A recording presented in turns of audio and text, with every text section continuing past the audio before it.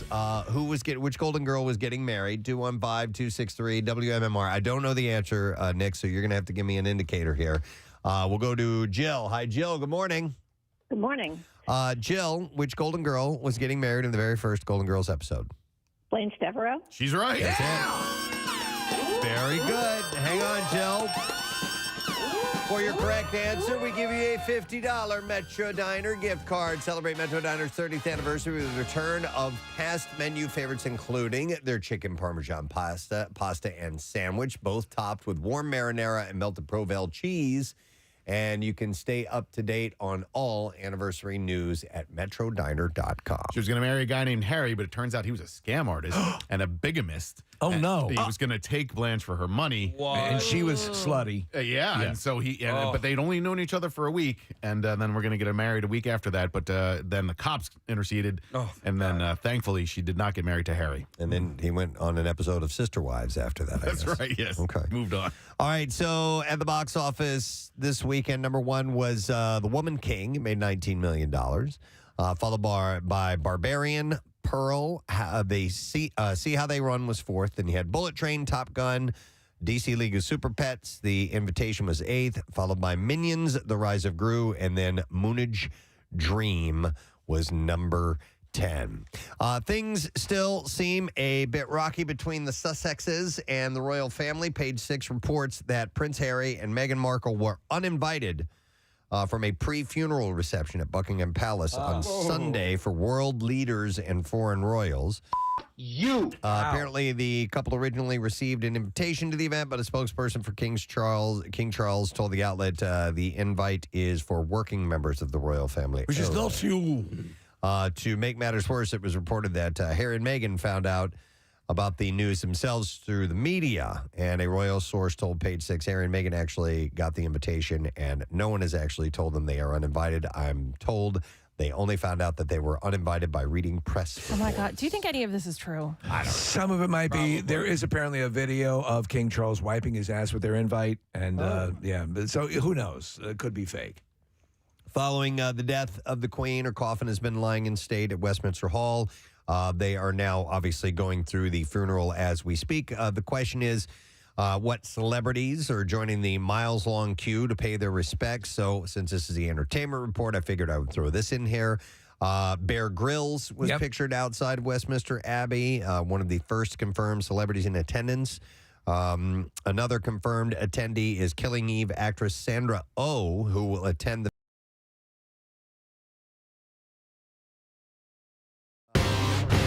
choices. Yes. These are clothes? Clothing, yes. Okay, sartorial. It's what she likes to eat at the food court. Oh, okay, no. Frequently give fans a double take, generally for their stunning elegance, but some are revealed, and Tilda Swinton were among those viewing the Queen's coffin. Beckham had been a vocal supporter of the Queen for years, and he was recently praised by fellow royal fans for queuing for 13 hours with members of the public before becoming tearful as he bowed his head to Her Majesty's coffin in respect inside the hall. He got a little upset because they escorted Carrot Top ahead of him, and that made him furious. Other celebrities rumored to attend the funeral, which is thought to see over 2 million people line the streets, include Sir David Attenborough. The naturalist was born just weeks after the late monarch, and the pair shared a close working relationship and friendship. Sir Elton John is another who has worked closely with the royal family throughout his career, and he's supposed to be there. Other names in the mix for funeral guest lists include racing driver Sir Jackie Stewart, who knew the Queen through his friendship with her daughter, Princess Anne, so he's been a longtime friend. Elsewhere, Andrew Lloyd Webber, also rumored to be attending the monarch funeral, as is pop star and Take That member Gary Barlow. The duo co-wrote the song Sing for the Queen's Diamond Jubilee in 2012. They performed it privately for Her Majesty at the composer's own home. There's further speculation about whether James Bond star Daniel Craig will be there. He famously appeared with the Queen at the opening of the 2012 London Olympics. Yeah, I'd have to imagine that he'd be there. I hope he is. Other names swirling around the rumor mill include Stephen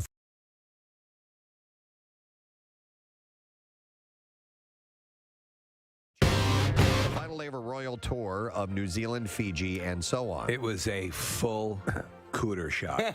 Well, It was up above her waist. no, it wasn't. She paired a stunning royal blue Givenchy sweater with a sheer blue pleated skirt. So there was some see-through to it. Well, you know what? She has. Oh, wow. Yeah. Yeah, I see it. But she has had a higher than they usually like the skirts worn with members of the royal family, but nothing outlandish. Whenever she's out, but she still looks elegant. You can see the shape of her panties. Yeah. I mean, that's a little Does sheer. it matter Yeah. that there are sexy photos of her on the internet to the royal family, do you think? Because, when she did Suits and she did some modeling There's a whole stuff, bunch of it. Yeah. And Nick, she had actually just done one prior to this whole. to meeting Prince Harry. Yes, And and I am- it's excellent. And the whole family received a portfolio of all of this stuff and said, here's what we're dealing with. She's a Are we gonna beautiful allow woman. who's If you need me, I'm going to be reviewing these photographs in my chamber. How long is that going to take? Wappa. Fwap. That's it. The fappening. Wappa wappa. By the That's the way, royal that's what family they do. version of Wappa. fap. why does this all have to rest on her shoulders? Like, why doesn't she have people looking at her going, yo, dude, I can see your panties? But she makes So- the final choice. Yo, dude, I can see your panties. By the way, Shake Shack, Yep. love their burgers, but I might as well eat them while I'm sitting on the toilet because that's how quickly they go through me. Just for some particular reason? Yeah. There is Do you get the special sauce? Dude, so He makes a special sauce. I literally ate it one time, and I was driving home. I ate it by Helium. Photos of her pregnant belly. And to send the paparazzi home, she revealed that she is pregnant with her fourth child during the red carpet for the Forbes Power Women's Summit last week. She said, "Here are photos of me pregnant in real life, so the 11 guys waiting outside my home for a sighting will leave me alone. You freak me and my kids out." She captioned that series of photos, and she included, of course, Ryan Reynolds, her sister Robin, and her friend Taylor Swift. She added, "Thanks to everyone else for all the love and respect and for continuing to unfollow accounts and publications who share photos of children. You have all the power against them. And thank you to the media who have a no kids policy. You make all the difference. Much love." I think it's wild. You forget that Robin Lively is her sister, but yeah, I'd like to get her on the show, Robin Lively, for Christ's sake. Well, Didn't we try? She was available. I forget what ended up happening. She should be available now because she's in something that's on right now, and it's pretty cool. Okay. I don't want to spoiler alert Wink, anything, wink. but yeah. Okay. So anyhow, look into it because, she's great. All right, so a month after Ezra Miller announced that they were seeking treatment for complex mental health issues, a new expose published by Vanity Fair revealed more details about the Flash actor's problematic behavior over the years. According to the publication, Miller's issues got worse in 2020 when film production came to a halt due to COVID. And with no plan, they went to Iceland where they first made headlines for choking a woman. You remember that, obviously. Yes. Not good. The source told Vanity Fair Miller would talk about the metaverse and the medicine and how they're the Messiah and what their work is here, and said spiritual practice is to be among the people, which means party. So when in Iceland, Ezra was out nonstop at raves and would go on benders for 2 or 3 days at a time. Oh, boy. At Miller's home in Vermont, they allegedly also had an altar that featured marijuana, sage, bullets, and figurines of the Flash. Well, I have figurines of the Flash, too, so I'm missing the other ones. According to a source, Miller took on the character's superhero identity, claiming that the Flash is the one who brings the multiverse together, just like Jesus. So that's the story there. It's probably going to take a little longer than we had thought. Yep, possibly. It might take a little more effort. Well, speaking of taking some time, Pat Sajak, Wheel of Fortune host, obviously, 40 years now, hinted recently that his time on the show may soon come to an end. I don't want this to happen, and I will not let this happen. In an interview with Entertainment Tonight, he said, "Years go by fast. We're getting near the end. It's been a long time. We're not going to do this for another 40 years, and the end is near." Did you know that Wheel of Fortune is about 3 years on Jeopardy? Yeah, it's been around longer. Yeah. It's an honor to have been in people's living rooms for that long. People were out there welcoming us. We're happy and proud. Sajak didn't indicate whether he has concrete plans to retire soon, as the hosting legend has made similar comments in the past interviews. It's unclear exactly how near the end may be. Geez, why would we've always said it's such a plum job? Well, he's 75. Yeah. I mean, just, ready to move on, I guess, and settle down. As part of a recent contract renewals, he and Vanna White are set to stay with the show through at least 23-24 season. Sajak did, however, remark on the show's long run. He said it's aired since its premiered in 1975, and he said in most television shows by this time, you would have said, that's probably enough, but this show will not die. He said, it appears I may go on, I may go before the show. His daughter is a perennial. She'll pop up at the end. I guess she's handling all the social media side of everything for the show. And she's gorgeous. Have you ever seen her? Nope. Yeah. Wheel is the longest-running syndicated game show in the U.S. and has inspired several spin-offs. One of those is Celebrity Wheel of Fortune, the third season of which premieres September 25th. I've never seen Celebrity Wheel of I Fortune. have. Oh. Is it any good? If the celebrities are good, it is. Okay. Vanna said that she's most excited for Snoop Dogg's appearance. Because they used to date. No. Yeah. No. Sajak, however, is still hoping someone else will eventually sign on as a contestant. Excuse me. He wants Meryl Streep. He said, that's all I want, but she won't come on because she found out that you can't win an Oscar for this, he joked around about. So he's looking at the end of that career. You remember there was a time years ago, Preston, where he had a late-night show. Yeah, They I were remember. touting him as another Letterman. He was so popular that they're like, this guy's a natural for it. And it was just okay. He was good. It's kind of vanilla. Yeah, it was a little too vanilla, right? On Saturday, Kourtney Kardashian Barker posted a series of mirror selfies in lingerie from her Lemmy Nutritional Supplements photo shoot. Do you like what you see? Many people commented speculating on Are you pitching a tent? whether or not she was pregnant. One person wrote, wait a minute, did I miss that she's pregnant? And she responded, nope, but you're missing a woman's body. Okay. The hell does that mean? Another user commented, real body, so refreshing. Yeah, real body. Okay. I mean, she's got a little bit of a pooch, and so people were saying, "Oh my God, she's got a little bit of a belly that she must be pregnant." God, Okay. seriously? Real body, except for the face. Yeah. So what's her company again? This is from she pooch? Lemmy, This is Lemmy. Lemme. Okay. So I don't know. It's Maybe queef. maybe it's a tribute to Swant. Motorhead. Motorhead, most likely. Swant.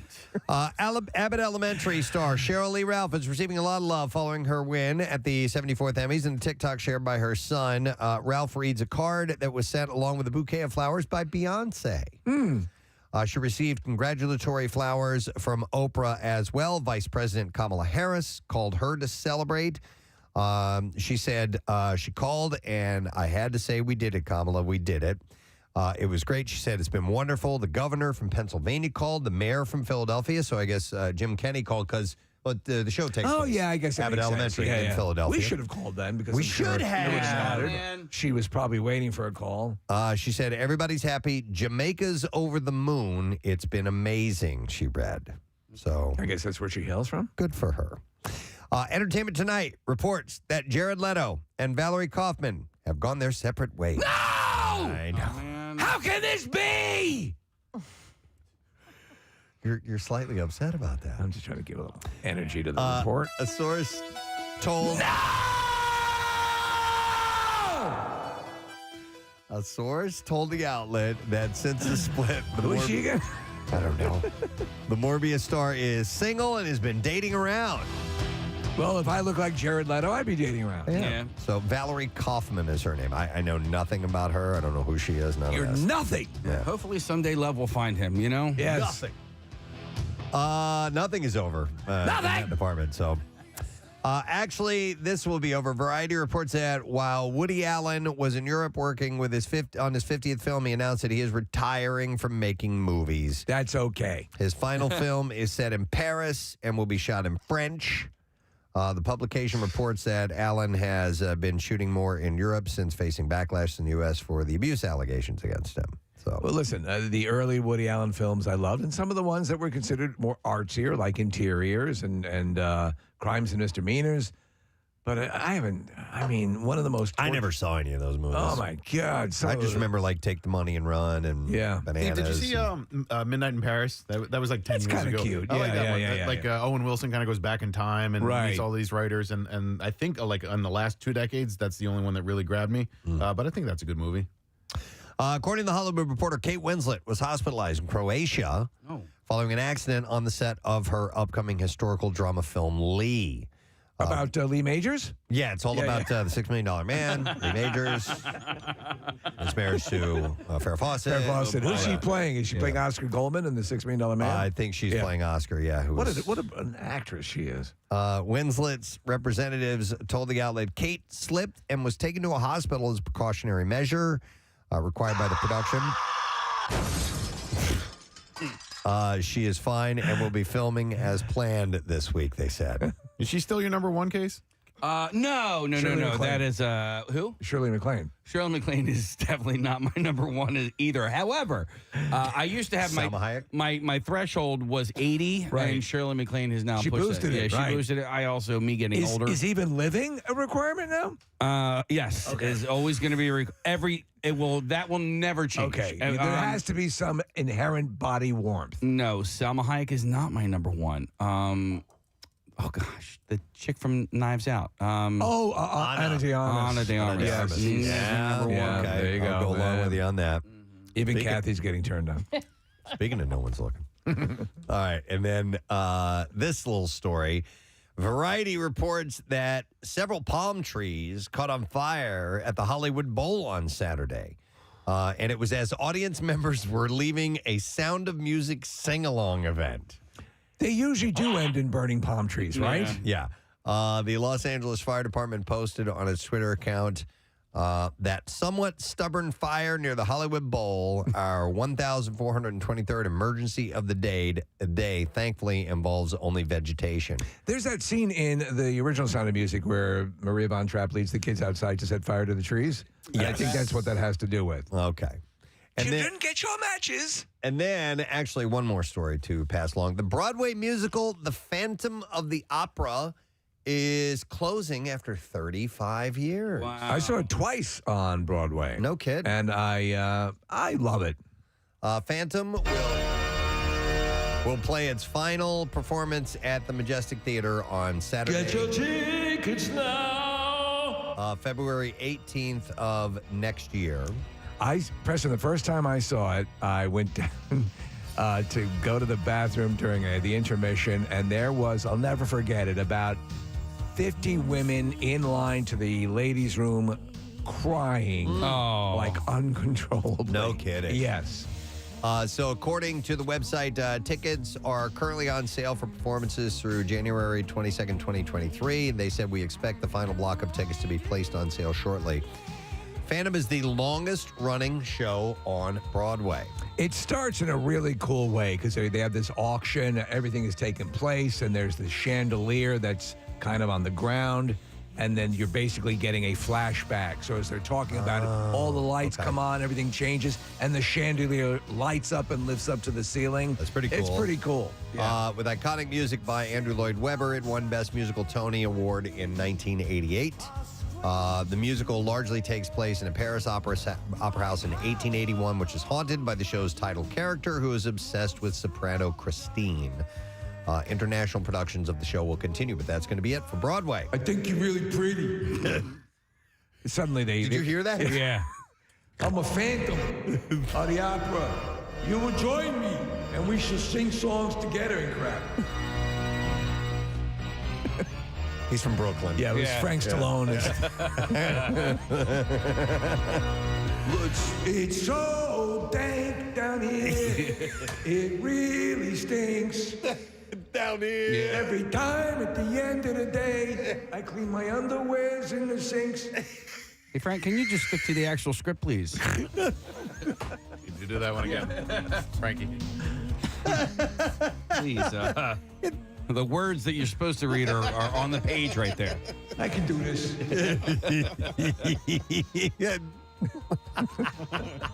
Stop making stuff up. Really stinks.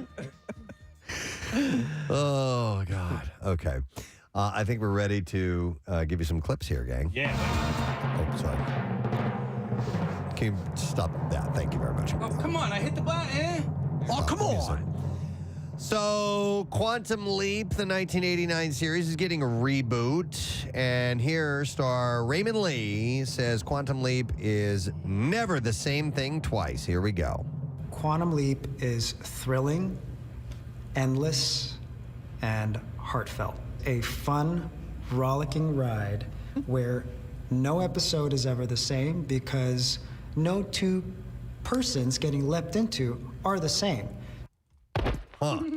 What a way to sell it. I know. I enjoyed that show, Me too. Scott Bakula, and I thought that was a fun program. I know a lot of people loved it. I thought it was at its best when it touched on heavier topics. Uh-huh. Yeah, but it was. I was never a massive fan, but I know. Yeah, it's iconic. I think, my sister liked Scott Bakula. I don't know. It was just one of those shows, like, and back at the time, like, if that show was on, if somebody in your family liked that show, that's what everybody watched. Well, that used to be the thing before everyone had 9 different ways to watch something. Yeah. Whoever controlled the set controlled your destiny. Totally. Yeah, that was it. Couldn't go to your phone. I'll take my iPad in the Couldn't go to your bathroom. laptop or Right. iPad. Yeah. Quantum Leap premieres tonight, 10 o'clock on NBC. Here's the next clip. Dancing with the Stars is returning for its 31st season with new host. And in this clip, new host Alfonso Ribeiro explains his goals for the new season. Here we go. But my goal is to bring the fun and the loving and the energy and the laughter back to the ballroom.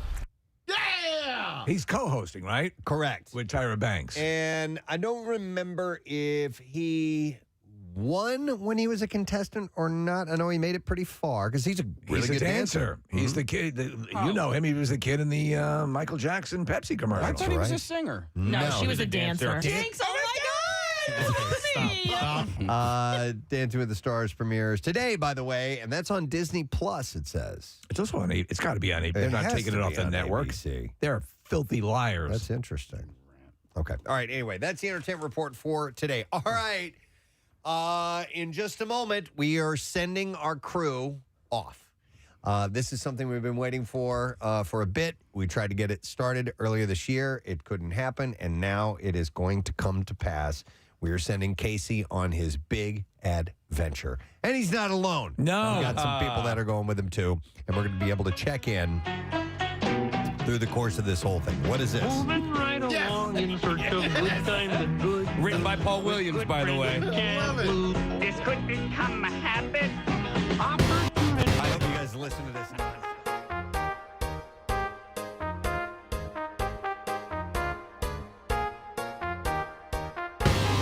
When we return, it's time to begin Casey's big adventure. It is taking place. So when we come back, we send him off, and we're doing it with a little bit of fanfare. So hang out with us. We'll be back in a moment. Preston and Steve on 93.3. I was trying to get home. Yeah. And it was late. It was probably like 10, 11 o'clock at night. I can make it. And by the time I got to about Route 1 on 76, I was like, there's no way I'm going to make it. So let me get to the radio station. Quick. Oh. Stat, right? Yeah. Got to the radio station. Couldn't make it to the 4th floor. I had to dump by it outside next to the... Dude, wait a minute. Yeah. Did you take a dump? You crapped outside of the building? I had to. How long ago was this? This morning. God. Kathy, I it was either that or in my pants. What do I do? Sometimes I don't know. Right? So I had to do it next to the... Couldn't you at least pick a competing station? Yeah. Well, no, I mean, because I'm also just so open to tell the story. It's amazing. not right away. I had to wait a couple of years before the security footage was deleted, you know? Hey, Kath! More FM's right over there. Right. Well, Q102 is right down the street. Q102 is down the street. He crapped there. oh my God. The story does get a little bit better. Funny. How? How could it? But could you have imagined had he been stopped at another radio station simply because it was an emergency? Yes. Right. Local broadcaster in a clear attempt. Like a superintendent of a school. Right, exactly. Right? He would have been raised to heroic levels here. Now, how does the story get better? Oh, man. I think I'm just going to end it there. No. You started down the Just path. say it quietly so we can't hear. All right, I'll just whisper it. They're not listening.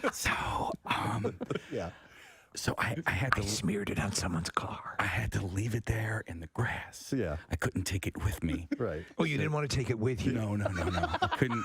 So what ended up. Take your dog for a walk. So I left it there. all right. So a little bit did end up in my underpants. So I had. That was just like a bingo. So I had to put. Luckily I had. Nobody can hear this, right? Right, no, All we're good. So luckily I had all these T-shirts in the back of my car.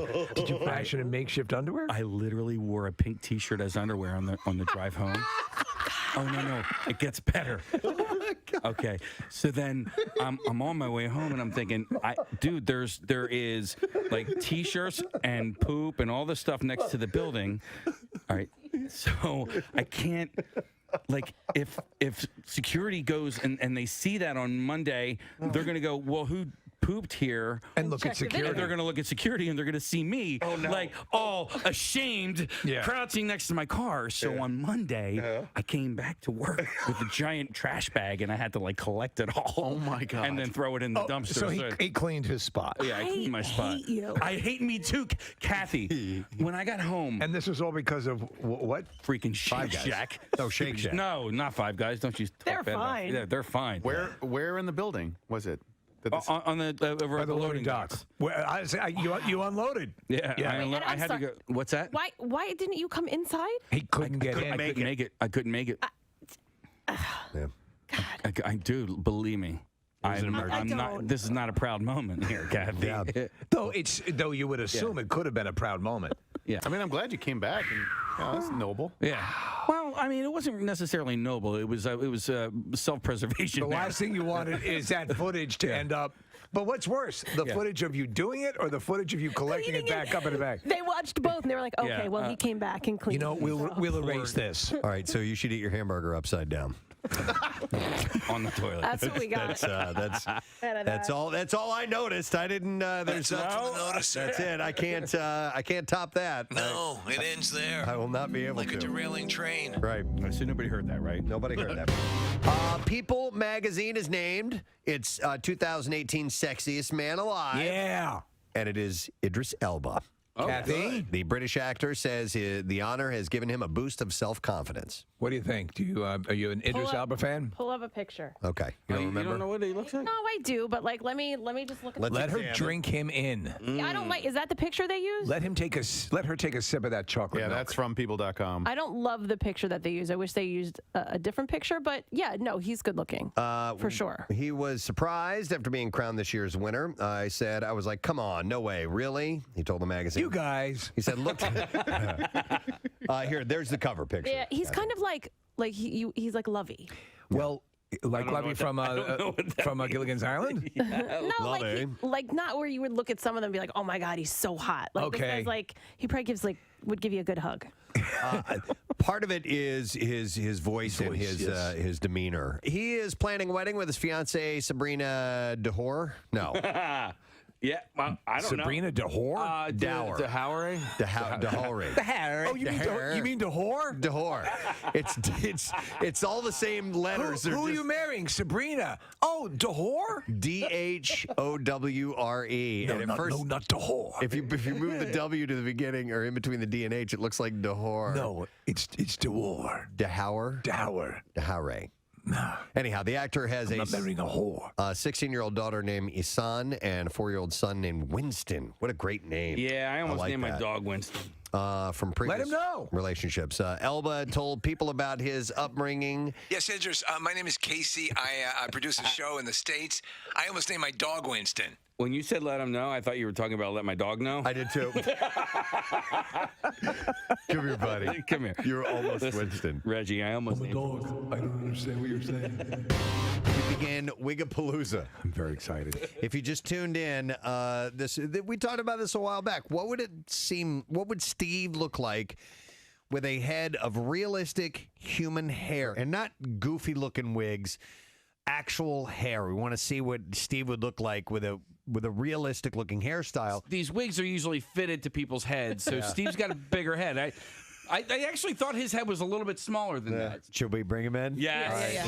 let's have Steve come in and see what the actual.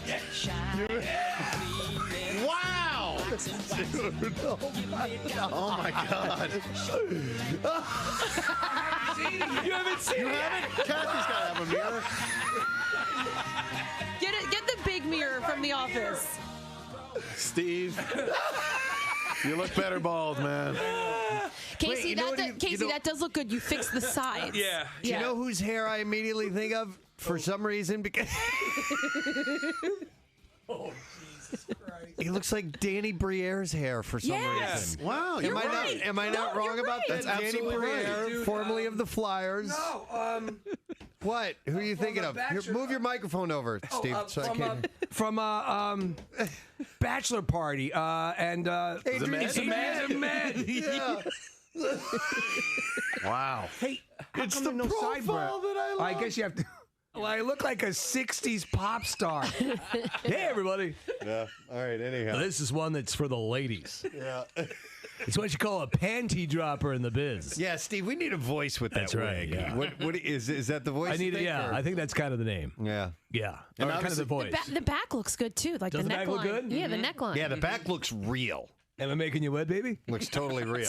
Somebody says you look like Paul McCartney. Yeah. Ah, that's right. Yeah, absolutely. Somebody says Phil know. Mickelson or Ralph Macchio. Well, a little Ralph Macchio. A little bit. The Karate Kid on Hard Times. And by the way, you'll need. Hey, Mr. Miyagi, how are you? You'll need What to. the hell happened? There you go.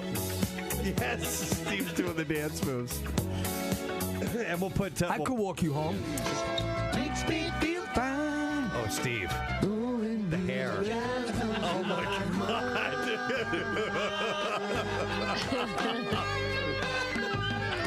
Summer breeze. Nice. Makes me feel Oh, you've got to watch the webcam. Steve is singing directly to you. I thought that was beautiful, actually. I have to go pleasure myself. Hi, I'm Bri- so turned on. All right, well, let's bring him in and see what we have next. Let's have Steve. He's been out of the studio when he gets.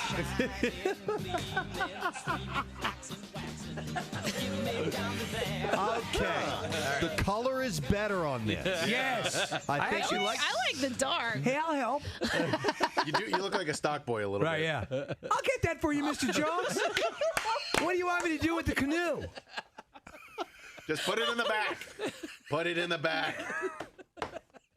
I'll move that around for you, Mr. Jones. Hey, can I take lunch now? Every wig has to have a voice. Right, yeah. Hey, how you doing? Wow. My name's Toby. This is a Toby, right? Yeah, that's a Toby. Yeah. Toby. Is that Hi, what my it's name's called? Toby. Is that what it's called? Seriously? No. It's the Toby. Oh, no? Yeah. It intermatches with the Kunta Kinte. Well, what was the last one? What should that have been? The That was Danny? the Danny or Yeah. the Ricky. The Ricky. I like the Ricky. That was Ricky. With a song for you. No, it's It's Toby. Toby. Hey, Yeah. Toby. Hey, you need any yard work you need help done? I'll do it. I'm 17. Should we do a new wig next? Yes, dude. Yeah, we only have Dr. Wig. We only have two more left. Let's bring him in. Let's see Steve's third wig of the morning.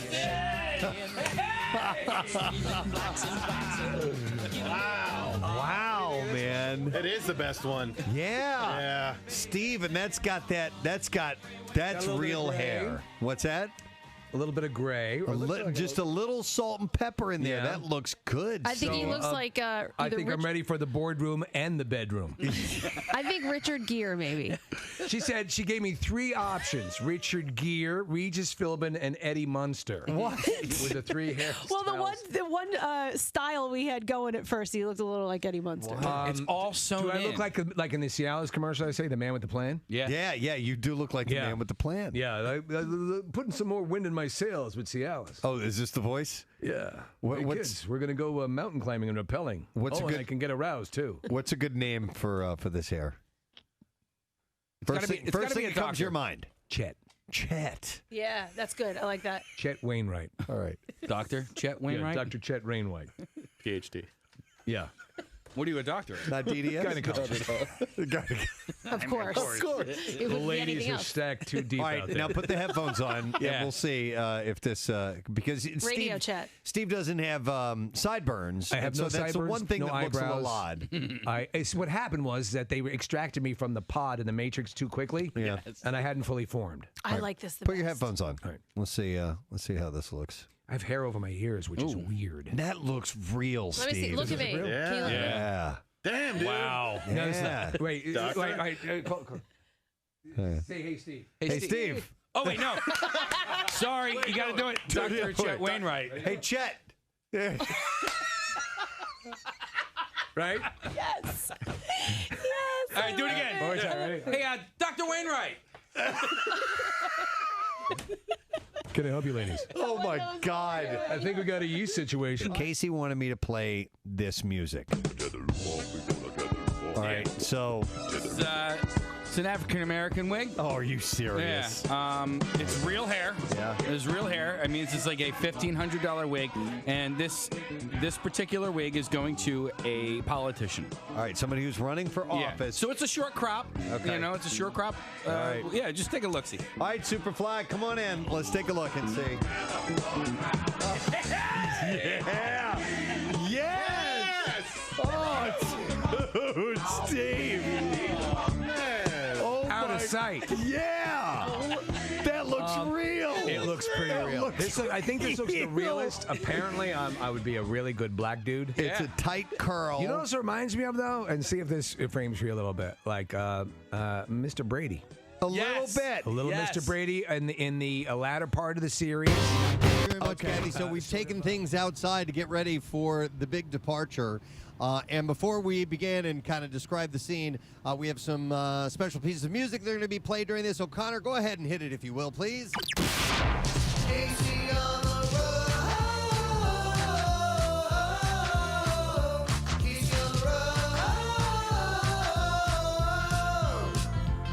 So we thought it would be best to have a little bit of fanfare as we are sending this crew off on the road for a coast-to-coast adventure. Well, in times of yore, you would do a bit of a send-off and a blessing and a whole thing, and that's we're out here to make sure they go off in style. Exactly. So we're going to, in a moment, I want to take a look at the vehicle. We haven't had a chance to do that yet, and meet all the participants as they are going to be heading out shortly. The Casey's doing a quick drive-by.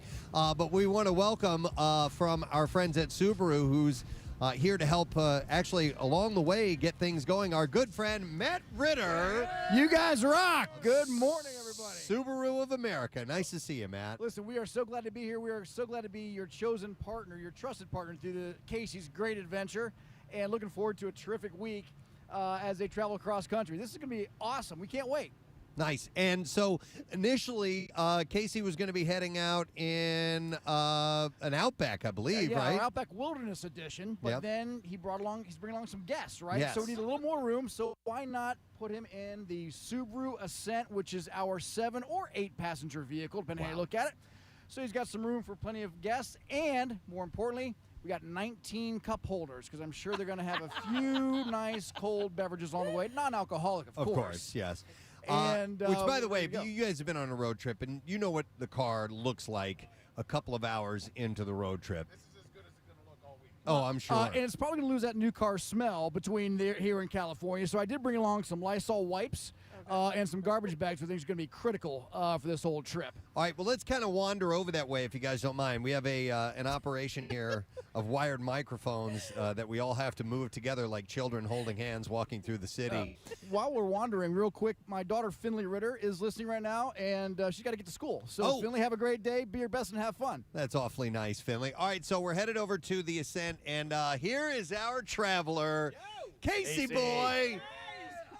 Get in here. Get a mic. All right, I got a mic. All right, so this is going to be your home for the next 5 days or so. Yeah. Have you had a chance to spend any time with it yet? I did. You know, I came and picked it up on Saturday, brought it home with me on Saturday just so I had a car to take here so I didn't leave my car in the parking lot, but also wanted to get familiar with it, load some stuff into there. Thank God we have plenty of room, right? Because, listen, I'm just a little guy, right? I'm only 5'7", but Kyle and Jackie are like 6'3", so we need a little bit of leg space for those guys. You know, not only in the front seat but especially in the back seat. So, I I got everybody a present. Well, we're gonna have to share, right? Because the guy driving can't use it. But I went to Home Goods yesterday and I bought pillows for everybody to sleep in the car. Look at you. Right? Yeah. Nice. That might be in addition to the new Subaru, Matt. Do you think so? Built-in pillow? That's a great idea. Why? That's perfect. So is this a case? Is this 2 rows, 3 rows? So it is 3 rows, but we've taken the 3rd row, and we have. If you guys want to, I'll show you in the back here. Okay. We put the 3rd row down because we needed some cargo space. Jackie, you still haven't put your bags in? No, I have not. Oh, well then here you go. Throw some bags in. We have some room left back there. All right, even got a cargo net. Shampoo?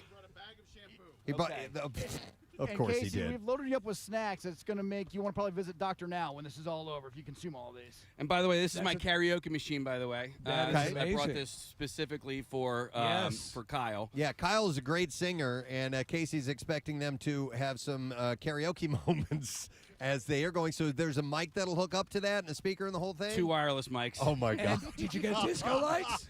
Yeah. You got disco lights? yeah. And Matt, is that you guys provided all those snacks? It's embarrassing, isn't it? Yeah, there's Fritos, Doritos, mint Oreos, Goldfish. It is, like I said, he's going to be on my 600-pound life if they consume all these between now and the end of the week. That's astonishing. All right, Casey's actually going to fire up the karaoke machine right now. Yeah, so here it is. Oh, my God. Karaoke machine. Kyle, you want to sing us a song real quick? You want to sing us off?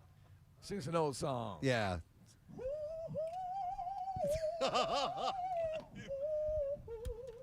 Wow. Oh, Little Amazing Grace. I did 1 note. Yeah. So that's does it have songs programmed into it, Case? No, what you do is it's got a Bluetooth, right? Oh, I'm talking into the wrong microphone. There you go. That's okay.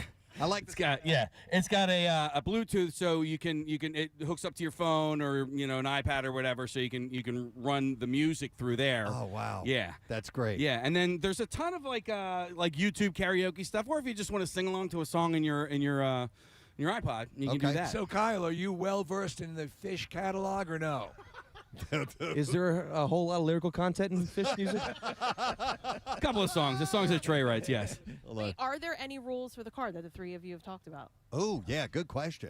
No rules, man. No holds rules? barred. No holds barred. All right, what about trading off, driving, all that stuff? Well, I feel like the driver needs to be very vocal if By the he's way, tired, did right? you notice Jackie was just tugging on his nutsack? He was like, what was that about? He's always doing that. Listen, I can see. That was one of the rules I was wondering about, Case. So, like, when my kids were tired, they had their telltale signs. My son would grab his ears, and my daughter she would like fiddle with her nose and suck her thumb. Jackie tugs on his nutsack when he's a little tie-tie. I can see the contours of his foreskin right now. You wanna talk? You can see it right through his pants. Well, you know how Carol Burnett used to tug on her ear? That's his yeah. thing. I'm excited for this, and I don't have any rules. You guys can do whatever you guys need to do. But honestly, if you're tired, just pull over. We got 3 drivers here. We've got basically a 14-hour first leg. Who's taking now? Jackie? I'm taking the first leg. All right, I think that makes sense. Yeah. Just out of the gate, and then Jackie will take. Oh my God! No, it's fantastic. Really? Did we check the weather forecast across the nation? Okay. So we're looking to clock how many miles today? It's like close to 900 miles today. 900 miles. God. All Yeah. right. All right. Yeah, and the reason behind that is we wanted to get a big chunk out of the way in case there's some problems of pausing. We want to make sure you guys get there Friday because your flights, you have to get there by the weekend. Your flights bring you back. And, I mean, let's be honest. There's really not much to see in Ohio and Indiana. Whoa, hold on. Is So that I where you're heard from? this morning. I'm from Ohio, and notice you don't live there anymore. And you're gonna love it. Let me tell you something. You're gonna be about an hour north of where you are. Okay. But I'm from Bell Fountain, Ohio. Let me give you a little bar trivia about Bell Fountain, Ohio. It's like Hobbit Town. Everyone has hairy knuckles. Yeah, exactly. In addition to that, thank you. In addition to that, Bell Fountain, Ohio is home to the first concrete street in America, 1892. No. Bar trivia. Yeah. Whoa, Ohio! All right, well then, but I've never been to Ohio, so I'll be paying close special attention to everything. As I think I'm going to give the car to Jackie, so he can drive through Ohio, and then Indiana.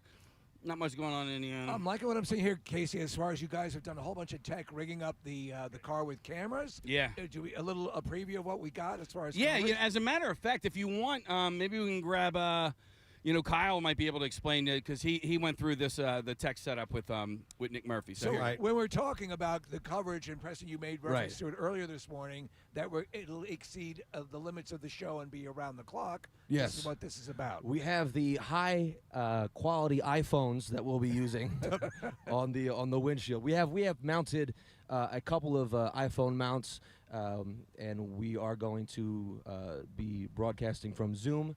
From the car, and I have some systems set up here. We're going to try to do some multi-camera switching inside the vehicle as well. Excellent. I can see that you have left, right, and center set up there. Yes. So there's plenty of mounts to get different angles. We're trying to get as much coverage inside the vehicle as possible to capture all of the wonderful anxiety.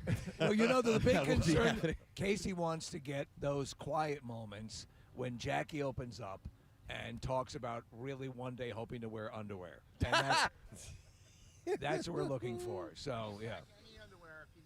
Jackie, come over here. Get a little bit closer. So, wait, you didn't pack any underwear? No, I think I'm good to go. I have big shirts. I'm covered down to my knees. Very gothic looking. You're not covered down to your knees at all. Not right now. Yeah. You're not even close. I can see everything. Look up, Cat Press. Hold on, Kyle, are you packed for the full week in that backpack? No, my bag is back there. All right. Okay. We have room for you, too, you know. Jackie's pants are always so tight, I can literally see a polyp in his ass. I'm looking forward to the week with Jackie's penis. Yeah. All angles, like you said. Jackie, by the way, who's going to be covering for you while you're gone? Who's going to be on the air? I think it's Sarah. I think it's Brent. I think it's Ray. Everybody's sharing the wealth. Right, exactly. Thanks to everyone for stepping up and doing that too, because we're covering a couple of things, but this should be Preston. It could not be a better day, a better situation. No, we just hope it carries all the way through the country. And we are going to send these guys off with a bit of a fanfare. So on the way, and we'll have this video-wise for you guys to see. But we have the Union Fire Department here this morning. Yeah. And we have the Positive Movement Drumline, who is going to be marching these guys out as they leave. And not only that, I believe the Union Fire Department is going to do a nice little surprise and do a traditional send-off here. Excellent. With some water involved. And then, Matt Ritter, you wanted to mention something? I got a couple of things. Casey, real quick. You said there's not much to see in Indiana. This vehicle that you're driving was built in Lafayette, Indiana at Subaru Indiana Automotive, just about 45 minutes north of where we're going to be passing through. So there's something to see there, the Subaru plant. If you want to stop by, let me know. Well, maybe I'll take this there so I can show it where it was born. There you go. Now, I got something for you. You're going to be hitting some national parks along the way. Yes, I am. As a matter of fact, the first one I'm hitting is tomorrow in St. Louis. Yep, at the Gateway Arch is actually a national park. Subaru is the largest corporate donor for the National Park Foundation. So we have something for you. Here's a National Parks Pass. You don't have to worry about getting in. No way! You're going to drive right in and be ready to go. Wow. Yeah. This is amazing. Do I have to leave Kyle and Jackie outside? Until the background check is done. Okay. You're right. There are no secrets to Jackie's pants. And finally, we felt that it's time to start teasing camp out a little bit. Yeah. So Subaru is going to donate $1 for every mile driven between here and the end of your road trip. Get out of here. To fill abundance. Wow. And kind of get started for camp out a little bit. So we're looking forward to that. I spoke with Lori Jones over the weekend, and she's excited about that. So have a safe trip. This vehicle, by the way, speaking of safety, again, Subaru's proud to be your trusted partner in this trip. This is an IIHS Top Safety Pick Plus, highest rating for front driver crash prevention thanks to our award-winning eyesight system. So you're in great hands with the Subaru Ascent, and I doubt you're going to have any issues, but should you have any challenges, we have a wonderful network of Subaru retailers across the country set up and ready to take care of you should you have any issues. Awesome, yeah. Well, we're going to have to take the long way now that I know that they're donating money per mile. True. Yes. Yeah. Now you got to clock those miles. Stretch it out as far as you can, but we can't thank Subaru enough for partnering with us on this, and we knew we could count on them, obviously. And you're definitely going to feel safe in that vehicle as you guys go screaming across the country. Yeah. It's a lot of distance to cover. And not only that, our friends from Marriott Hotels are helping out, too, with some places for these guys to stay. Because, contrary to what Jackie believes, they are going to stop, and they're going to sleep, and they're going to eat, and they're going to go to the bathroom, They can go to the bathroom. Yeah, yes. It's a big, that's what if you have to go to the bathroom? Jackie, do you have a bathroom plan as you're driving across the country? Matt just whispered into my ear, after the third row, there is a bathroom. There's a small bathroom in the back there. Okay. Well, you know what? I think we should probably get these guys on the road. It's sort of bittersweet because we don't want to see them go, but I know. we kind of want to see them go. Casey, however, is filling a cooler right now. So he is smashing a bag of ice on the ground and making sure that they do have nice cold drinks to have along the way. Casey didn't do this ahead of time? Okay. I mean, you could just pull out of the parking lot. Do the whole Yeah, thing do it and later then- on after just we... do it 5 minutes. Why don't you do a quick tire rotation while we're at it? And what we're going to do is, we have the positive movement drumline. Is Fox 29 here, or they haven't made it yet? All right, so I haven't seen them either. Anyway, they were supposed to be here. Well, they're missing out of the story of the year. So we are going to we're going to have the positive movement drumline leading the Subaru as they head out of the parking lot, and as they go past, we have the Union Fire Department, ladder 28 and engine 28 here, and they actually have the ladder extended. And they are going to be passing through like a gauntlet of vehicles. Oh. And I believe they might hose down the vehicle as it goes through. I think I'm going to cry. As kind of a nice tribute. Is that Steve Wilson from Wilson's Secret Sauce right over there? Hey, man. What's up, buddy? Just came walking up. I love it. Giving Casey a nice setup. All right, Casey, are you done? I'm ready. Okay. Why don't we have Kyle and Jackie getting in place? They're going to take the Subaru back through the fire department. Then we're going to do the ceremonial launch as they head out, being led by, like we said, the positive movement drum line and working their way through the fire trucks here. Casey's doing a few more goodbyes. He wants to take care of some business. Case, anything else you want to say before you hit the road? All right, let's light this candle. All right. Yep. I like it. All right, so go back there, get behind the drum line. They're going to lead the way until you come up here, and then you're going to peel off, and then you guys are going to head out on your adventure. So the three of them climbing into the vehicle. And you guys have done road trips before, right? Oh, yes, You know many what it's times. like when you first get in the vehicle, Hey. you slide in, hey, all right, this feels good. I'm comfy. I'm ready to go. They're going to get to the bottom of Belmont, and they're going to be like, how many more hours do we have Yeah, to go? totally. Yep, that's it. All right. Lost a set of keys. You lost keys?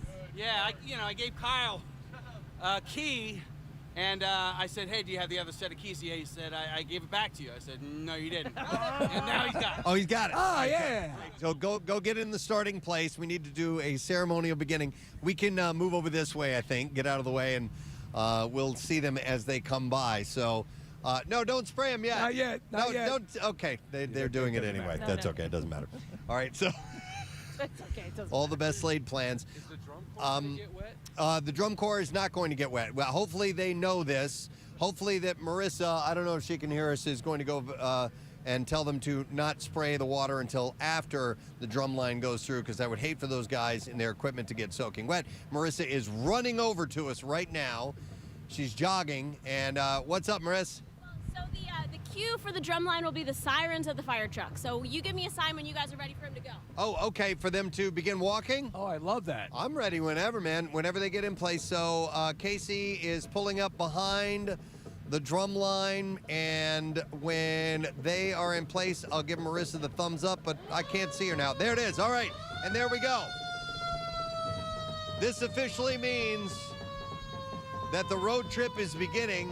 Jackie is out of the vehicle. He's actually leading the procession.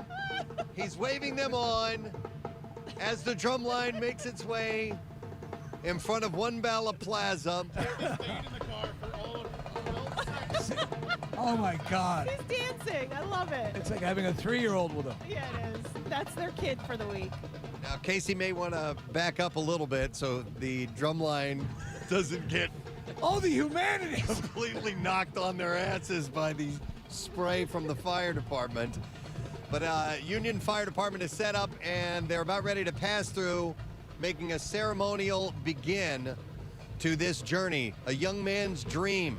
Ever since we have known Casey, this has been a dream of his to drive across country. Yep. I scarcely imagine he thought he would leave on such a trip in such a fine fashion. The positive movement drum line on their way. And Steve, I also have this little blessing to pass Yes, along. by all means. All right, and they're being sprayed by water now. Oh, no. Oh. And here comes the drum line as they're getting closer. This is how you do it, folks. So cool.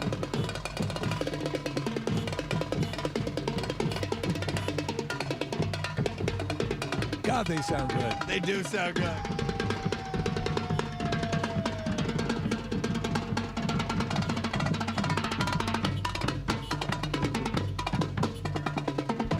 And here comes Casey and Jackie and Kyle.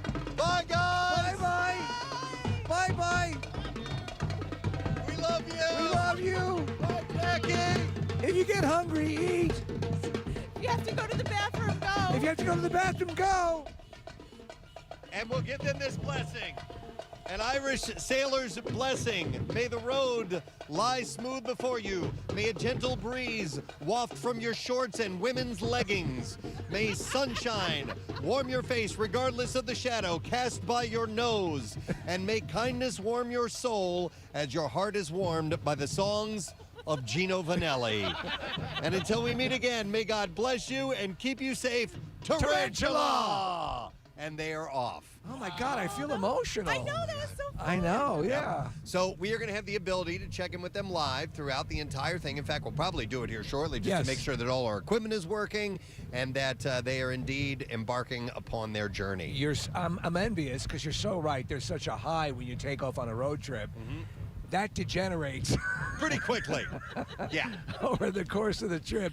But as you catch the silhouette as they were driving by, it looked like Casey was driving an old Jewish grandmother. Yes. Sitting, right? Did you notice that, Matt Ritter? Yeah. His silhouette looks like an old woman. Oh my God. Do you think that he's going to get angry with Jackie at some point? Well, yes. You know what? Wait, Joe Bell said to me, how do you think they're going to do? And I almost said he's going to get angry at him at some point, and then I stopped myself. I just said, we'll see how it goes. But they love each other. It's but clear love. It's almost a paternal child relationship. But Jackie is the child in that relationship. Yeah. It's bizarre that Jackie is the child in that relationship. He is, you know what I mean? He is I the know. kid for the I know. week, for sure. But Casey's a child too. How many? Yet How he's the many times, parent. Preston, will you be reporting in the Bizarre File on alien sightings throughout the country? As he makes it from town to town, because they've never seen anything like Jackie. No, absolutely not. Especially through the Midwest, they're in for a shock. So I can't believe they're on the way and that this is actually taking place. So I'm excited about it, and hopefully things go smoothly. But as anybody who's ever been on a road trip know that that's virtually impossible, especially if you're going all the way across the country. No. So, well, and I love the plans that are in place. Like everything that they have, and I'm like, first hurdle that they have to get over. I'm like, oh, let's see how this goes. Tomorrow is shaping up to be. It's going to be wonderful for them, but also nostalgic for you, Preston. Yeah, because they're stopping in my old hometown of St. Louis, first stop, and we got some things planned that they're going to try to achieve during that little stopover. Thank you, guys. By the way, come over here real quick. I want to thank the Positive Movement Drumline for being here this morning. Your name again? Tony. Everybody call me Mr. Why Not. Tony backwards. Mr. Why Not. I love that, man. Thank you guys for coming out here this morning. Yes, thanks for having us. You were here for a while back for Casey's birthday, and it was a huge hit, and we couldn't think of anybody better than to lead the charge. So, but you guys are for hire and all kinds of stuff, right? Yes, you could go on our website, which is www.whoyourockinwith.org. That's WHO, the letter UROCKINWIT.org. All right, and you'll come out and do all kinds of events, right? Oh, yes. How many people are you when the full drum line is ready to go? So far, we got 17 people coming to practice. And we just marched around the, I want to say, Tioga area last night. And we had a few parents that come out. It was maybe around 9:00 p.m. So we was probably waking people up. But everybody came out and they loved us. And we had a few parents that were saying they was going to come out to our practice today. All right, excellent. And who are your drummers here with you this morning? We have Miss Kat, we have Miss Shauna, and we have Antoine. Yeah. Thank you guys for being here. It was a lot of fun. Yes, thanks again for having us. And I think you gave us some good vibes to send them off on their trip across the country. Oh, yes, you already know. Put down the guns and pick up some drums for better communities. I love that. These guys are great. Thank you guys for being here this Thank morning. you. All right. Yeah. The Positive Movement Drumline. And, of course, the Union Fire Department. I can't believe they went ahead and did that. Thank you, guys. You guys are the best. Awesome. We love you. And thank you to, yep, there you go. And Matt Ritter of Subaru. Man, we couldn't do it without you, bud. Well, listen, thanks so much for choosing Subaru, and thanks to the entire Subaru family for making all this possible. Thanks to everybody who helped out. Yep. And we'll obviously see you around Camp Out for Hunger Time. So For a full-blown camp out. Yep, totally. Yep, Yeah, we're doing the absolutely, full thing. So with that, I think we're done and we're ready to head back inside and put the show on and check in with these guys and see how we're doing. So we'll take a break and we'll come back in a moment. Connor will go into commercials and be up there in a second. Stay with you. Good luck. Bobby? Someone broke that vase. All right. So other than the Brady affectation, what kind of can you need to look at yourself in the mirror? Yeah. Take a look and see what name, what voice, what your style is going to be. Wesley Python. You like that? Yes. I love the name, Wesley Python. My name is Wesley. Yeah. Wesley Python. So are you kind of, then you're kind of like a Billy D. I'm like a Billy D. Okay. I'm like a malt liquor drinking All right. wannabe. Yeah. Smooth. Wesley Python, smooth. Yeah. I go down like my ladies. Hang on, I want to try something else. Yo, Wesley.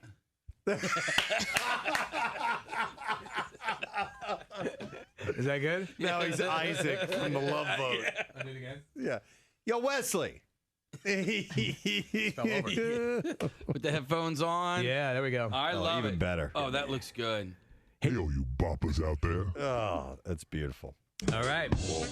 Wigapalooza on the Preston Steve Show. From Funkadelic. Wesley Python with you. Let's get the funk on. Hey, Wesley, do you have a Hey, favorite? if you want to hear a song, send me a fax. Do you have a favorite that'd so be far? a self-addressed stamped envelope, Yeah. probably. Send a self-addressed stamped envelope, and I'll try to get it on for you in 3 weeks when it arrives. Do you have a favorite so far? Was that, little man? Do you have a favorite wig so far? Let me see. I'm kind of like, for the one that looks the most real, this one. Yeah, right. And the last one. They're both the ones made with human hair. The synthetics, I don't know, man. I'm not feeling it. I'm thinking the Chet was my favorite. Chet, The Chet was good. I'm the man with the plan. The last birthday I saw is an actor named Adam Devine. And Yes. he was in Pitch Perfect. So, Yeah. Casey, I'm sure you got something queued up. Is him singing? No, this is actually Ben Platt singing. He took over for Adam Devine because Adam left the band to go be a backup singer for John Mayer, if you recall, in that particular movie. Okay, so this is the end of the movie, and they do that song Magic. Yeah. You love this version of it. Oh my God, dude! that's why I we're get playing so welled up. Do it. Play it. I want to see you cry. He went on. He also had a role on Modern Family for a while. Correct. Okay. Yeah. I like him. He's good. He's very funny. Good, cool, comedic actor. He was also in a movie that I like a lot, The Intern. Yep. And he was in Why Him. He's been in a whole bunch of stuff. So here we go. All of it, man. Like, it just builds to a crescendo, and these guys, and then the Barton Bellas, and I just get so happy. Yeah. No, I hear you. There's also a scene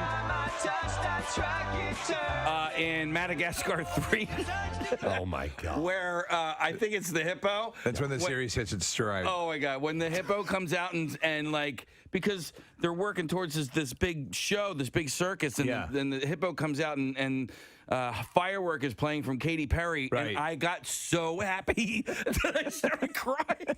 Listen, it's very impactful. I think even Gene Simmons got a little teary-eyed. when That that- hippo makes the appearance in Madagascar 3. You need to understand it's the culmination of everything. This very large creature you would not think would be so adroit on the stage wows everyone, including a group of meerkats. Even kind of, stone-hearted Gene Simmons crumbled to that. Melted this icy heart. My face, I was smiling so hard, my surgically reattached face slid off my skull.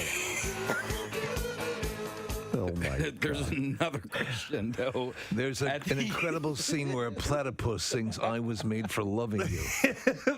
What were you going to say? I can't well, I just know it's at the end of the new Muppets movie that has Jason Segel in it. Right. Because they're doing this like telethon to save this theater. Something is it the chickens I don't know. happening? Of course, the famous chicken scene. I get so happy. Yes, they're doing the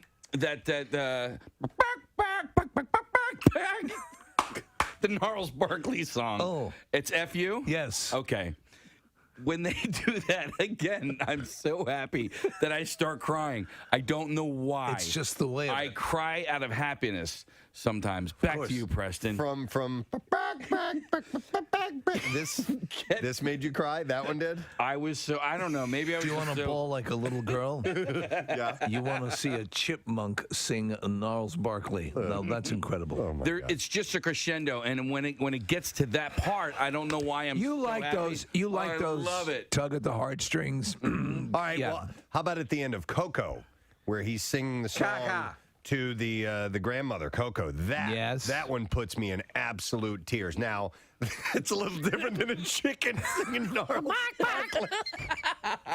You gotta understand, it's a crescendo that builds to that, right? Okay. It's there's a whole like sequence, and then it gets to the chicken singing. Okay, I'm sorry. We have it on the video screen. Now that I see it, yes, wow, what a tearful moment. Those incredibly talented chickens.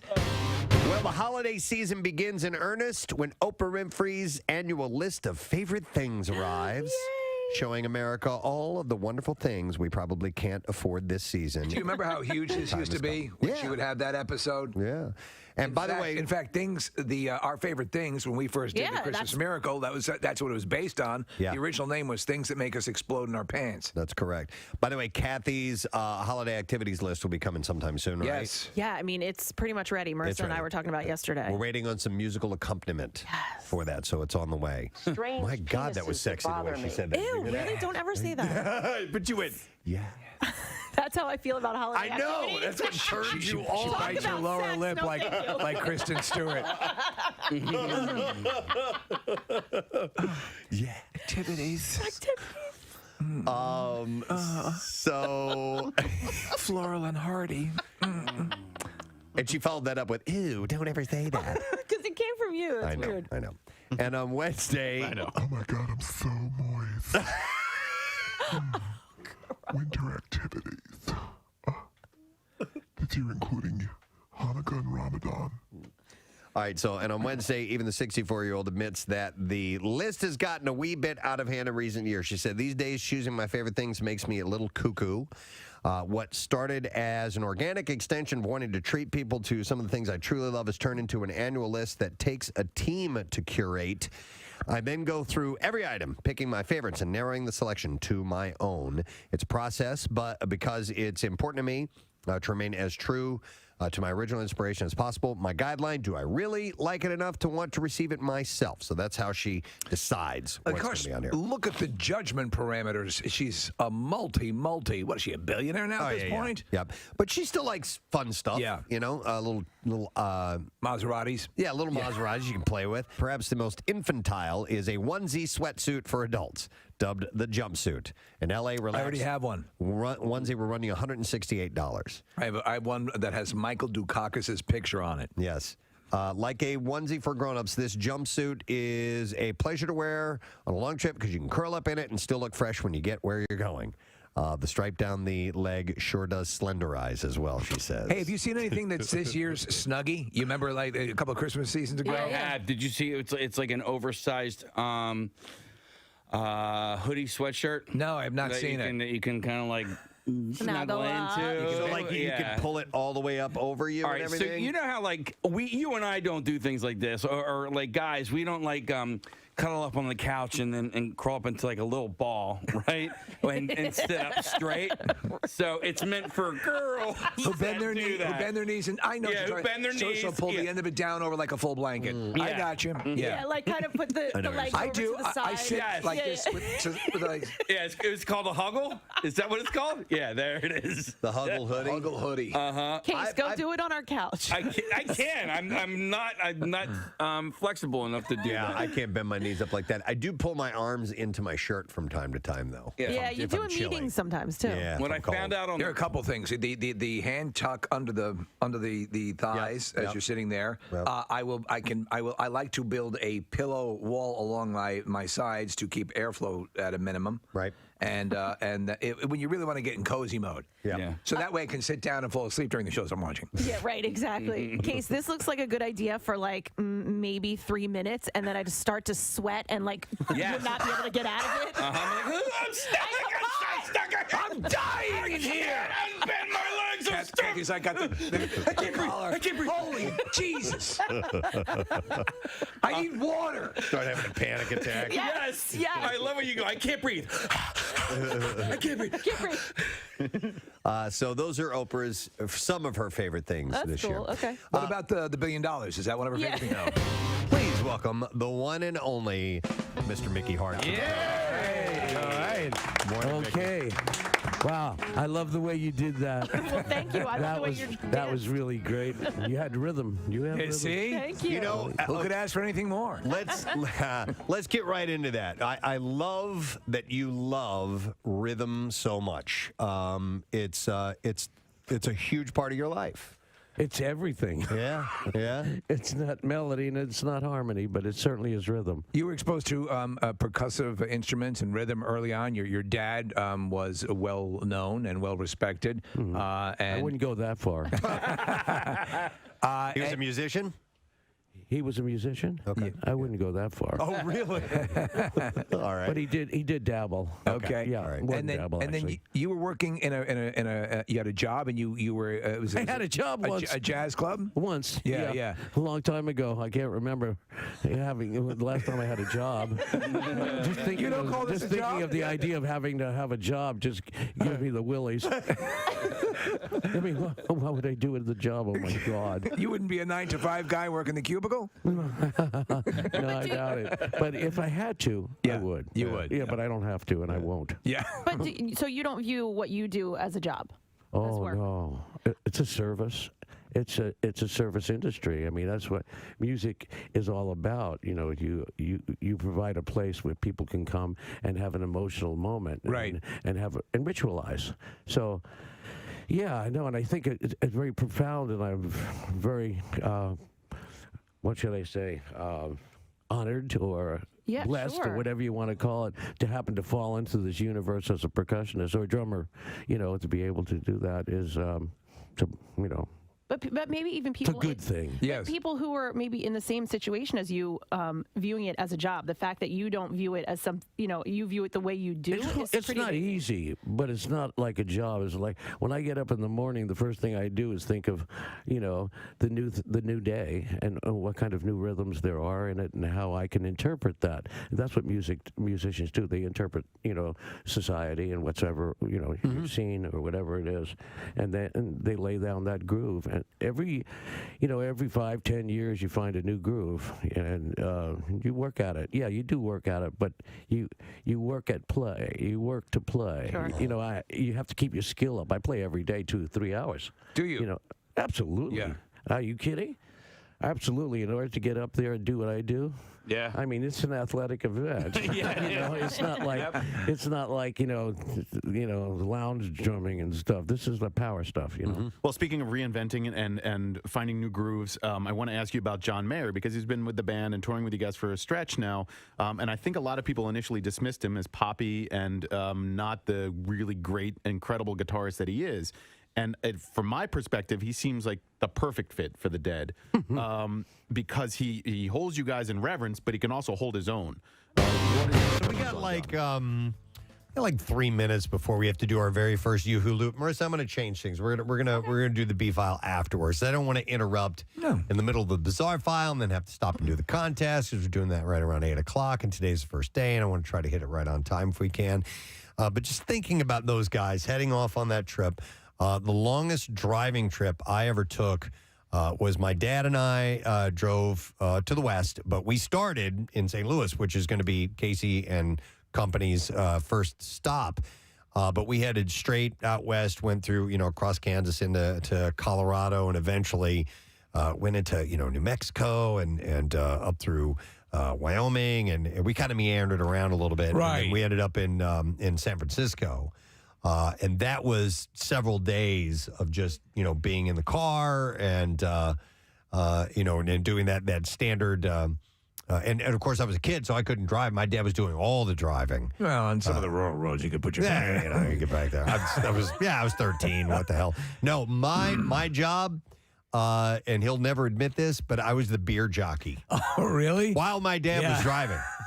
Press, why don't you reach back there and give me another beer? Oh, my God. I was on the AC Expressway just the other day, and I saw a kid leaning. It was like standstill traffic, and he was in a pickup truck. He opened up the door and was leaning out into the cooler and grabbing drinks for the whole family. Oh, really? Yeah. Okay. I'm sure it wasn't beer. Well, maybe it was. Who knows? Maybe it's a progressive family.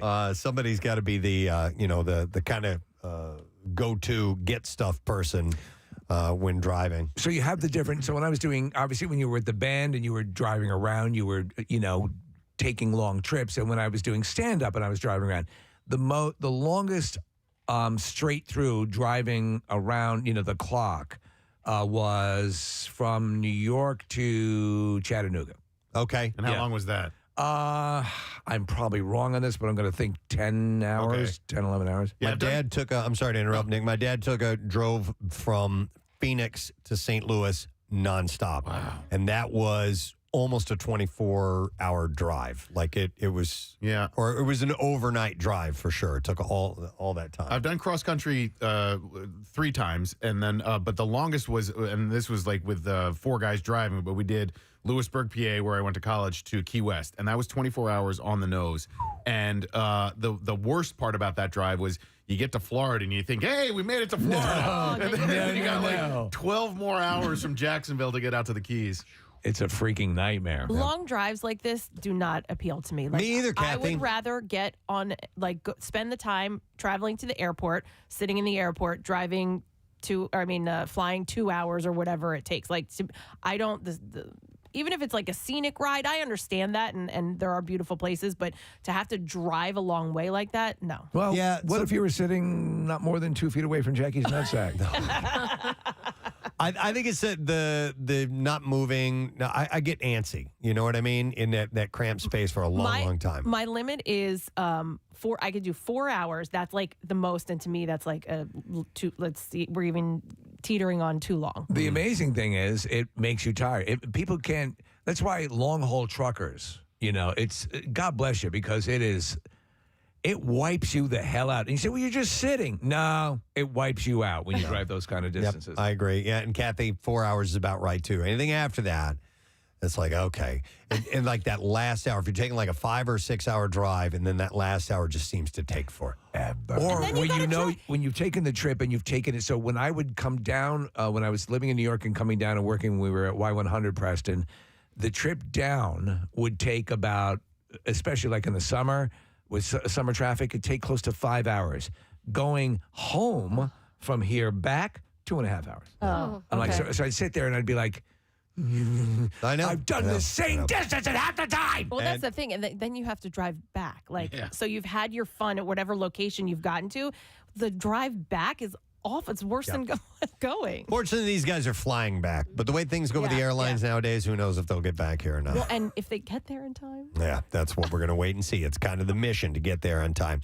All right, speaking of time, it is 8 o'clock. That means this. Here it is, MMRs. You-hoo loot.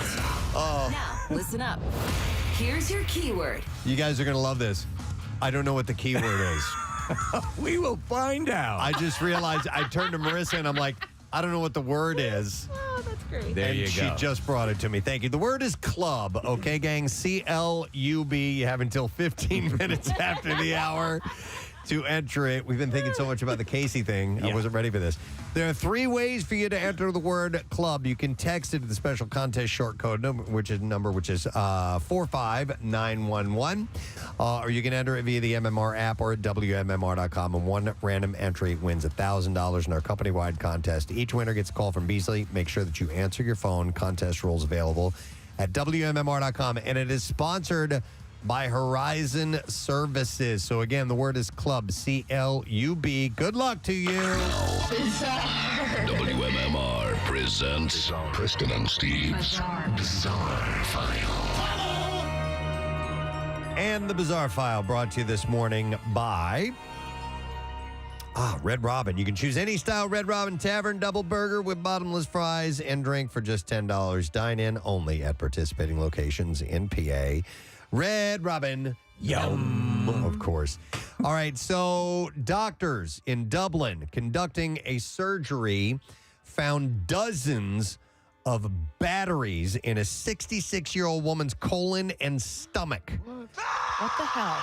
A report of the incident detailed the patient's arrival at St. Vincent's University Hospital, where an X-ray revealed the foreign objects in her body. Miraculously, none were obstructing her gastrointestinal tract. Did they go in by mouth or the other way? Well, if they were going to try not to go in at all initially, doctors decided to wait in hopes that she would pass the batteries out of her body naturally. She said she was feeling run down, Preston. Though she released 5 AA batteries in the first week, subsequent X-rays showed that most were still stuck inside, and the woman began experiencing abdominal pain. Remember that she had dozens of them in there. After realizing that her distended stomach was hanging above the pubic bone due to the weight of the batteries, surgeons cut into her abdomen and successfully removed 46 batteries. 46 batteries. Why didn't she just need a car battery? Unfortunately for all involved, the additional batteries remained trapped in the colon. Doctors milked them into her rectum.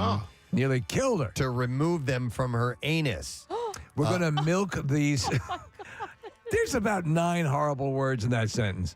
This brought the total amount of batteries she ingested, both AA and AAA, to a whopping 55. Hey, were they rechargeable by any chance? The journal said that, to the best of our knowledge, the case represents the highest reported number of batteries ingested at a single point in time. What is this, like a thing? A competition? Like a record holder. The report reminded readers that ingestion of batteries is a serious, albeit unusual, method of self-harm. Its authors noted that the act can cause severe issues, including mucosal injury, perforation, and obstruction. And crapping batteries. The potential of cylindrical batteries to result in acute surgical emergency should not be underestimated, according to the report. How did that person not die? I don't know. Grisly details have emerged in the case of an Arkansas couple who are both charged with first-degree felony endangerment of a minor. Shannon Cox was arrested early last month after he had used a chop saw to cut off his own leg in front of his 5-year-old daughter after her mother, Sandy Cox, left her at the home.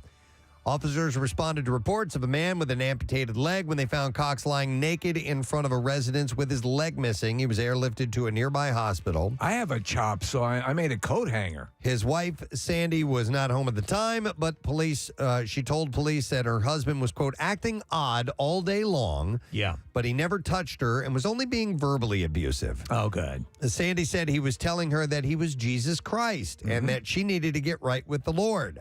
Sandy said he then became violent towards her and said that he was Satan. So, wow, that turned. I did, didn't it? He told Jesus Sandy in the morning, Satan at night. That he was going to twist her head off and continued to make verbal threats. Mm-hmm. Sandy then left the residence because she was scared that Shannon would kill her and went to stay with a friend, leaving their daughter there at the home with him. Jeez. Why would you do that? According to Corporal Jason Briscoe, he said, when I asked Sandy why she didn't take her daughter with her, she said that she was worried about Shannon killing her and wasn't worried about her daughter. Oh. The daughter, who was interviewed at a child advocacy center, confirmed that she was present at the time that her father amputated his own leg. What you doing? She still appeared to be in a state of shock, and it was recommended that she undergo counseling before further interview attempts. Shannon and Sandy have both been released on a $10,000 bond and are scheduled to return to court in mid-October. Could you imagine leaving a kid with a guy who's going off like that? No. And also, how do you not die if you cut your own leg off? You put batteries up your ass. That's probably what I was overlooking. Yeah. Okay. German customs officials say a trail of slime led them to a stash of almost 100 giant African land snails and other items hidden inside of bags at Dusseldorf Airport this month. Have you ever seen one of these snails, Kathy? No. They're enormous. Authorities said officials stumbled over one of the snails on a baggage truck and initially thought it was a toy until it started moving because it was so big. Yeah. By following the trail left by the 8-inch snail, They found a bag with a hole with another snail already peeping out of it, possibly preparing to dash for freedom. How you doing? In total, officials found 6 bags containing 93 giant snails, 62 pounds of fish and smoked meat, and a suitcase full of rotting meat. All have been imported from. Is that how you pack for a trip? All have been imported from Nigeria and were destined for an African goods store in Western Germany. Preston, we forgot the bag with the large African snails for the trip. The snails were handed to an animal rescue service in Dusseldorf after the meat was destroyed. A spokesperson said, "Never in the history of Dusseldorf Customs Office has a trail of slime led us to smuggled goods." So I'm terrified of bringing more than 4 ounces of mouthwash in my luggage. Yep. And they're bringing these things. Yeah, like 90 of them or something like Kathy, that. that's the size of the snail. Oh, God. All right, and it's the size, it's your hand. entire hand, a whole human hand. That's how big they are. All right, and then one last story. An Arizona sheriff's office said a loose goat terrorized a community for hours before being apprehended and promptly urinating on a deputy. The Maricopa County Sheriff's Office said that the goat, which they dubbed Billy, terrorized some residents of Tonopah for hours by causing damage to a garage door and an electrical cord before chasing a resident around a car. Deputies from District 2 were able to take Billy into custody, at which point he assaulted one of our deputies by urinating on them. Billy was put into special handcuffs and turned over to livestock control after the incident. Does a goat golden shower go for? It's got to be pretty pricey in some circles, I would imagine. And that is what I have in the bizarre file for you. All right, Yoo-hoo Loot. You still got about 10 minutes roughly to enter the word club. All right? Actually, not 10 minutes. You have 5 minutes. We go till quarter after. All right, so club is the word, C-L-U-B. So get on that now. Text it to our special contest short code number, which is 45911, or enter it via the MMR app or at WMMR.com. It's brought to you by Horizon Services. We're going to take a break. Casey and Jackie and Kyle are on the road. Casey's big adventure has begun. We're going to check in with them in a little bit just to see how things are going. We'll return shortly. Stay with us.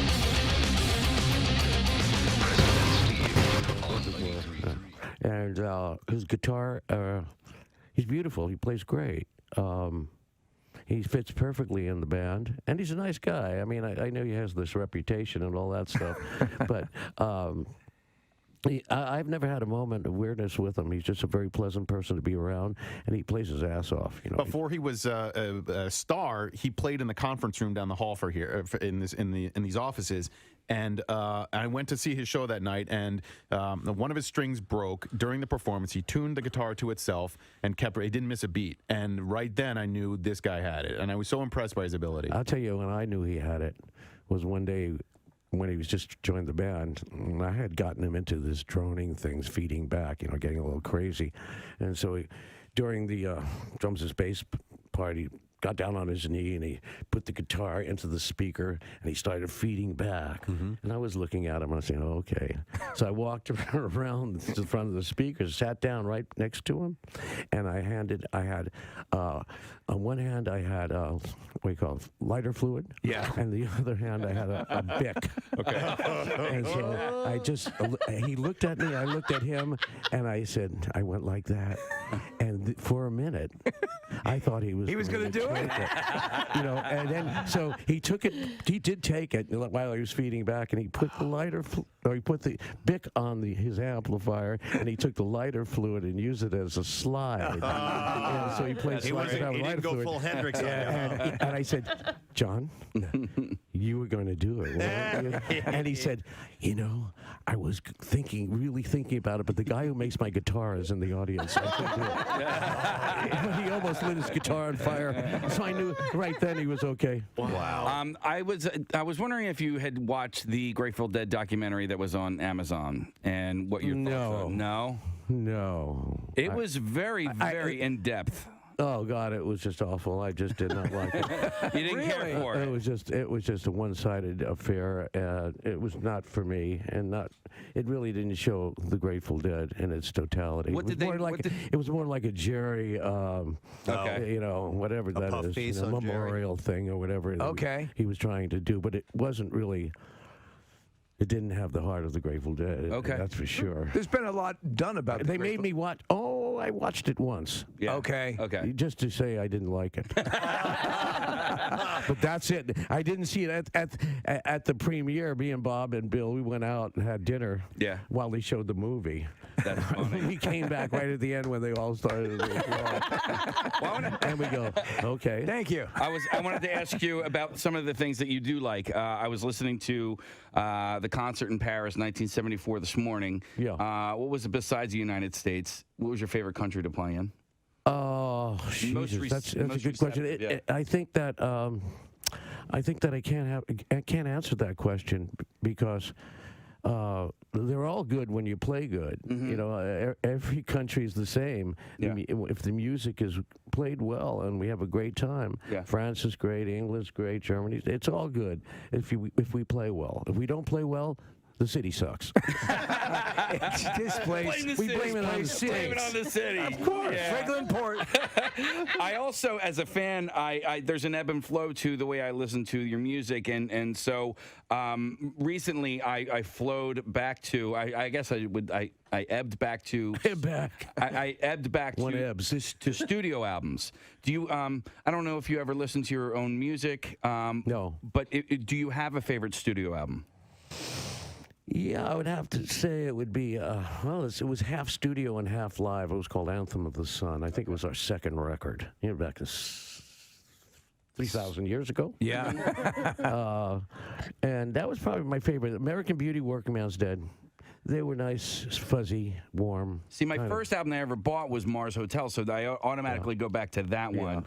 And Unbroken Chain. And we were never very good in the studio. We never could cage the animal in the studio. When did you realize that?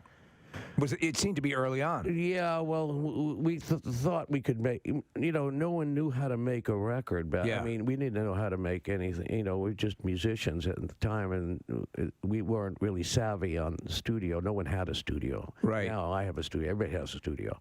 So we just weren't producible. There was too much anarchy in the band. Too many people wanting to do... they had strong opinions of it. So, and we never really liked it in the studio with the four walls. It was too captivating. We were like a captive in the studio. And we never really made a great record. You guys had a pop explosion in the late 80s when you hit with Touch of Grey and Hell in a Bucket, In the Dark. Was that fun? Was that cool? Was it neat seeing a whole bunch of people who maybe had not been turned? You always had legions of loyal fans, but here all of a sudden, boom, you had fresh music. And the tour was gigantic. Was it fun? Oh, yeah, it was fun, but it wasn't quite like that. Okay. What happened was we were already playing stadiums at the time. That was in 87. Yeah. So instead of playing 1 or 2 days at the stadium, we're playing 3 days at the stadium. Yeah. So it really didn't affect us much. We just... You guys were touring sold-out shows anyway. We didn't feel it, which we were playing stadiums. Yeah, but you know what? I found out about you guys because of Touch of Grey. There was a music video. I was was young at the time, so so you guys had a music video, so you were totally reaching an audience. That, we never did the videos or anything. We never did a single.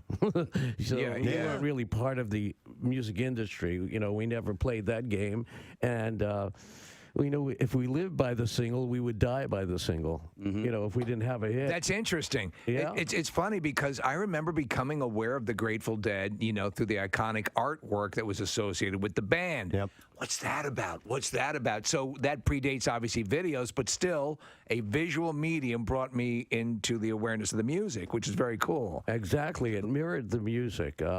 In the old days, how that started was these artists would come to the shows, and we were all getting high, and psychoactive drugs, taking acid and whatever. And these were physical representations of what the music sounded like. They would go home and they would start painting, and they're still high, and that's what these things were representing. They were representing the music. How were you vetting that, or was it just sort of, if you want to do it, or would you guys kind of consciously say, I don't like that, doesn't represent our band right, or was it just an open source? Well, luckily in our case, people would come up with these incredible, iconic stuff. Yeah, I mean, we just had to choose between the good stuff. I mean, it was so much good around. A lot of people went home and just did it, and it was uncommissioned. Yeah, they just went out and said, "This has to be done." Wow. And so then all of a sudden we looked at them, we go, "That's us." And they go, "Okay, cool. That's cool. That's it." Let me ask you with the art and your painting. I mean, did people automatically take to it? Were you afraid you were going to get here's a musician trying to be a painter sort of deal? I'm not afraid. Yeah.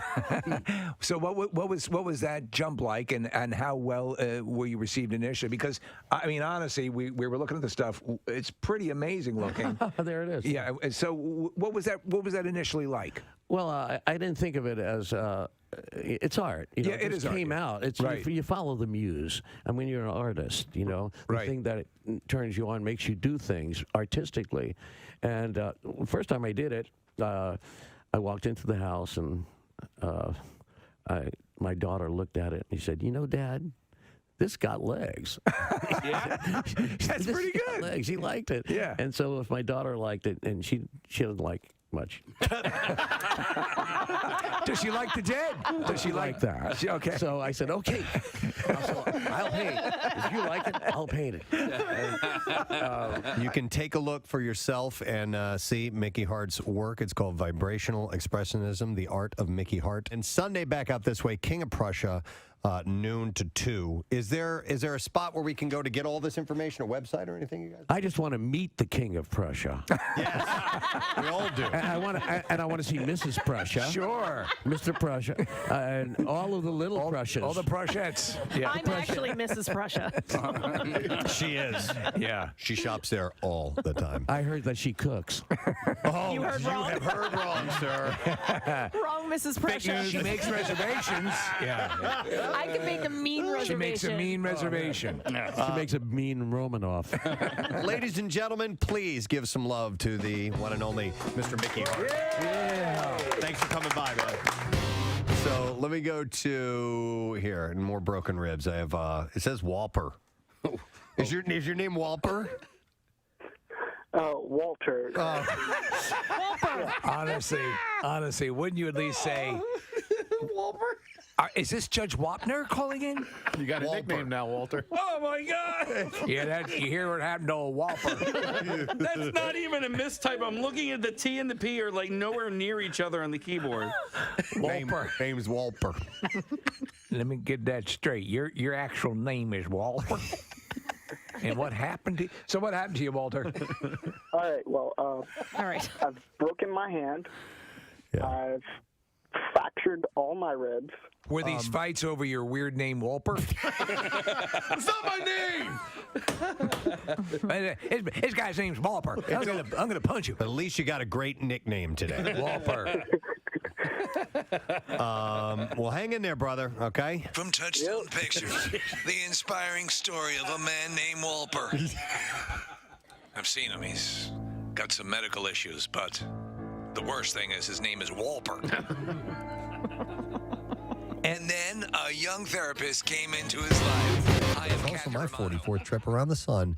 Although I will not be on Casey's route out west, I will be relaxing on the beaches of the Outer Banks, listening to my favorite radio show. So with the 2022 has been less than kind to this girl, and it would make my day if on Monday or anytime next week I could get a birthday shout out to myself. It would be a great gift.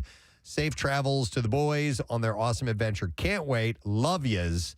Gadzooks from Devin Mayer. So a sharp. Happy 44th birthday to you, Devin. And then I got this. This is actually kind of a zap.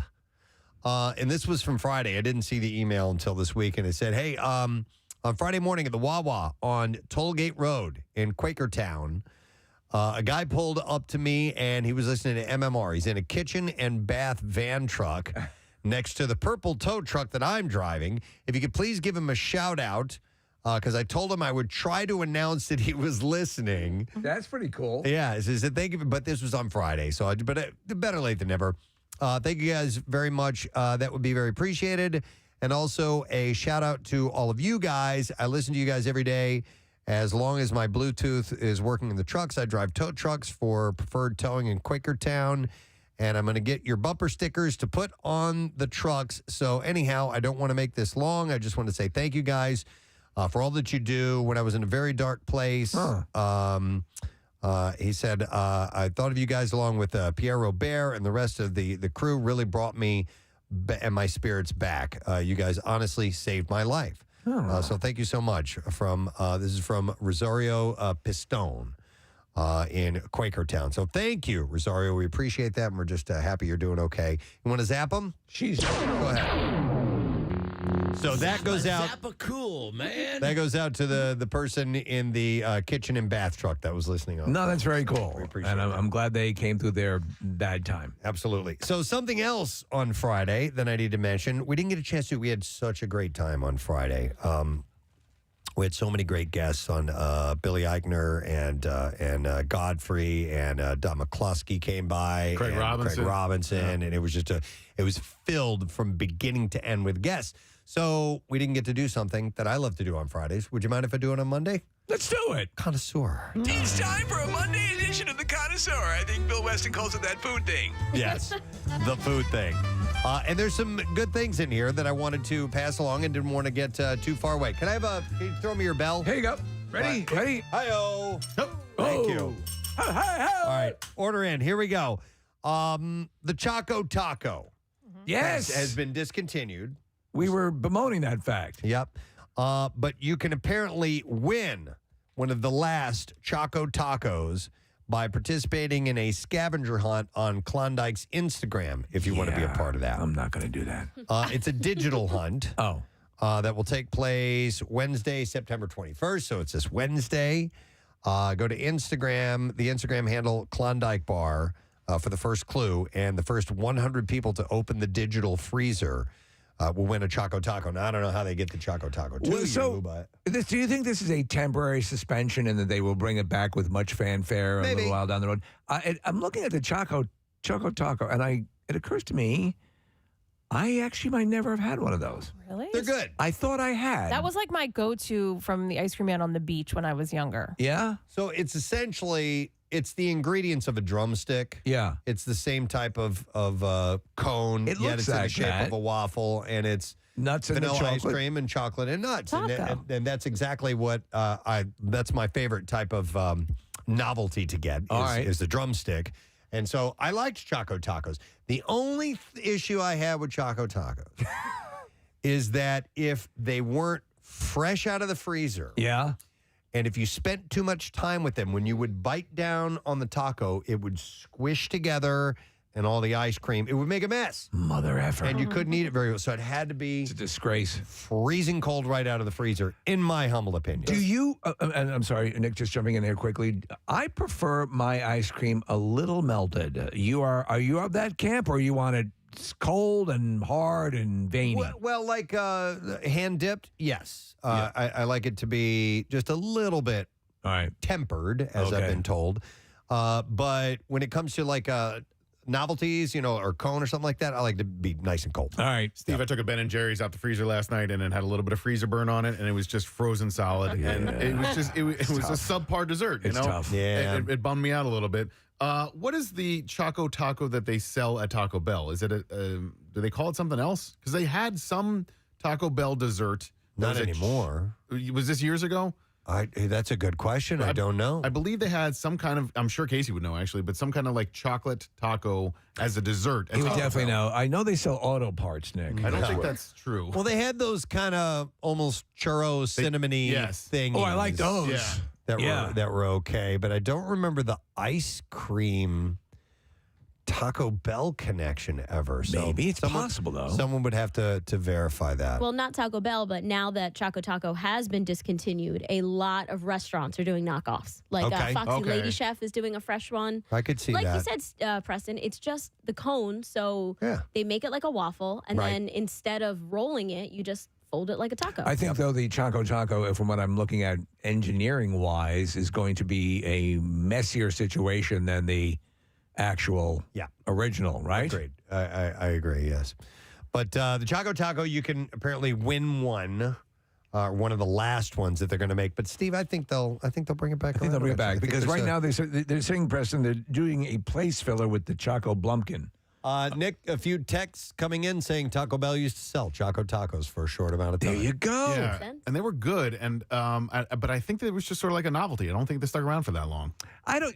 We are being played, by the way, by the fast food industry in general, because this is all a means to an end. They bring out, we're going to discontinue what is it, the taco pizza or the Mexican pizza. Mexican pizza. Yeah. All right.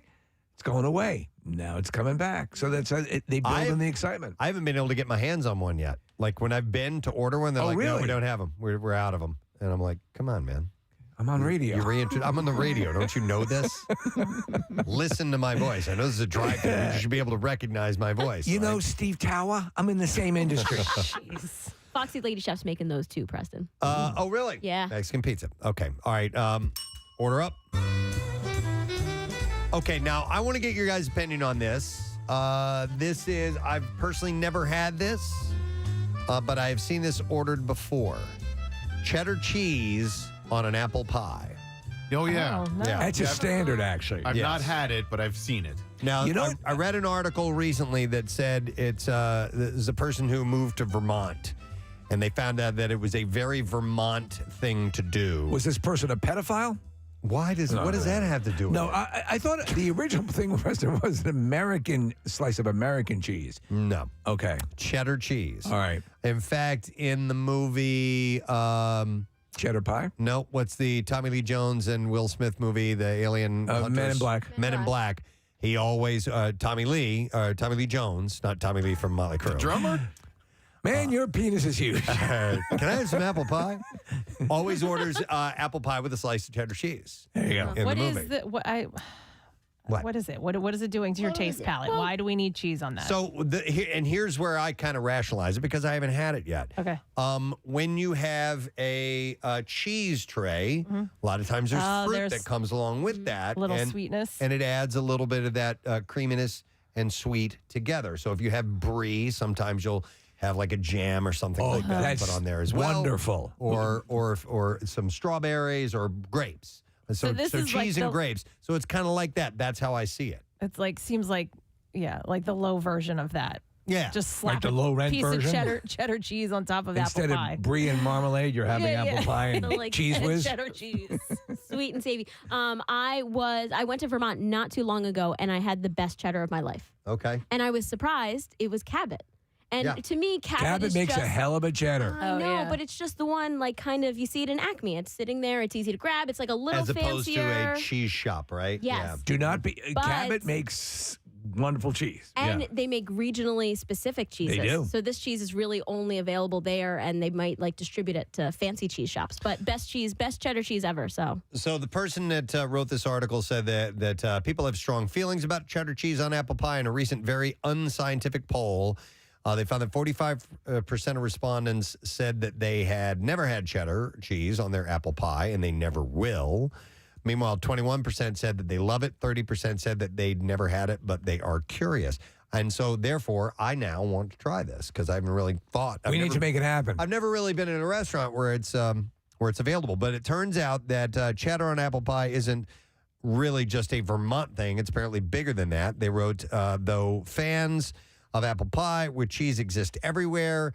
They seem to be concentrated in the American Midwest, New England, and parts of Canada and Britain. Is it a United States thing? Is it a global thing? Does it date back to Genghis Khan? What is this? So Southern Living argues that you will never find this in the South. This was, they said, if you serve a Southerner a slice of warm apple pie topped with a wedge of sharp cheddar cheese, he'll cut you. Prepare for confusion, or at the very least, asking where's the ice cream. The tradition of cheese with apple pie and its accompanying motto, an apple pie without the cheese is like a kiss without the squeeze.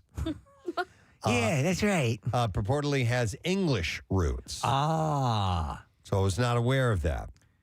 Where's my cheese? Yeah, I am intrigued by the idea of this, and I think I will definitely try it next time I have some apple pie later. I should like my pie and all the cheese. But Kathy, you're out, right? Because hot fruit? Hot fruit, yeah, I'm out on apple pie anyway. Though it's I like the funny, crust. Kathy played the tambourine in a band called Hot Fruit. Wait a minute. What about like cold apple pie? No. No. Really? No, cooked fruit, whether it's Okay, warm whether it's or, actually warm or not. Yeah. But it's gone through the process of being cooked. Correct. And it's off the table for you. Yeah. Okay. Fresh apple pie. I love it. Come on, man.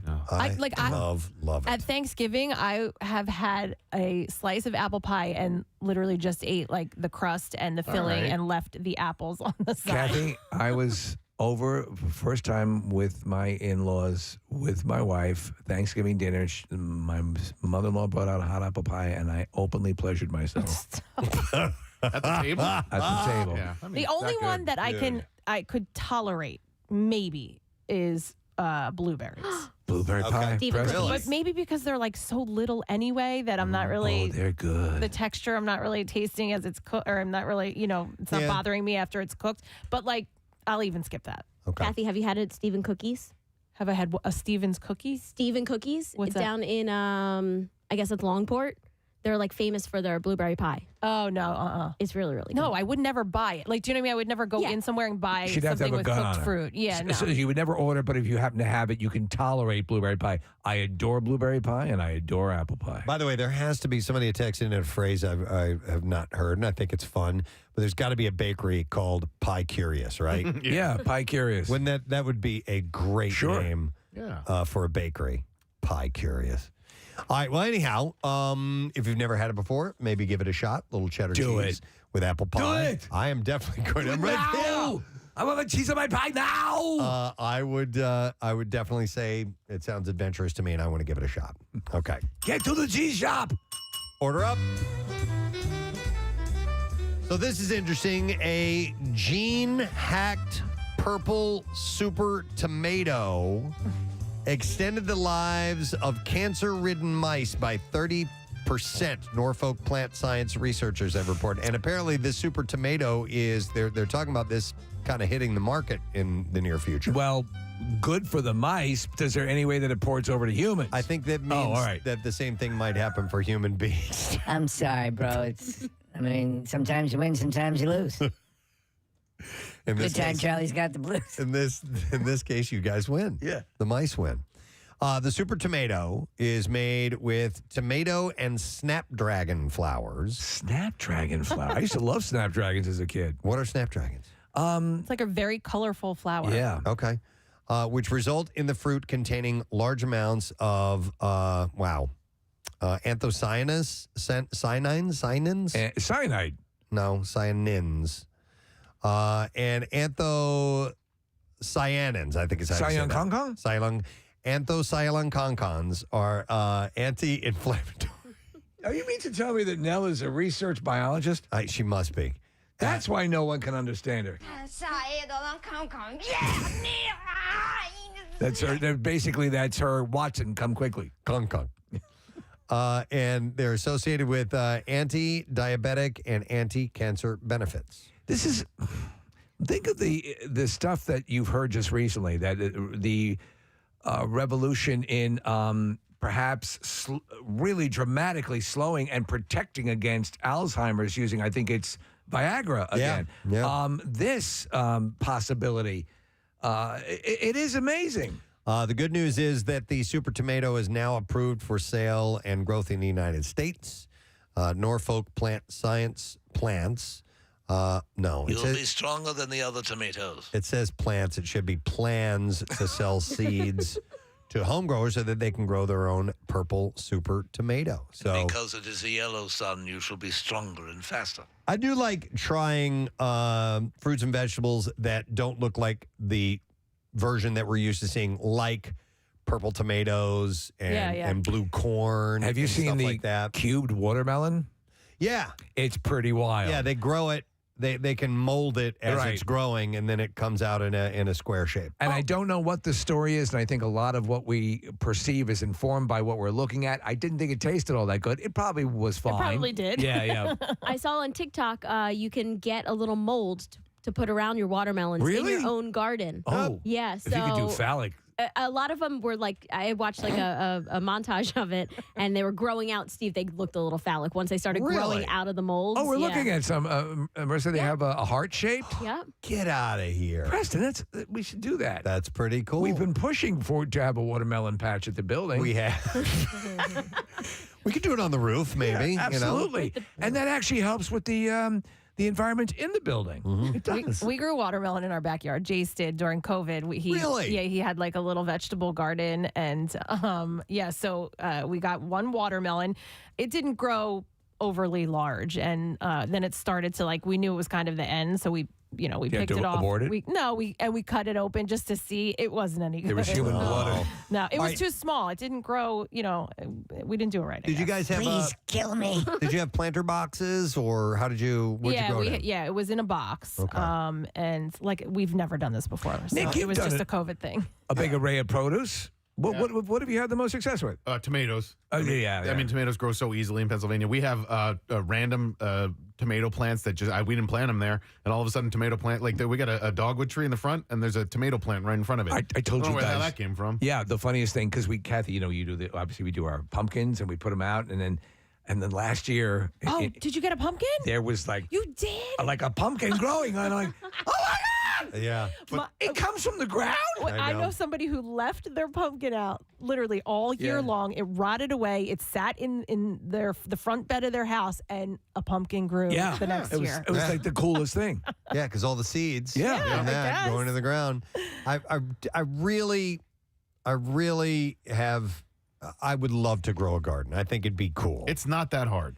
It's really I'm never going to do it. My dad grows beans and tomatoes and potatoes and onions and lettuce and all kinds of stuff, and I didn't. Doesn't he grow those big seed pods that turn into replicas of humans? He does. Yeah. I'm surprised You've had 'em. that you're not as into it though, Preston, because I made a tomato mozz salad last week, and it was fresh tomatoes. Yeah. Salad. Thank you. But fresh tomatoes and fresh basil with mozz that I bought at the grocery store. So I didn't grow the milk to make the cheese. But I did. I didn't grow them. My girlfriend did most of the work. But it's still delicious. And there's something different when it comes out of the garden. Hey, when Casey's not here, I don't know what these buttons do. I want to see if this is the right mock. Hang on, button. Nope, that's not it. That's the door. That's not it at all. Ding. Because I thought it was under Dumb and Dumber. Wait, maybe it's this one. Hang on. Yeah. There it is. There we go. Found it. Mozz. Yeah. No? Yeah. Hit it. Yeah. You had it right on there. We'll get our rhythm down. Marissa and I, it's going to take a week, but we'll get our We'll get rhythm it by the end of the By week. Monday. It'll Wait, be but perfect. By next Monday. I'm surprised that you don't do herbs. Like basil. We did. We have we have some of that growing. But Okay. I want actual vegetables. Okay. Yeah. There is something. We've got some rosemary that would grow. There's something satisfying to that, right? I mean, obviously. yeah. Would you raise your own cattle for beef? I would Yeah, yeah, yeah. absolutely. If I had the space, I would do that. I'll bring in some tomatoes tomorrow because we got plenty. And the ones in the front garden, which I have no idea how they got there, they're ripe. So I'll let you guys sample them tomorrow. Here, Nick, this text came in and says, these are called volunteer tomatoes, the ones that I guess grew out of nowhere. Yeah.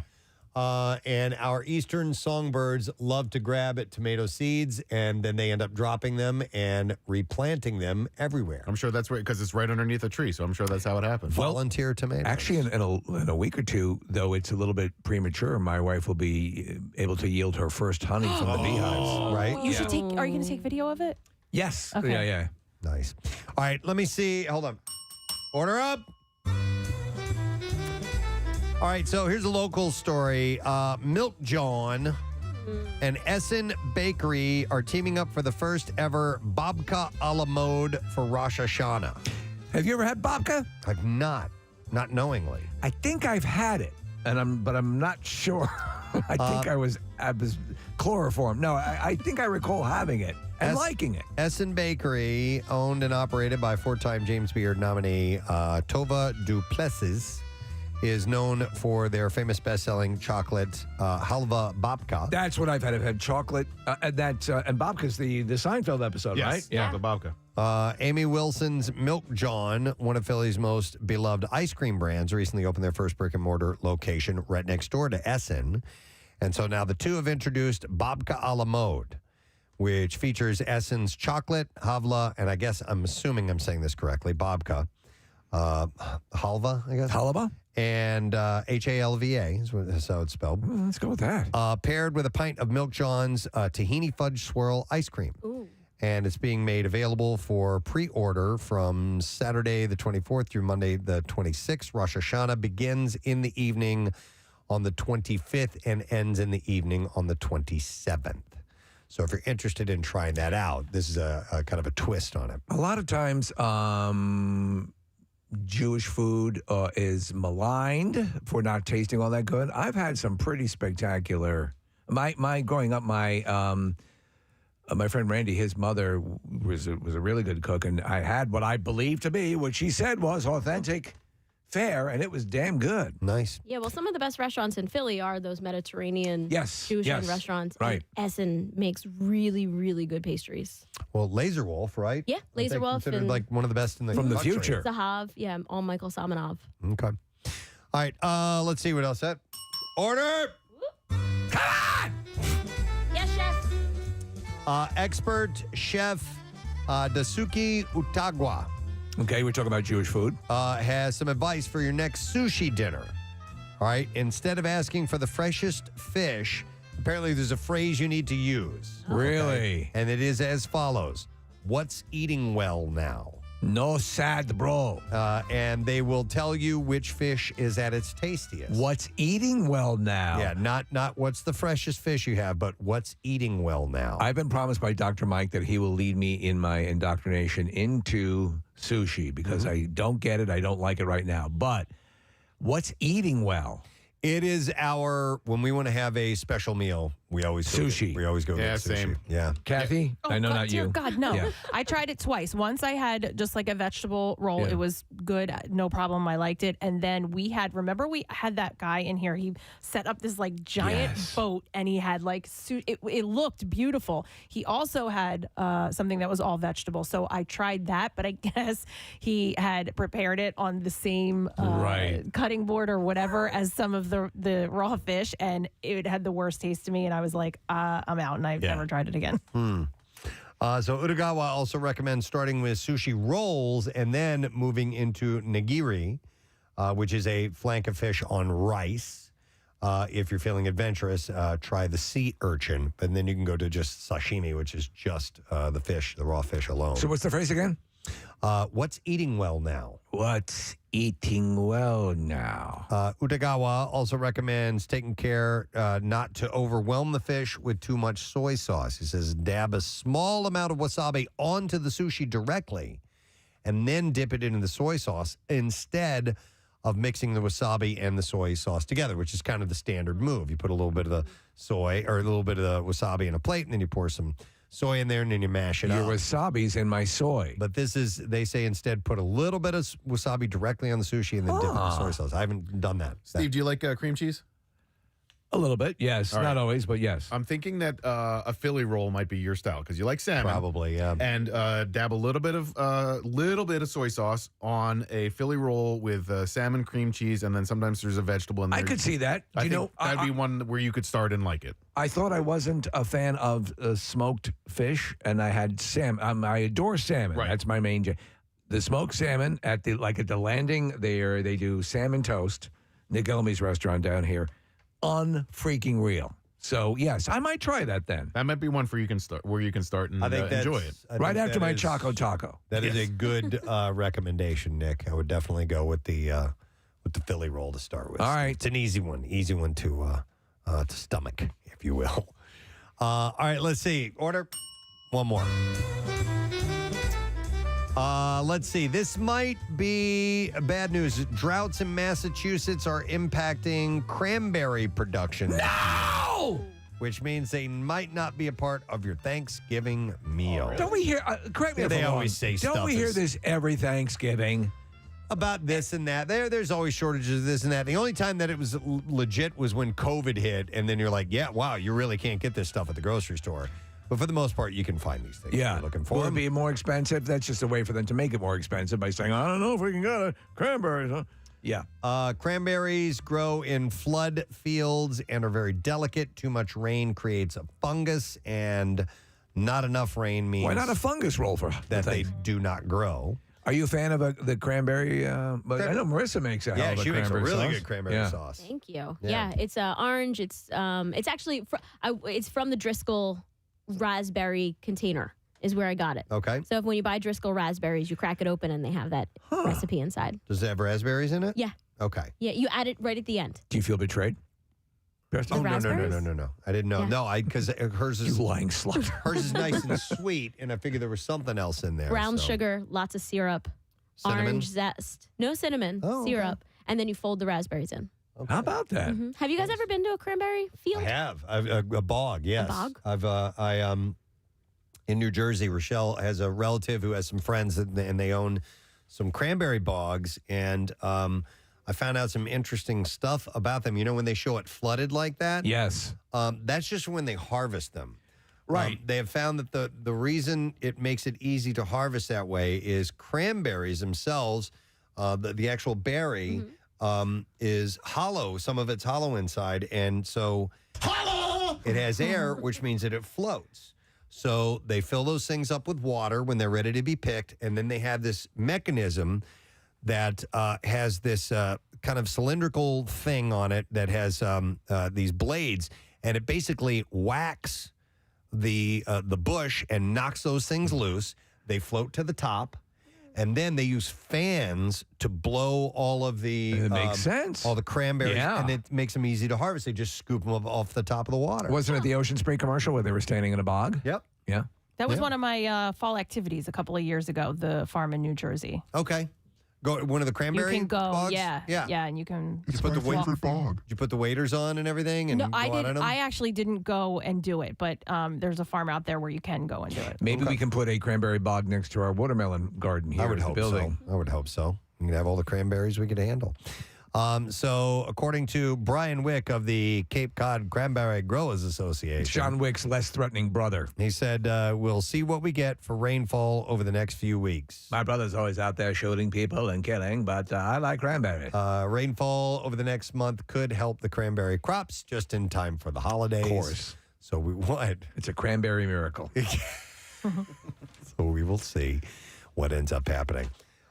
We have a phone call, actually, to take real quick. I'm going to go to, let me see here. I have Jeff on the line. Hey, Jeff, are you there? Yes, I'm here. Jeff, why are you calling us? Because I just won $1,000. Yoo-hoo Loot. How about that? Jeff has got $1,000 from Yoo-hoo Loot. Nice. Where are you calling us from, Jeff? Abington, Pennsylvania. Nice. You are the first person to win in this contest, my man. You're done.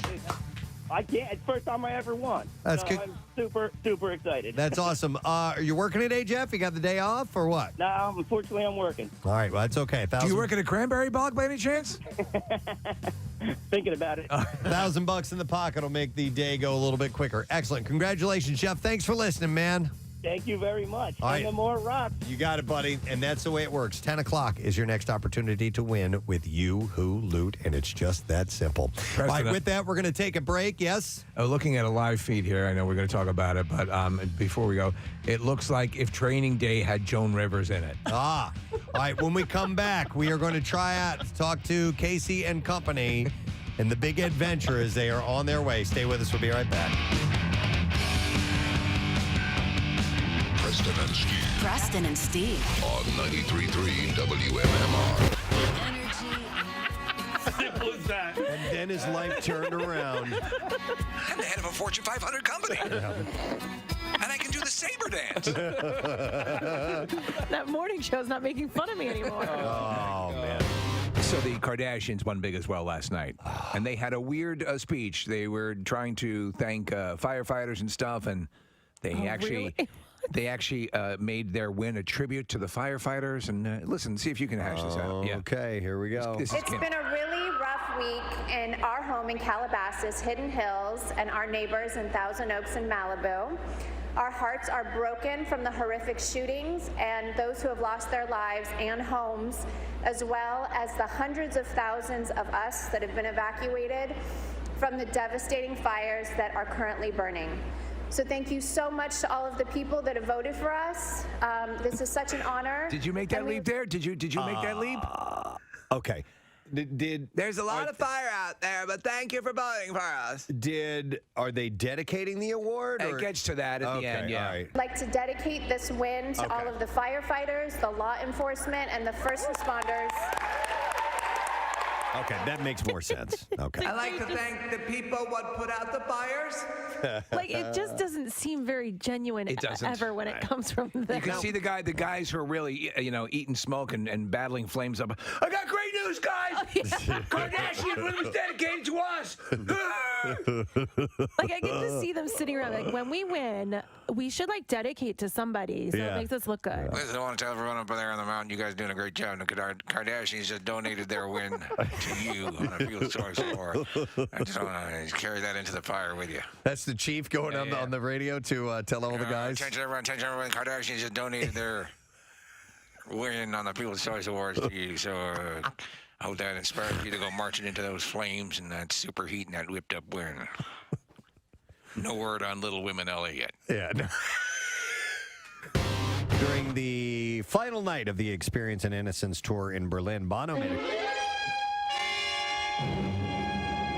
made a comment that has fans fearing that this is the end of the iconic band. He said, "We've been on the road for quite some time, just going on 40 years, and this last 4 years have been really something very special for us. We're going away now."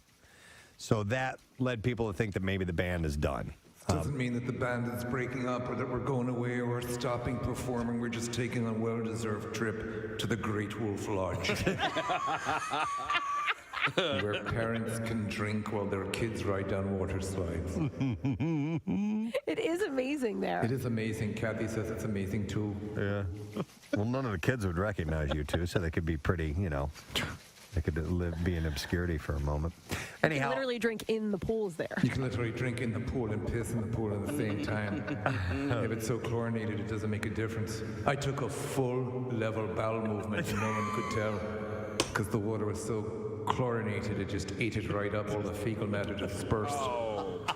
Okay. I don't know. What's that? That's, no. Oh, you did it as well, Kathy?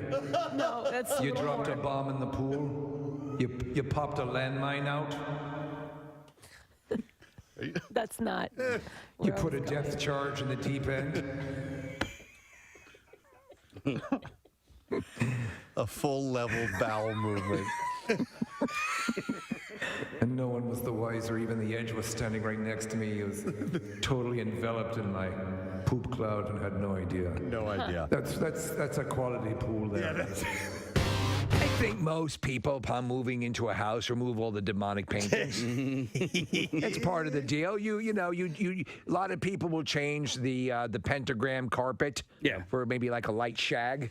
We had our house built. I like the fact that we're the very first people to own the home. But are you? Because on an Indian graveyard, right? That's where you. They didn't remove the graves. You know what?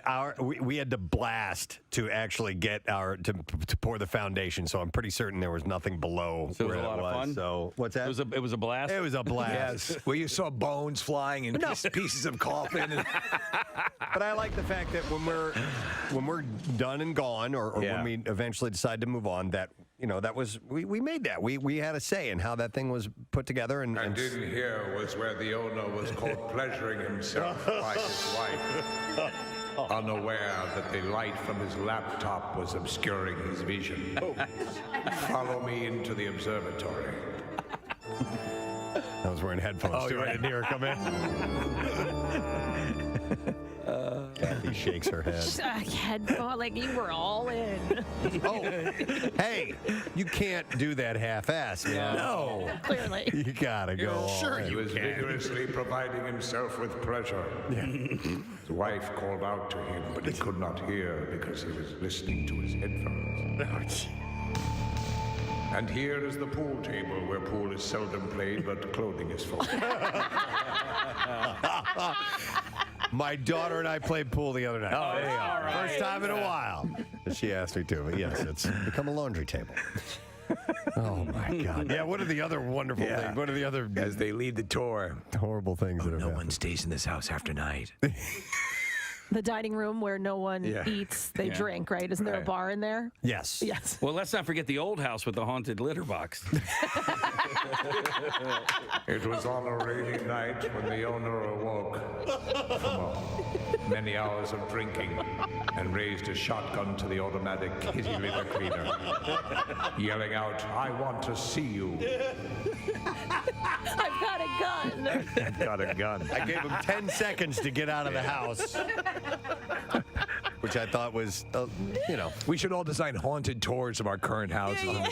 Dumb crap. Yeah, you're right. You're right. My brother thinks my house is haunted. He's said that since the day we've moved in. No He said kidding. there's somebody that lives here with you. Wait, your country house? Yeah, my Really? current house. Yeah, this is the day that my brother lived You're the with me first owners. for a little while, and he said, he's like, I hear them. He goes, they walk around. Wait, did you have the house built? Yes. Okay, so it's you're the first owner. We are the first owner. There was a house. Place is too clean.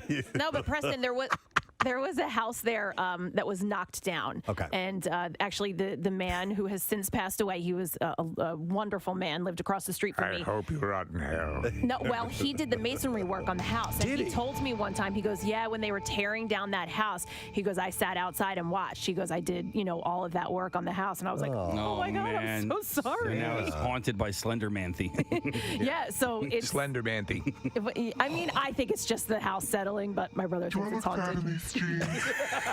Slender Manthy. Do these jeans make me look hippie? Big J.O. Yes. Hey. That's right, everyone. I'm here. I'm not Miss August or December. No. I don't know, Kathy. Any of that traffic, did it seem like something that would have kept Miss December out of here? Yes, I think so. I don't know where she was coming from. Hey, Did any of that traffic add up? Were you here one time before when we rolled out the calendar? He was. Yeah, I feel I was here for a calendar. I was here for Philadelphia's hottest trans. Really? Yeah. right. You Did we do that? I totally forgot. Yeah, Philadelphia's sexiest lady boy. You guys met, right? You guys got to hang out after. So I've never seen more women in a room and not a pube for miles. I can guarantee it. Yeah, there was a weird situation we had you in, right? It was his friend. Yes, Yeah, it ended up being a weird situation for my friend.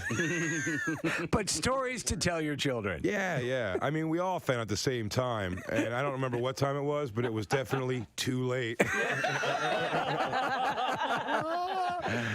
That's awesome. I noticed that, and I said to you right away, you look like you've lost some more weight. And is it a bigger guy who has lost weight? Do you get tired of hearing that? No, not at all. Good. I'll take it.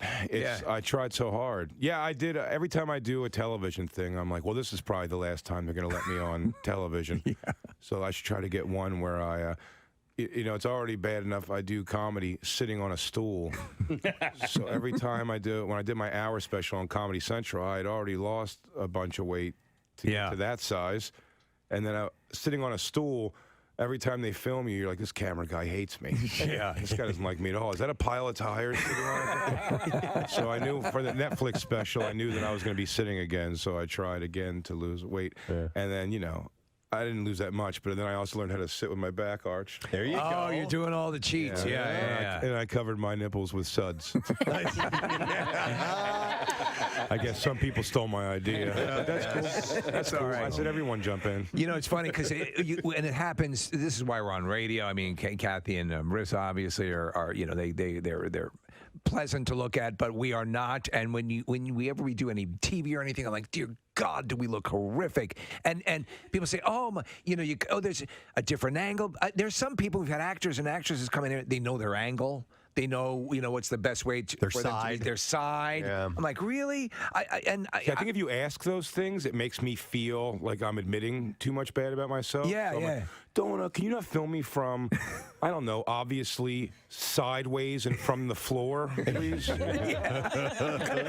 What we've been talking about news-wise, you familiar with this this scam that took place, this GoFundMe? Oh, yeah. So they came by. Never try to help one bum. Yeah, they came by last year. They came by our Camp Out for Hunger right after that story broke, and we interviewed all three of them on the air.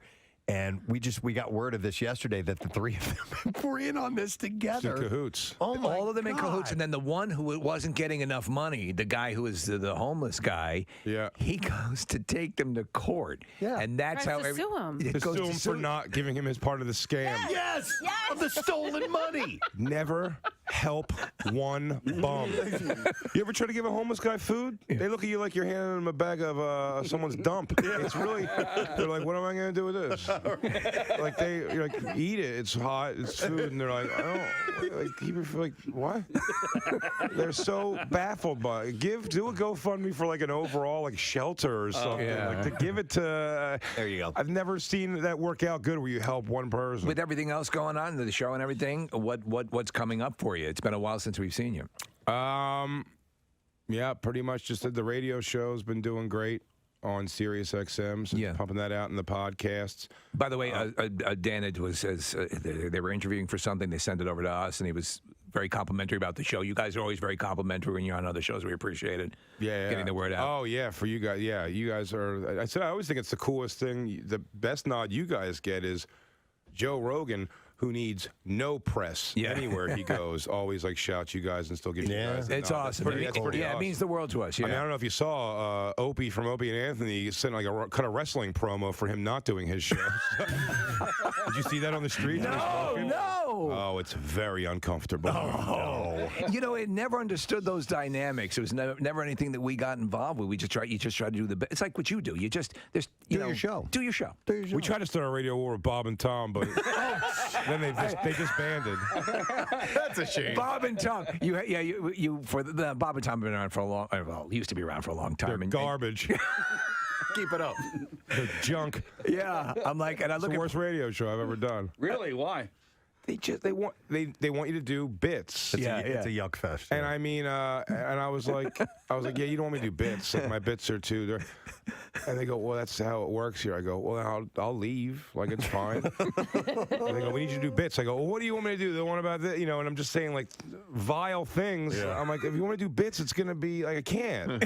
I'm like a dirty comic. It's gonna be bad. Hey, do the latest bit about your daughter. That. Yeah. They got the things people when the hate mail I've gotten for that Netflix special, like the things people have to write to like when someone has to cite the parts they don't like, it is so funny reading that. Oh my God! Oh, that has to be worth it alone. He thinks there's humor and about his daughter's genitals. Like, why? How can you write that? Does that bother you? No, you know what's funny? I said it to someone. I ignore it all, but like the thing is, it doesn't bother me. It just I do still get an emotion, like involuntary. Okay. When someone writes like this ruined my day, boycott Netflix and hashtag these hashtags will start about it, and you're just like, I swear to you, the intention of this was just to make you laugh. Understanding it might make some people go, oh, it's not my thing. But that's fine. But when someone's like, they have such like hatred for, and I said that what's funny is the complaint is always very personal. Yeah. Like I've done nothing personal. I've just made like a broad spectrum joke that somebody can twist to make it, he's talking about this, and So we've had sometimes we're good. We don't get bombarded, but occasionally, like if someone will complain about something that I've done, I say, okay, but everyone has a personal thing that's their thing. You made fun of this, but did you laugh at this? But I did point that out. I wrote back to one person, and I was like, I'm not going to write back to anything else. Yeah. But the person if the person is thoughtful, you'll do it. Well, the transgender joke was the one that caught some heat, which I saw coming. And then someone said where I made a joke about wishing it legal to beat your children, but with like a focused reason, not just like crazy abuse. Yeah. Again, it's like a joke. And someone wrote, as a victim of domestic abuse, it was like as a victim of domestic abuse, I don't think it's appalling you would make a joke about that. And when I wrote back, I was like, again, that has nothing to do with what my joke's about. And I was like, sorry that happened to you. But I was also like, isn't it interesting that you complain about that only, and like the other complaints I got were about this trans joke. And I go, and both of you only complained about the thing that affected you personally. You know what I mean? Right. That person didn't go, and this, and then it's always like, it's just the one joke that hit them personally. And no one sees that before they start taking to the computer to be like, how can you say this one specific thing? And you're like, You got to either be mad at all of it or none of it. Right, right. Well, you're not out to hurt anybody. That's what gets missed. That's the bummer. That's the bummer when people get upset. You're trying to make wow, people my laugh. thing was to make you laugh. Yeah, Right. yeah. Understand that you might not laugh, but So to have somebody go like, it's inspired you to go write like a 4-page letter to Netflix seems pretty like, it's awesome to some degree. What kills me, Jay, is that and we always bring this up. Then there's about 45 million other shows on Netflix. Stop watching. Move on to the next thing. Really? Or I like don't you're listen. making me look such a bad boy in front of these chicks.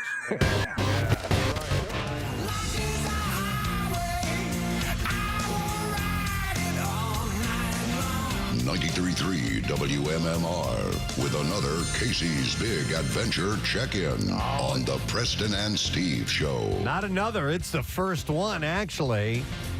We are going to see how things are going because the fellas got on the road about an hour and 20 minutes ago, something like that, as they headed out Casey's Big Adventure driving across country. And initially, it was just, going to be something like Casey driving alone. They were like, well, we need to make sure things go safe. So we need a co-pilot. And then we decided we need somebody to document all this. So we have Casey and Jackie and Kyle Mack that are on their way. And let's see, this is kind of an audio check and to make sure that everything is working okay. It's the only way to do it. And we'll see if it indeed is working or not. So Casey, anybody, can you hear me? We can hear you. Oh, good. I love it. By the way, we got a text from somebody literally 3 minutes ago. It says, I am at the same rest stop as Casey on the turnpike. Yes. You guys stopped we're at a an hour rest and half stop? in. Yeah, so we're an hour and a half in, and we've already stopped for 2 pee breaks, guys. Are you serious? I swear to God. We pulled over on the side of the road once. Outside, I believe, Morgantown, and Jackie peed behind a tree, and then we just pulled into that rest stop so Kyle could go to the bathroom. You're never gonna full make it. disclosure, I went to the bathroom as well because we had a little bit of time to kill. But yeah, so 2 pee breaks in the first hour and a half, guys. Casey, you got to be like Dad. When everybody gets out of the car, if you have to go, it doesn't matter. We're all going. We're all going to try to go to the bathroom.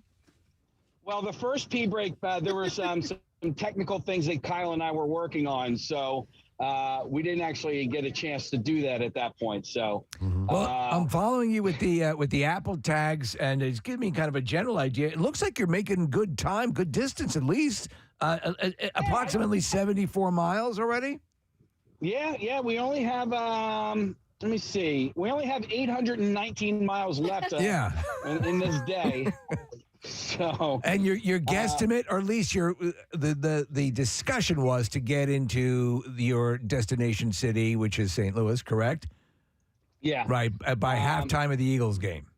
Yeah, so right now our arrival time is 8:42. That does not take into account pee breaks, potty breaks, gas breaks, and food breaks and stuff. But we're going to buzzsaw through this. It looks like we are, I don't know how, we've got 179 miles left on this first leg here on the PA Turnpike. I don't know if we may actually be ducking into West Virginia. Yeah, you touched the panhandle. Sure. Yeah, but so you're actually going to get to several states today because you're going to get a little bit of West Virginia, and then you're into Ohio, and then Indiana and Illinois, and then all the way to Missouri for St. Louis. Yeah, it was actually interesting listening to you guys telling me to get on the blue route. Jackie. That's the way I would have gone. I mean, Jackie, doesn't the glockenspiel player for Whitesnake live in Virginia? I don't know. All I see is trees out. All he sees is trees. Hey. So, Jackie, when you speak, do me a favor. Turn your head towards Casey because he's got the microphone in his earpiece, so it'll be able to hear you. It's funny, Preston. I told Casey. Turn towards Casey. Turn towards me. Oh my gosh, guys, work. hang on. Before we go to Jackie, putting an earbud in his ear, it was like I don't even know. It was like trying to put an earbud in a dog's ear. It was ridiculous. At one point, he had the actual sound piece of the earbud facing out. Like the part that's supposed to go in your ear, he actually had it facing the Wow. I can't really. Is there audio being picked up somewhere else? Because it was better when he was sitting up in his seat. Yeah, sit back to your seat. Scoot back where you were. Stop making out with Casey. Now talk. I'll lean over to him. How about that? Yeah. Jackie, by the way, how is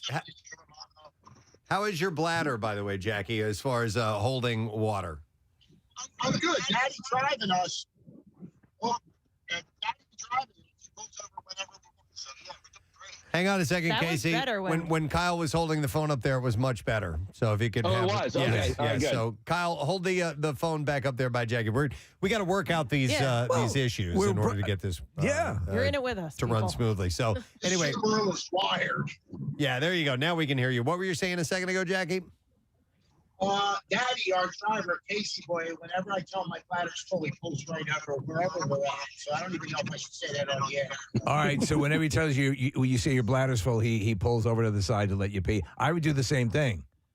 Thank you. Yeah. By the way, Casey, so you had mentioned that there was 170 some odd miles in the first leg. What did you mean by that? Just at the PA Turnpike. We hopped on the Turnpike. I wasn't sure exactly how long that first PA Turnpike leg was going to be. So when we hopped on, it was about 250 miles, and we've got 175 left. So it looks like since hopping on the Turnpike, we've gone about 75 miles. Okay. All right. You're showing, in fact, exactly 75 miles with the eye tags on board and sending back information. So they're not 100% accurate, but they're ballpark. So, yeah, you're in the right frame of mind. Preston, we talk about this all the time, taking trips like this. No matter how you plan it out, it never works out. Yeah, but we're going to roll with that this week. You know, if there's along the way, something is going to go wrong, or there's going to be a wrong turn or whatever. But that's part of the adventure. I mean, that's, you've wanted to drive across the country for how long, Casey? And now you're doing it, and it's not going to go perfectly well. But I think that's part of the fun. No, and I'll tell you what, having this guy to my right is just going to be so entertaining. We were passing by a truck that had it looked like it had race cars in the back, like Mac from Cars. I go, oh, it looks like there's a like a race car in the back of that truck, and it's like Jackie didn't even hear what I said, and he goes, "You think there's horses back there?" He just didn't hear you at all. About a mile outside of Hershey Harrisburg exit right now. So. Pink swans. I went there when I was a little boy. Do you want to? Can you guys have time to stop and visit Dutch Wonderland for the afternoon? You know what? I wish we did. Jackie was shaking his head yes immediately. He was like, yeah, we got time. No, you don't have time. We got all the time in the world. All right. Hang on a second. While we have you guys on the line, there's Mike, who's a truck driver. He's in Illinois and wants to check in on your guys' drive. Hey, Mike, you're on the air. Good morning. Good morning, fellas. Hey. Gadzooks to you, bud. All right, so are you currently driving in Illinois? I am. And what did you want to report to us? Well, Casey was just saying that he's got to stop tonight around 8:42, according to his little GPS device. Yep. Yeah, that's never going to happen. We're never going to be able to do that. Why? If you were a betting man, Mike, with the distance covered for him to get to St. Louis, what are you figuring? He's currently he seems to say he's outside Hershey. He should plan on like a 10 or 10:30 getting to his first hotel room tonight. Why is that? Why you expect him to get caught up? Even just on the turnpike, they're doing construction in the tunnels. Oh. He's going to get delays on construction. Every major interstate across the country has construction going on it with Biden's whole infrastructure monies that he threw out there last year. Yep. So you always got to add a buffer an hour each day. Otherwise, he's not going to make. Even if you're using like a GPS with like Waze that takes traffic into consideration and so on. Yeah, I use a trucker GPS that's connected to my phone for live updates on traffic and weather. And sometimes it helps to route you around trouble areas. But, the roadways, you never know what's going to happen. You never know what kind of weather you're going to run into either. Yeah. Mike, what are you hauling? Myself? What are you saying? Yeah, in the truck. He wants to know what you're hauling. Extruded aluminum products out of Cressona, PA. Okay. From Hydro. All right, cool. Well, stay safe. Thanks, Mike. Appreciate the heads up, bud. All right, thanks, fellas, and good luck to Casey Boy and Bam Bam on making those time frames. All right, we'll see you, man. Okay. So, Case, could you hear that? Yeah, I did. And you know what? You and I talked to Rochelle because you guys have done this drive before, and you had told me to budget for, basically 14 plus hours. So even though my Waze says 8:42, I wasn't, I didn't think I would get there until, I was hoping 9:30, 9:45, something like that. Well, I'm looking at the map, and guys, you're coming up on one of the only racetracks in the country where the horses do the driving. And we got to pull over for that, man. Check What do you that say, out. bro? Maybe that truck was transporting horse race cars. Casey, I will Zoom from the game tonight, so you can just watch from my seats. I think he's frozen. I'll be driving. I'll be driving. All right. All right, and so now it seems like they're going through a dead spot, a bad area, which is going to happen from time to time. Are people going to be able to watch you guys all the time? I don't even know the story about this. No, so what we do is we have it set up. We have a travel log on WMMR.com and PrestonandSteve.com, and we'll keep adding any posts to there. Casey's going to, write little diary entries from there. So that's where you'll be able to watch all the updates of everything that's going on all day long. We're going to monitor it, 24 hours a day and keep updating So it. content will be added, but we needed to find out because we don't know what certain areas will be like with coverage and whether we'll be able to get a signal. But right now, I'm pretty impressed with the signal as far out as they are. We'll see how this continues. Yeah, we're approaching Harrisburg West right now. Hey, Nick, what river did we just go over? Was that the Susquehanna? It sure was, Casey. That's the longest non-navigable river in the entire country. The Susquehanna? Uh-huh. You know what? Yeah. Bam Bam, you're right. That's exactly what Jackie just said to me. Yeah, the longest non-navigable river in the United States. Jackie's the one who told me, so right. It's rich in iron deposits. Yeah. Jackie is stop touching my leg. I'm driving, bro. Oh my God! It really looks like Anna Wintour is sitting next to you, Casey. Oh my gosh!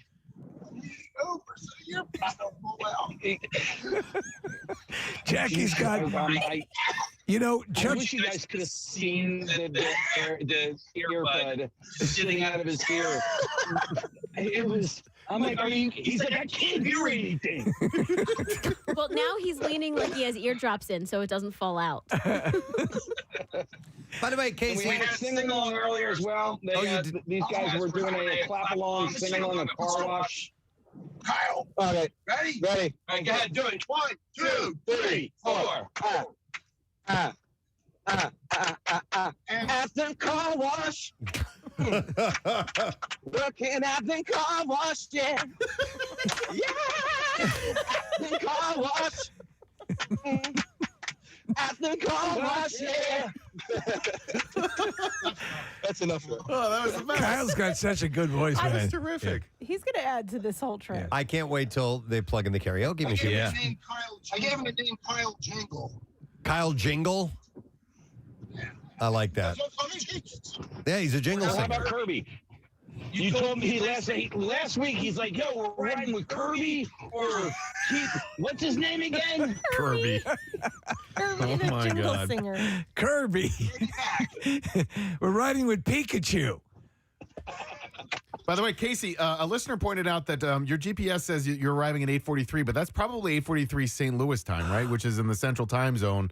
So that'd be 9:43 PA time, which means that the Eagles game will already be an hour and a half or so in. So Nick, our trucker friend, was correct. Yeah. Well, that's a good question because I didn't know that that GPS, if you're going over, I think it adjusts the time zones. Because your arrival. But won't change is your drive. It'll also says if you're using Waze, it says how many hours. But it'll tell you what time in St. Louis and it'll that's be. why I thought it was exactly what you're saying, Press, because it says 11 hours. Okay. And so that is 8:42 or whatever. Okay. All right. Interesting. We're going to find these things out along the way as we go along. And for what it's worth, today is the biggest drive and the longest drive. Like we wanted you guys to get as far across the country on the first day as possible. And I know today's going to take its toll and it's going to be a long ass time in the car. But every day subsequently from here on out, it's going to be a little bit shorter and a little bit more manageable. So we'll be, and especially tomorrow morning, like we were talking about earlier, we're going to have a lot of fun in the St. Louis area where Preston grew up. Yeah, it's basically, so not only is it going to be a trip across the country, it's going to be a little bit of a trip back in time for you, Preston. Yeah, absolutely. All right. Well, listen, I would love to see if we can figure out how to get better audio on Jackie. That's something that we'll try to tweak as we go along. It was workable, but we can do better. Okay, but we'll see if we can do a little bit better as it goes on. So we'll check in with you guys in a little while, okay? Sounds good. Hey, can you do car wash one more time? Yes. All right, here we go. At the car wash, yeah. Working at the car wash, yeah. Yeah. There they go, gang. On the road. Casey, Jackie, Kyle supplying the live music in the back. And you'll be able to follow along as well. Just go to PrestonandSteve.com when you get a chance. Quick, we got some time to talk about some things, but with the funeral today, yes, the Queen.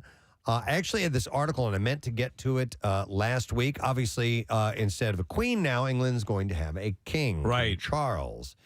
And there was a person named Paul Burrell, who served as a butler to Queen Elizabeth and Princess Diana, has revealed that Prince Charles was nicknamed the Pampered Prince. The Pampered Prince. By his staff at Clarence House. And there's some interesting things about his time there and that he found out about the king. And I'll give you some examples. Yes, please. So staff were reportedly directed to do everything for the monarch in waiting, from ironing his shoelaces to squeezing out his toothpaste in the morning for him. No, that's true. I've heard that as well. You remember the movie The Remains of the Day, Preston? I didn't see it. Okay, well the butler staff, the staff would actually take the newspaper and iron the pages so that the wealthy Anthony Hopkins was one of the butlers. Yeah. And they would make sure everything was just so. So I could see that being the case. Could you imagine that? Could you imagine having someone iron your shoelaces? No. I had a friend who he would iron his dollar bills so that they were like nice and flat for his wallet. Really? And they were crisp. Yeah. Iron his dollar bills? Yeah. He used to get like large tips, the job that he did. Yeah. And so he would come home and instead of them all being like bunched up, he would iron them, stick them in his wallet, nice and neat, fold the wallet. And then that way when he took it out to like pay for something, it was nice and crisp. I iron my cheese so that it's nice and flat. Okay, yeah, I got you. Take a grilled cheese. As far as bills go, I do keep them face up and in the same direction. Oh, yeah. And pointing north. And also in order. Pointing north. Now, in order, in numbers, as far as ascending value goes. But I would never think to iron my money. He was a kid at the time. Like, I think it was like his first job where he was getting a decent amount of money. So I think he was probably just excited about that. I think that Pampered Prince, that goes back to his schooling as well. When he was, I'm not sure, and it may be William or Harry that I'm thinking of, because there's been so many royal family specials on recently, but that was kind of the name that the other kids at the school that he was at gave him. Okay. The new king's bath time routine is almost as complicated as that of a toddler. Burrell says that... the ass wiping has commenced. Burrell said that Charles expects his pajamas to be pressed every morning. Oh, yeah. As well as his shoelaces, and the bath plug has to be in a certain position before the bath is only half filled with tepid water. Oh, man. Breakfast is no different when it comes to complicated demands. A former member of the royal staff, Chef Graham Newbold, said that King Charles is a healthy eater and that his breakfast box travels with him wherever he travels to worldwide. Do you know what he has every morning for breakfast? He will have dates and a Choco Taco. A Choco Taco. Yeah. A Chipwich for breakfast. But what is a breakfast box anyway? Does anybody know that? I mean, it sounds like Camilla. Like, stop it. It sounds like a fancy igloo cooler. Okay. Like probably just full of his snacks. It's my snackables. It's breakfast Where's box. my little faux piece of pizza? With my little cheese and my crackers. The chef revealed that... What's a delightfully good breakfast box this morning? Reginald. The chef revealed that the new monarch Pop-Tarts were exquisite. The new monarch can be quite fussy when it comes to food, and that the breakfast box contains 6 different types of honey, some special mueslis. Yes, it's kind of a fibrous cereal. Okay. Dried fruit. Yes. And anything else that is special, which he is a little fussy about. But when it comes to cereal, I follow my nose. Yeah. It always knows the flavor of fruit. Wherever it grows. Oh, I love that toucan. Prince Charles would even allegedly send a van of his possessions to his friends' houses ahead of his arrival. The largest bowl of Mr. T, please. I pity the fool who doesn't get all his nutrients. Forcing workers to unload his bed furniture and personal toilet seat. He has a personal toilet seat. Wow. Oh, I want one of those. Tina Brown also reported in the Palace Papers that Downtown Tina Brown. That the new Wubba, king... Wubba. Wubba. Wubba. Wubba. Do you have your own bathroom at home? Your own Your very own bathroom? Yeah. Right. Okay. And your own toilet? No, because I've got an Right. 11-year-old who refuses to use his bathroom. Okay. So no. That was the greatest day. So when we moved into our new house, because of the way the house is laid out, I have what is my bathroom, and I have my own toilet. For the most part, when company comes over, I have to make sure it's extra tidy in case they're going to use it. But Yeah, nobody else uses Yeah. You mean like if guests come over or anything like that? Yeah, No. or just anyone else in the house. It's not Yeah. like it's like everyone's using it. I'm the one that uses that toilet. Right. And my wife has that same luxury as well because we had one bathroom in the old house. Right. And now we have 2 bathrooms and then 1 half bath with a toilet. Right, Yeah. right, yep. We got a house full of people, and sometimes it's tough to find a spot to squat. Did they come into your bedroom though, like where your bathroom is? Will they ever use that? The master bath, which Yeah. would be, I don't sleep in there, but yeah, they will. Yeah. You know, it's sometimes you're like, seriously? Same, yeah. Yeah. I'm like, well, you could poop down the hall in your bathroom. By the way, Tina Brown also reported in the Palace Papers that the new king even travels with his own Kleenex velvet toilet paper. Oh, my God. All right, I need to find out what this is. Is that a brand? Or is that actual velvet Or is toilet? it actual velvet? Velour toilet paper. Nick, that's a new industry. Yeah, I think it's its own brand because Kleenex is a brand name, right? Right. These are chinchilla ass wipes. Yeah, it's Kleenex Velvet brand. Okay. Oh. So he travels. It's just like a softer toilet paper. Yeah. Okay. Yeah. What is that, velvet? What is that, velvet? This is lovely.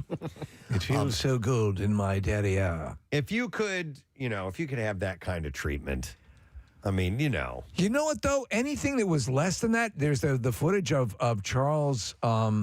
He has this, and it was just a week ago. With a couple days pen? ago, with the pen. Yeah.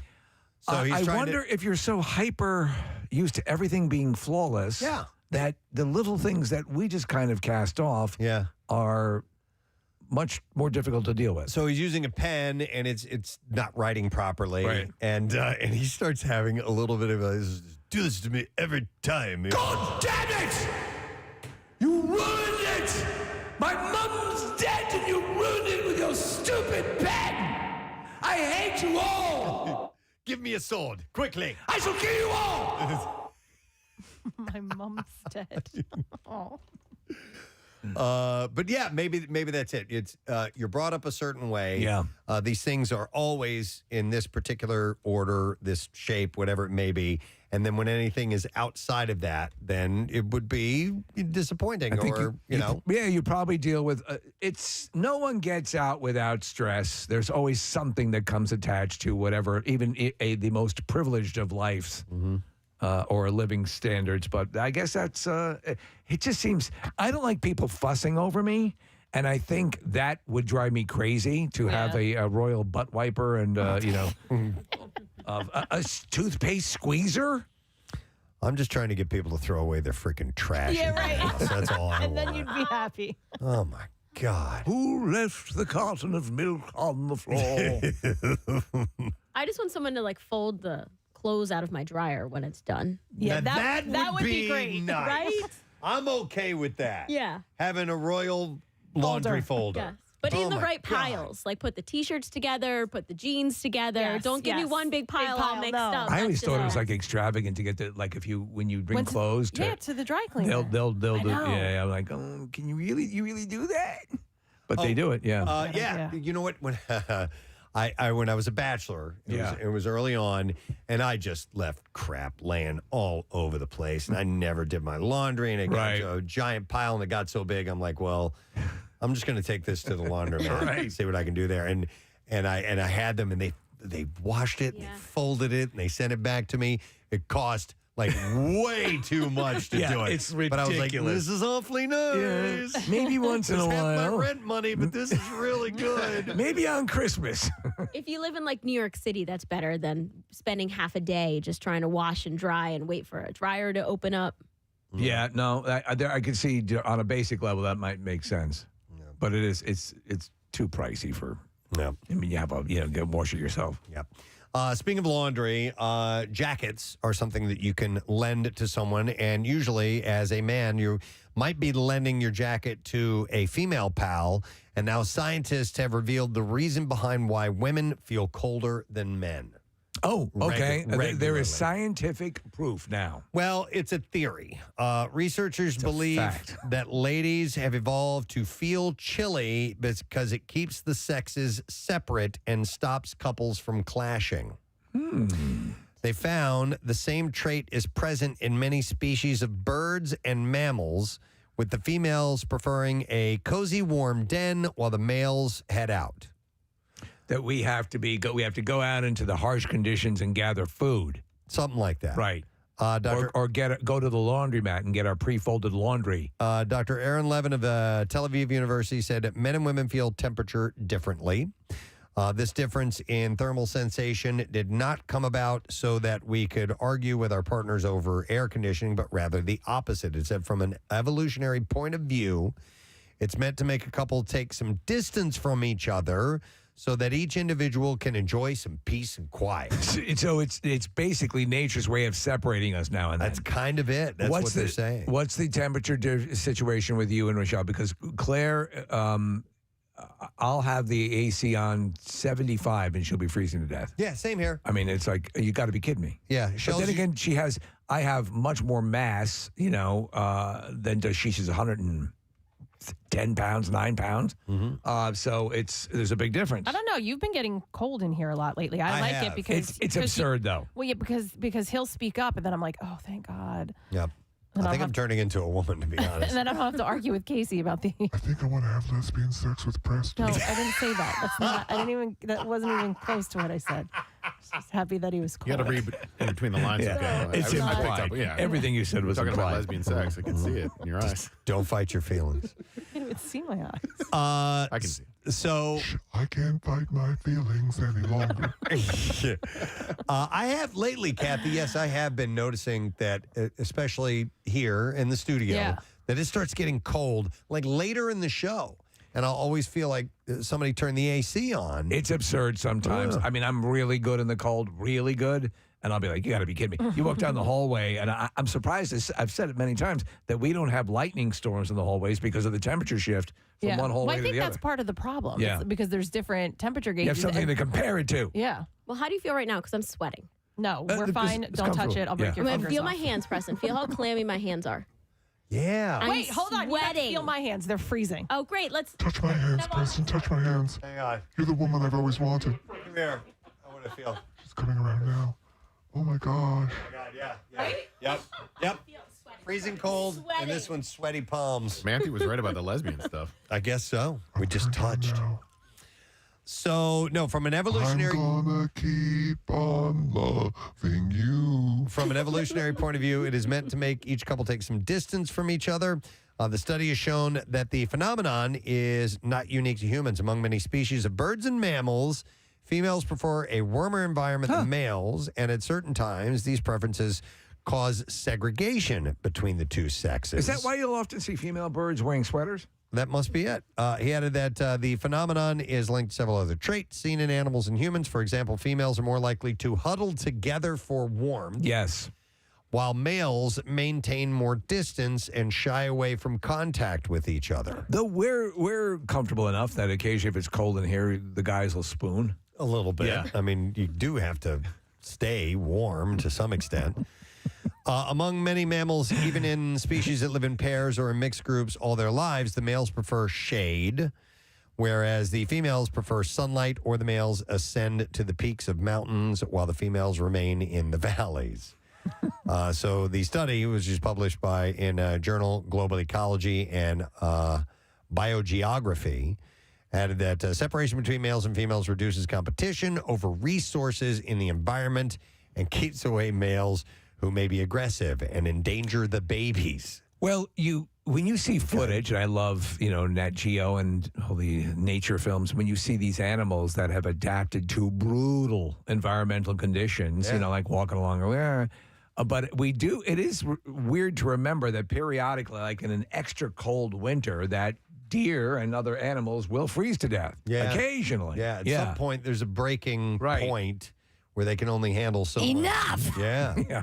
Yeah. So, but I didn't know that there may be something deeper to why women are usually more chilly than guys are, and usually have on like a cardigan, a sweater. Yeah, something smoking like that. jacket. Yeah. The Nehru jacket. A Nehru jacket.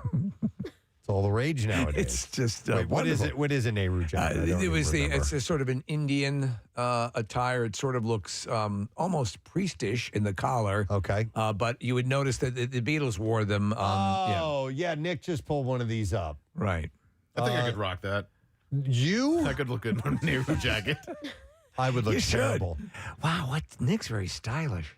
No. Is it sleeveless? It can be. It can be. Okay. Yeah, because all the ones I'm looking at look sleeveless. No thank you on the Nehru. No. I'll pass. Yeah. That's my bed Nehru.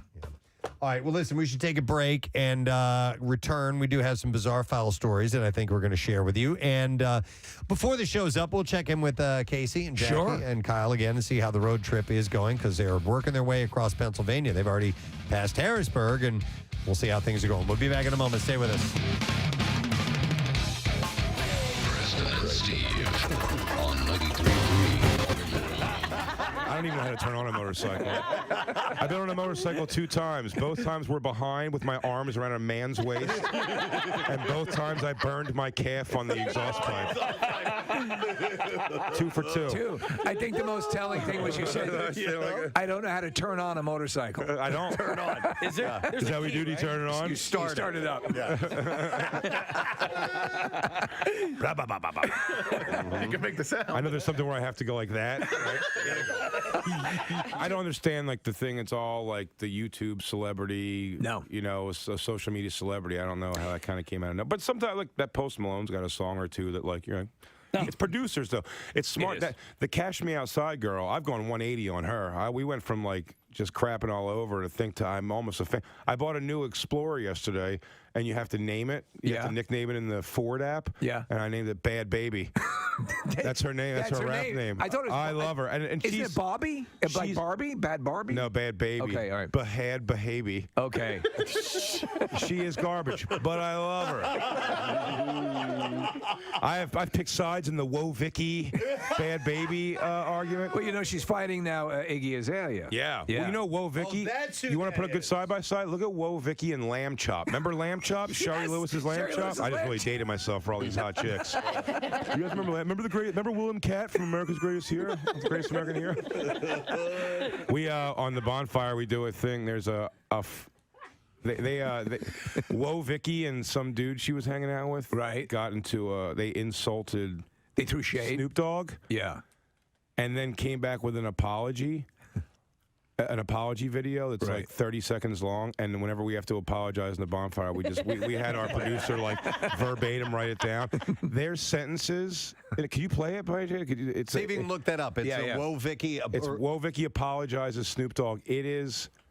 There's sentences that go nowhere. It goes, nah, saying, because we don't even know be like when it come down.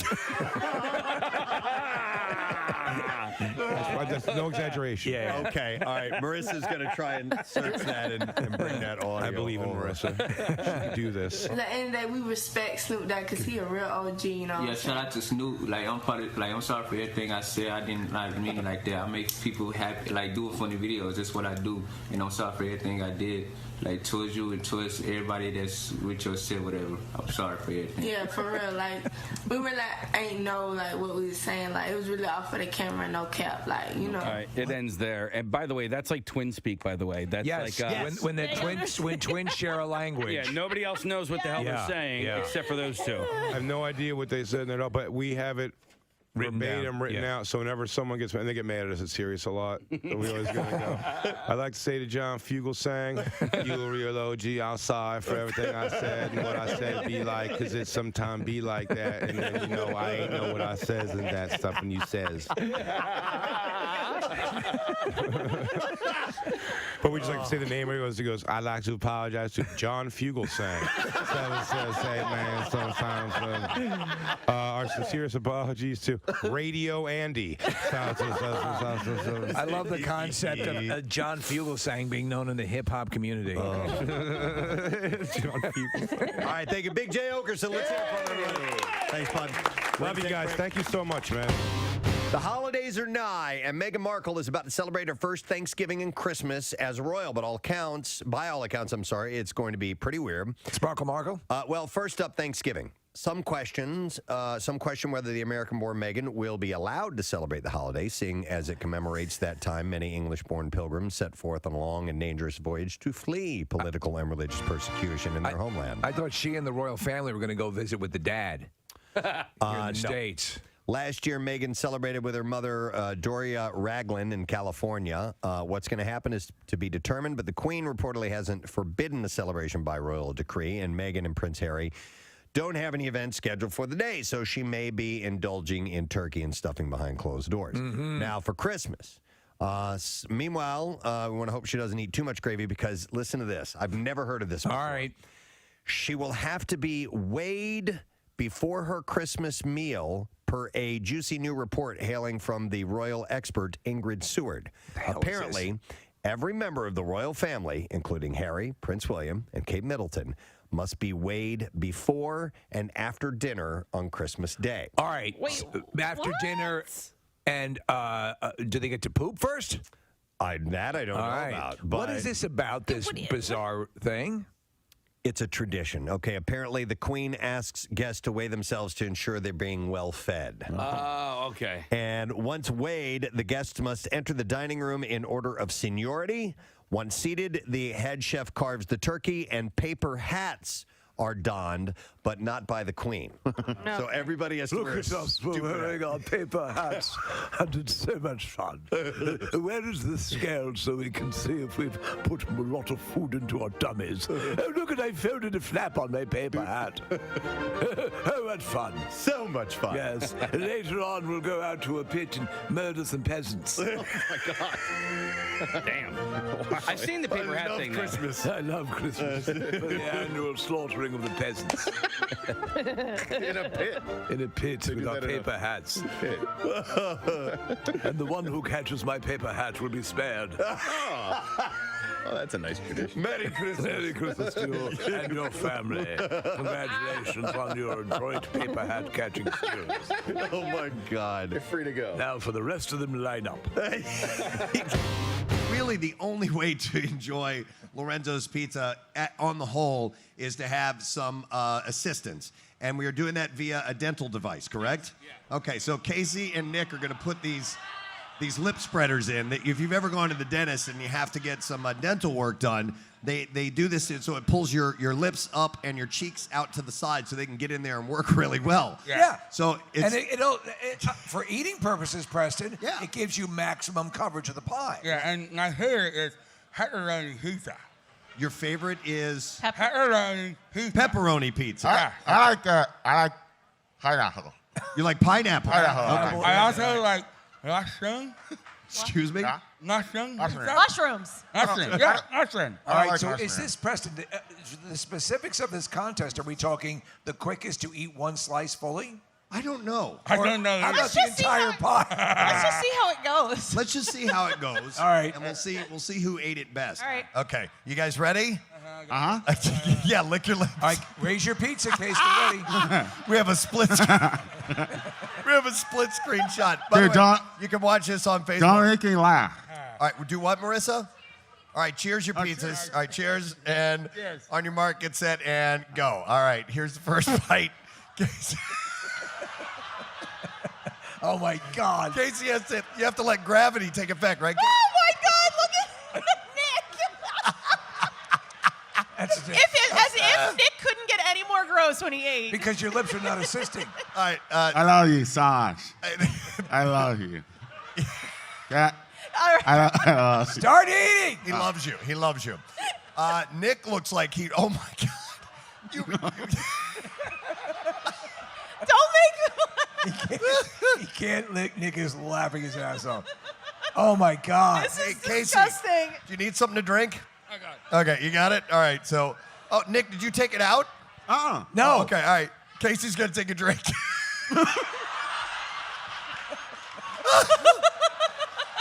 It's like a sprinkler. It's disgusting.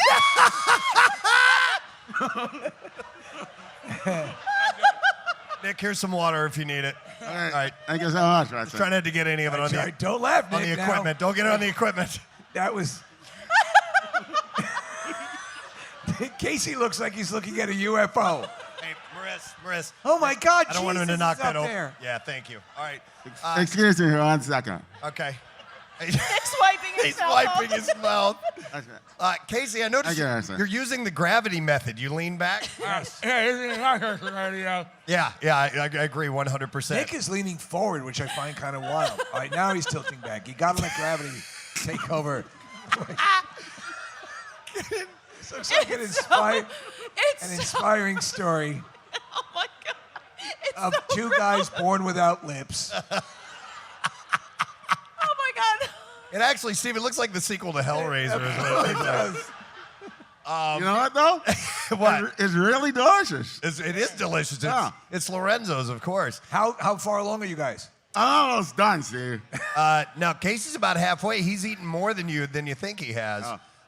So We want to do it to completion because I think they might hemorrhage. I don't know. Case, what do you think? Don't talk with food in your mouth. Have more water, Case. Actually, that'll help a little bit. Yeah. So Case is going to get a sip of water.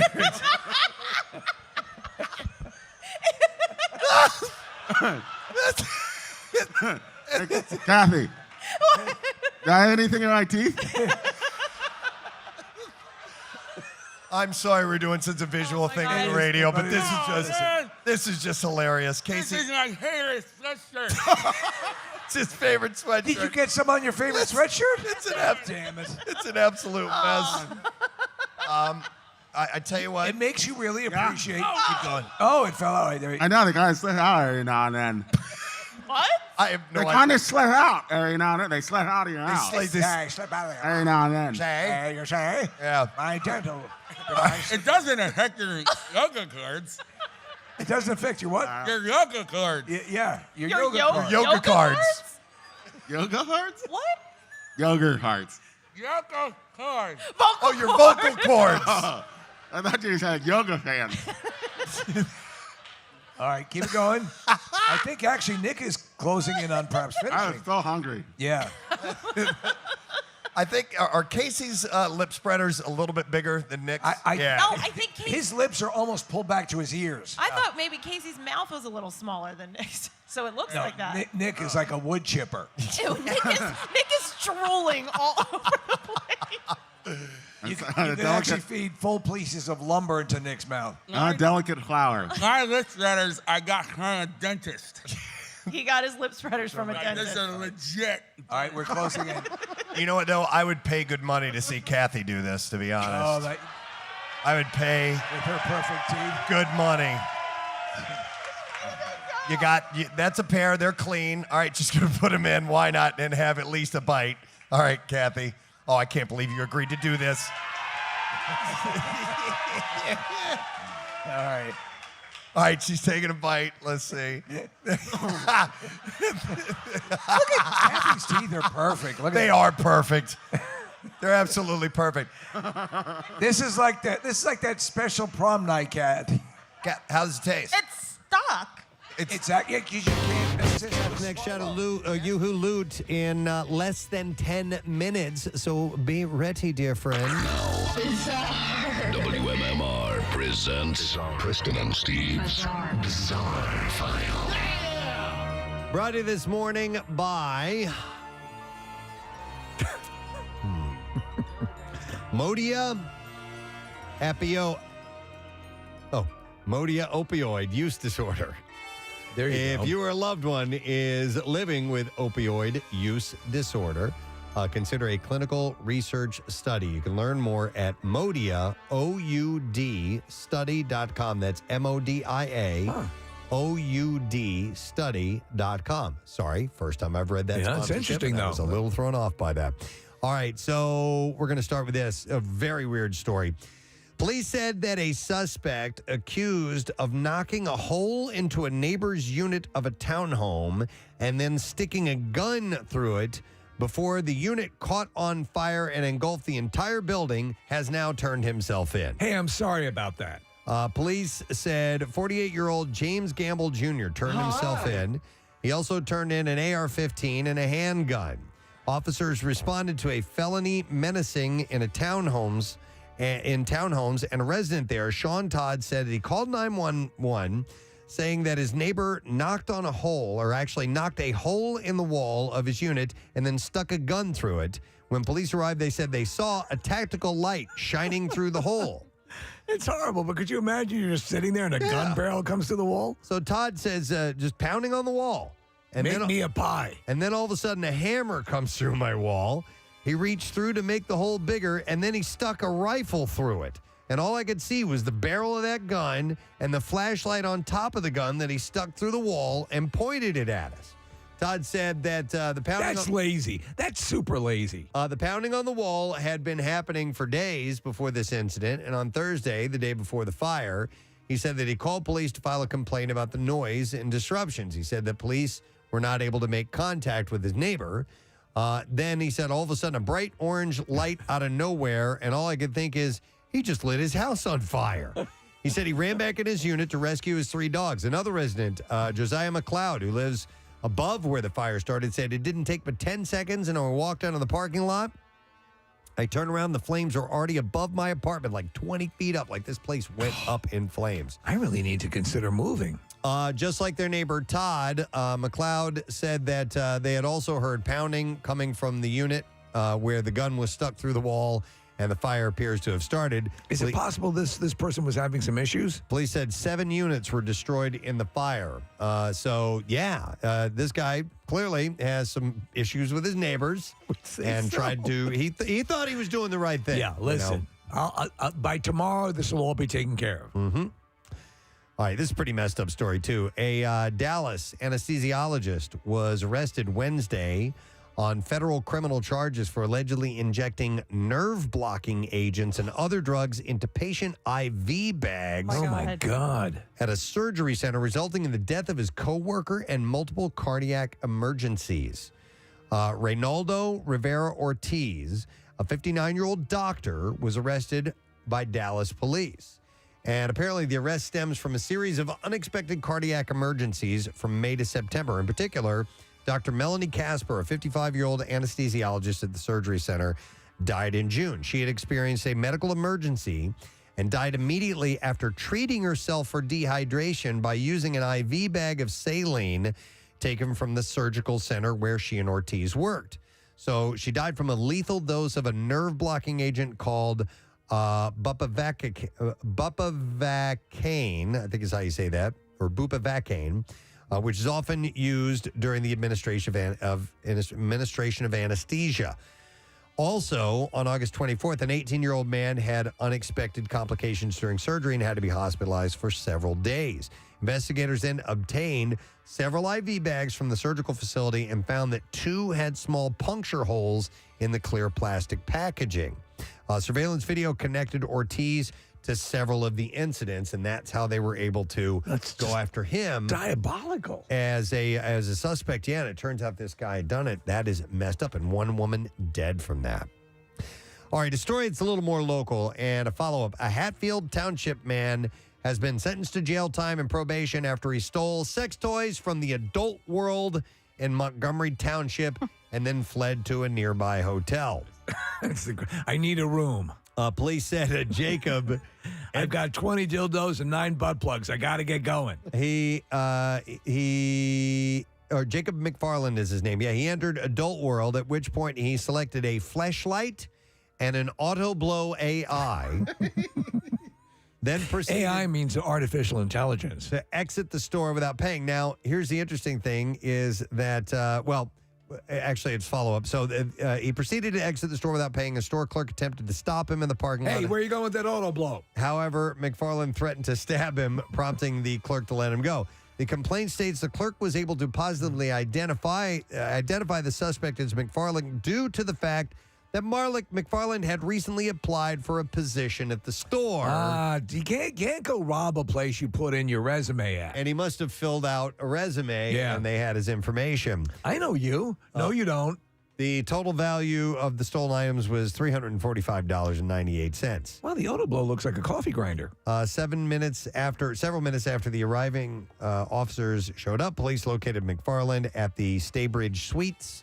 Police said McFarland was subsequently taken into custody, at which point they discovered that he had a knife on Why his is Terry person. Bradshaw on the box, Preston? And you know what? We're going to wrap it up there. That is what I have in the bizarre file for you. So we're about 3 minutes or so away from the Yoo-Hoo loot.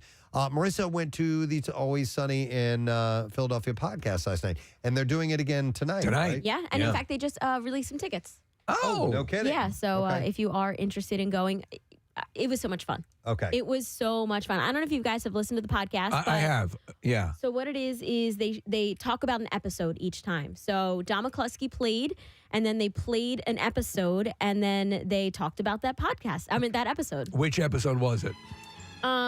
Charlie and it's season 2. Charlie and Dennis fake their own death. That's not the name of it, but that's the one where it's about. All right. Dennis is wearing the pink dress. They light themselves on fire. They crash the car, but the car, they're not in the car. So they play the episode and then talk about it, or do they talk about it while it's being played? During this live show, they played the entire episode, and then afterwards they came out and started talking about it. And they were just having fun. They were breaking down who was in the writer's room. They started talking about the things they remember, and then it just goes off the rails. Oh, really? Yeah, so they brought out a bottle of their own whiskey, and they started drinking out of the bottle. And then when they asked for cups, which is right up here, guys, on my Instagram, Charlie started playing Flip Cup. Okay. And the entire Met starts chanting Flipadelphia. Like, flip, flip, Flipadelphia. Nice. Charlie couldn't flip a cup, so Rob then does the Philly thing, and he chugs his whiskey. He pours a little bit on the table, which is how you play Flip Cup. You got to moisten the table a little bit, and then he couldn't get it either. But it was still pretty funny. And when he did get it, everybody cheered, and it was definitely like hometown welcoming for Rob. Had a good vibe. So they were honest and said they didn't know how they were going to approach the live stage presentation. Did it have a sort of improvisational feel to it? Yeah, Steve, I think like anyone we've experienced, I mean, you guys remember the Charlie Sheen debacle where he thought he could just go on stage and talk for 2 hours and entertain people. You do have to have a little bit of a show plan. So they have a girl named Meg Gantz. She's a writer on the show, and she kind of keeps it going. She's on the podcast, too. Yeah. She's the one who's basically the producer, basically the you. Yeah, exactly. So she, has questions to ask, and then listener submitted questions, plus she would run into the audience a few times. She picked out a couple who was in the middle of the crowd. She happened to pick up this one couple who flew from England to watch the podcast live here. Yeah, they said they contacted them on Twitter. They had spent all of their money on plane tickets, and so were just barely able to scratch up enough money to buy tickets for the Met. But they were there, and I mean, this girl was shaking that she got the opportunity to talk to the guys, and she had a really intelligent question. I mean, you guys know when you just go into the audience, you kind of hope you seem sober enough. Right. And many of the audience was not sober enough to talk on a microphone. The crowd was lit up? Did they get unruly? I mean, there was points when, once they started instigating people to shout out things, then it just kind of went from there. That's when you run the risk of them taking over. So, Well, they did it last night. They're doing it again tonight. They're doing it again tonight. They encourage people to dress up. They loved seeing people in the crowd as like the realtors and Green Man. Yeah. Charlie was giving credit to all the Green Men. He's like, I know what it's like to sit in a Green Man costume for 5 hours. And so it was so much fun. The bird, I mean, it was a blast. If you were on the fence about going, I highly recommend, because if you're an Always Sunny fan, I mean, this is the ultimate experience. Nice. Well, it's way sold out. Yeah. So if you got your tickets, go. No, they just released some tickets. Oh, I'm sorry. That's what you were talking about. Okay, yes. So they just released some more tickets. Yep.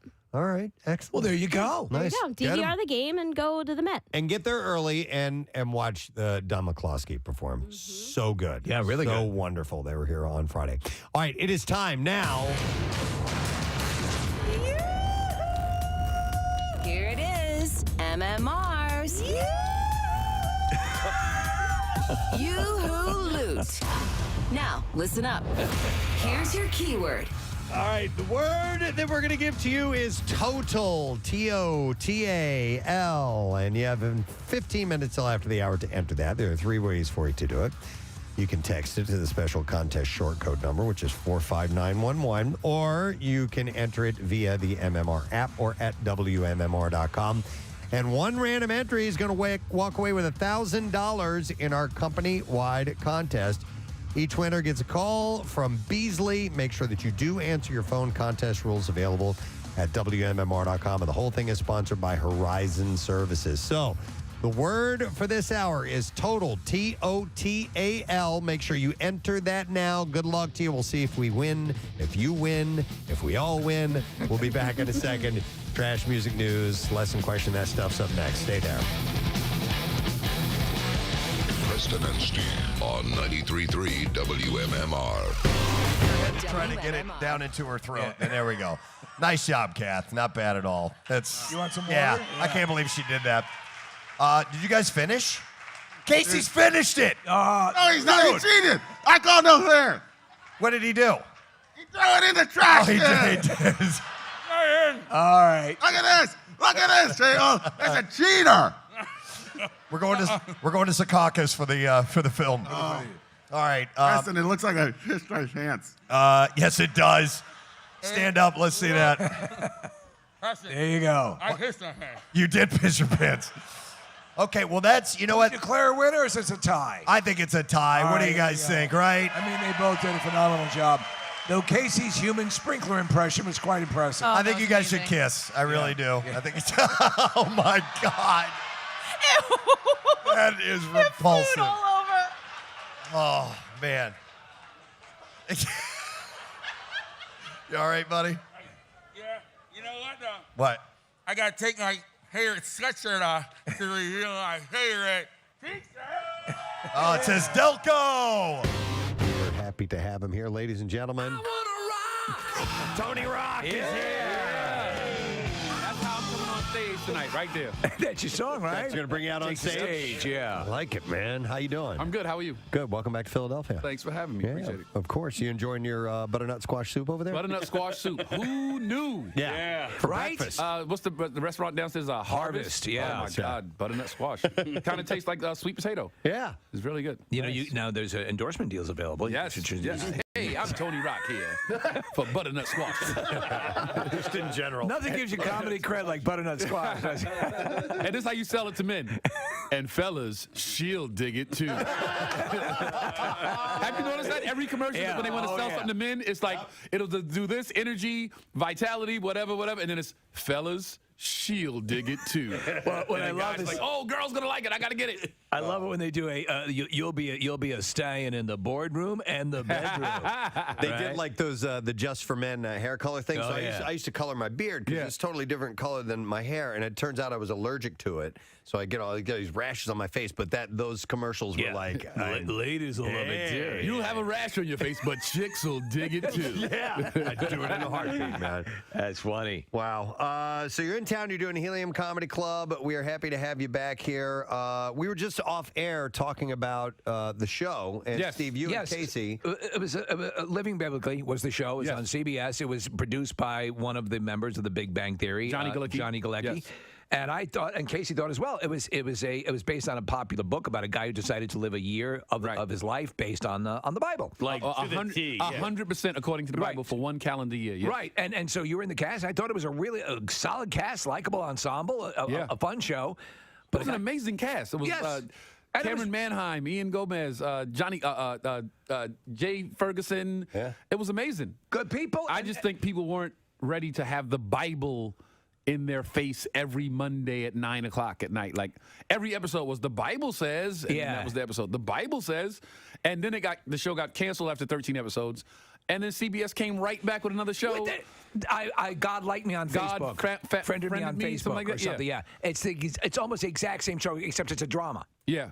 So that always happens though. One show has to take the bullet so that another show can get through. Well, let's see how this one does. It's doing well, but I thought that's got to suck because you've been in the business for a while, right?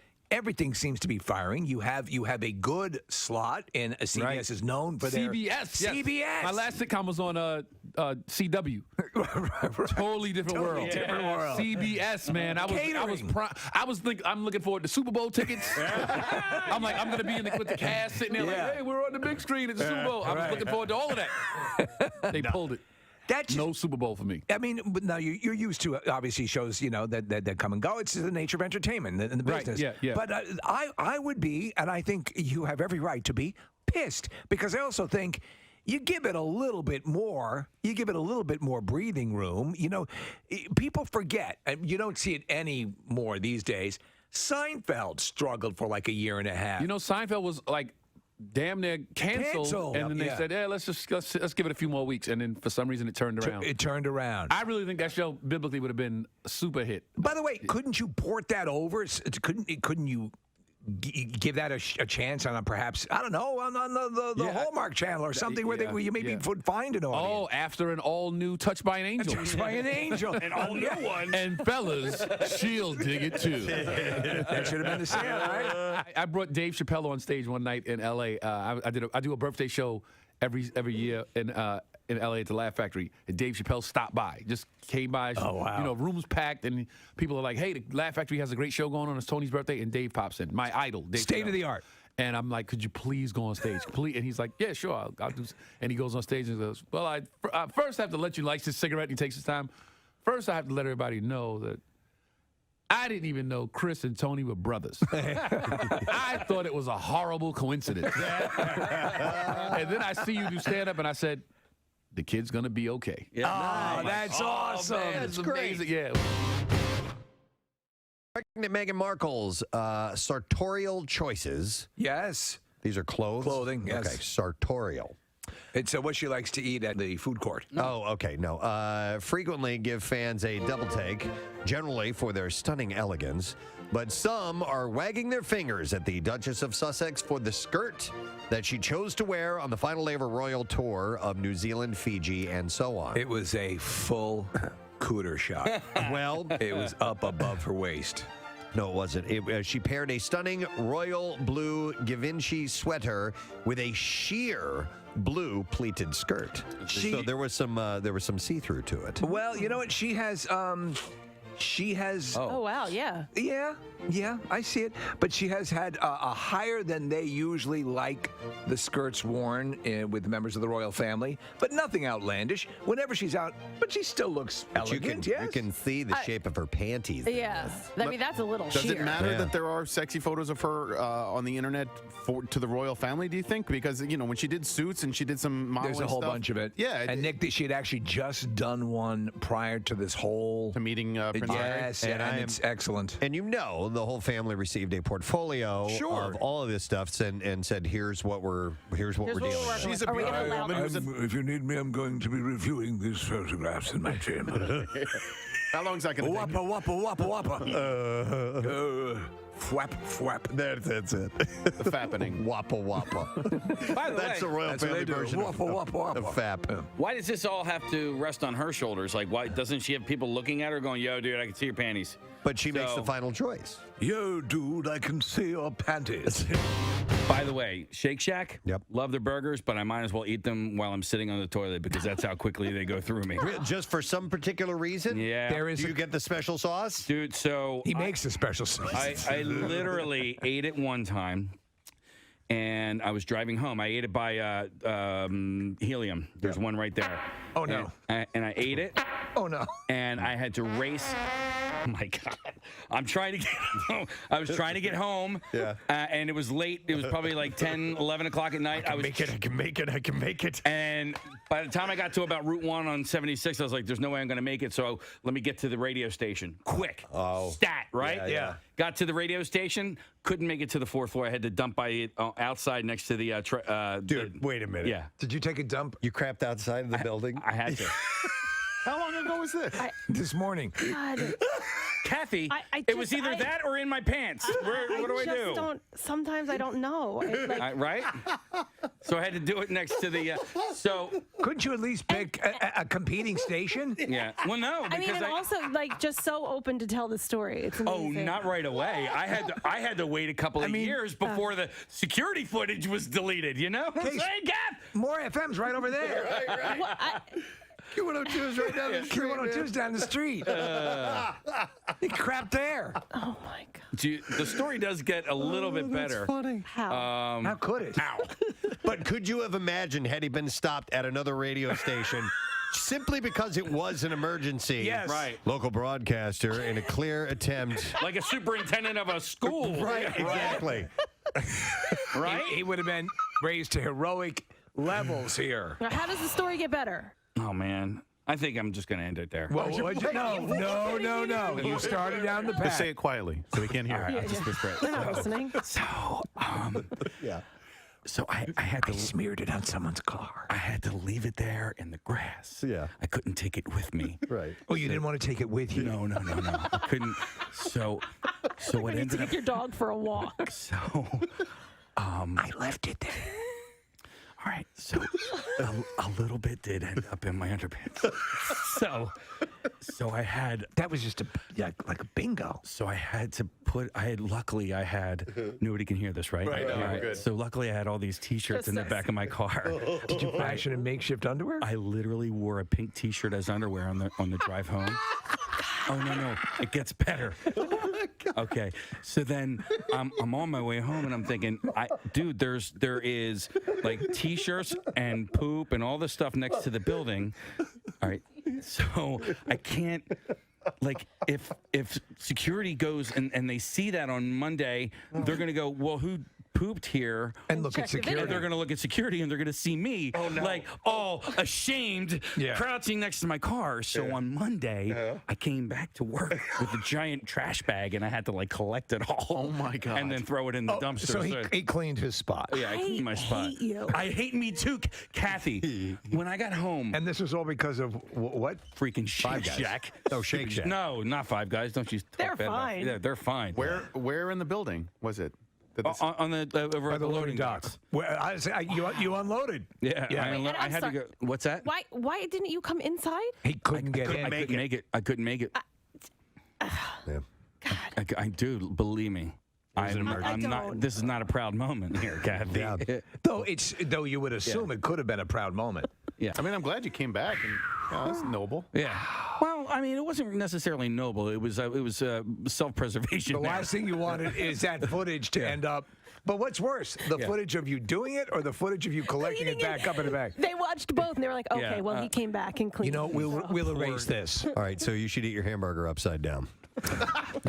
on the toilet. That's what we got. That's all. That's all I noticed. I didn't. There's That's it. I can't top that. No, it ends there. I will not be able like to. a derailing train. Right. So nobody heard that, right? Nobody heard that. People magazine is named. It's 2018 sexiest man alive. Yeah.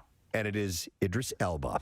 Kathy? The British actor says the honor has given him a boost of self-confidence. What do you think? Do you are you an Idris Elba fan? Pull up a picture. Okay. You don't remember? You don't know what he looks like? No, I do, but like, let me just look at. Let her drink him in. Yeah, I don't like. Is that the picture they use? Let her take a sip of that chocolate. Yeah, milk. that's from people.com. I don't love the picture that they use. I wish they used a different picture, but yeah, no, he's good looking for sure. He was surprised after being crowned this year's winner. I was like, come on, no way, really? He told the magazine. You guys. He said, look.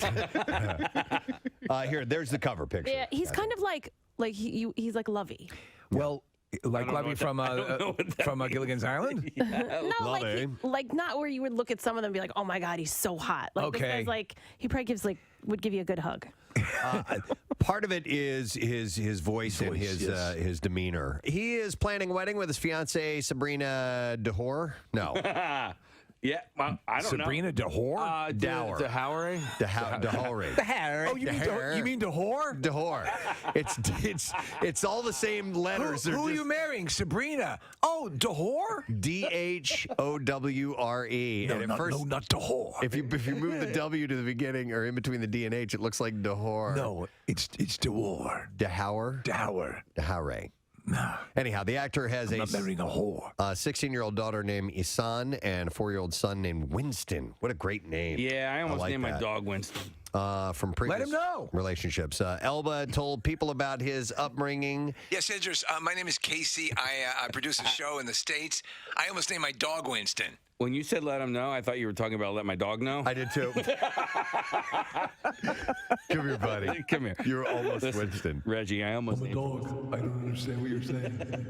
We begin Wigapalooza. I'm very excited. If you just tuned in, we talked about this a while back. What would Steve look like with a head of realistic human hair and not goofy looking wigs? Actual hair. We want to see what Steve would look like with a realistic looking hairstyle. These wigs are usually fitted to people's heads, so Steve's got a bigger head. I actually thought his head was a little bit smaller than that. Should we bring him in? Yes. All right, let's have Steve come in and see what the actual. Wow! Dude, oh my God! What's going on this morning, Steve? Well, Mark Helgenberger saying she wanted to make sure that the return of her character Catherine Willows to CSI Vegas was for the right reason. Helgenberger says she finally got that reason when her check cleared. So there you go. Camila Cabello admitting she suffered from a bit of imposter syndrome when she joined the cast of The Voice as a coach. Cabello says your mind reels when you think of all the stars The Voice has produced over 11 years because there aren't any. And finally, a man reportedly charged Queen Elizabeth's coffin lying in state in Westminster Hall on Friday. British police immediately arrested the man who turned out to be Britney Spears' ex-husband, Jason Alexander. Oh. Can't stand that guy. That's your Hollywood trash. All right, what kind of fruit garden were we trying to start here at the building? That's the answer. We need to find that's the question. We need to find the answer to that question. 215-263-WMMR. And we will go to Lenny for the answer. Hey, Lenny, good morning. Oh, good morning to you, sir. All right, Lenny, what kind of fruit garden were we trying to start here at the building? That would be the watermelon garden. Yeah! Correct, sir. We'd like you to hang on, Lenny. You just got yourself a prize. We are going to give you 4-pack of tickets for WWE Extreme Rules at Wells Fargo Center, Saturday, October 8th, and tickets are on sale now at wellsfargocenterphilly.com. Never mind. There was a case of beer that followed up. It looks like it's all part of one piece of copy, but it's not. Yeah. It's not at all, but it is time to do music news. Now, Preston and Steve's Music News on 93.3 WMMR. And music news this morning is brought to you by Rita's Water Ice. Rita's is still open, so stop by today. Enjoy pumpkin perfection as Rita's pumpkin milkshakes and concretes are back. Be cool and get one of these delicious fall-tastic treats only at Rita's. I just have a couple of things real quick for you this morning. Ozzy Osbourne has unreleased songs featuring Taylor Hawkins that are in the can. I did not know that. I didn't know this either. Both Ozzy and producer Andrew Watt spoke to Rolling Stone while promoting the new Prisoner No. 9 album.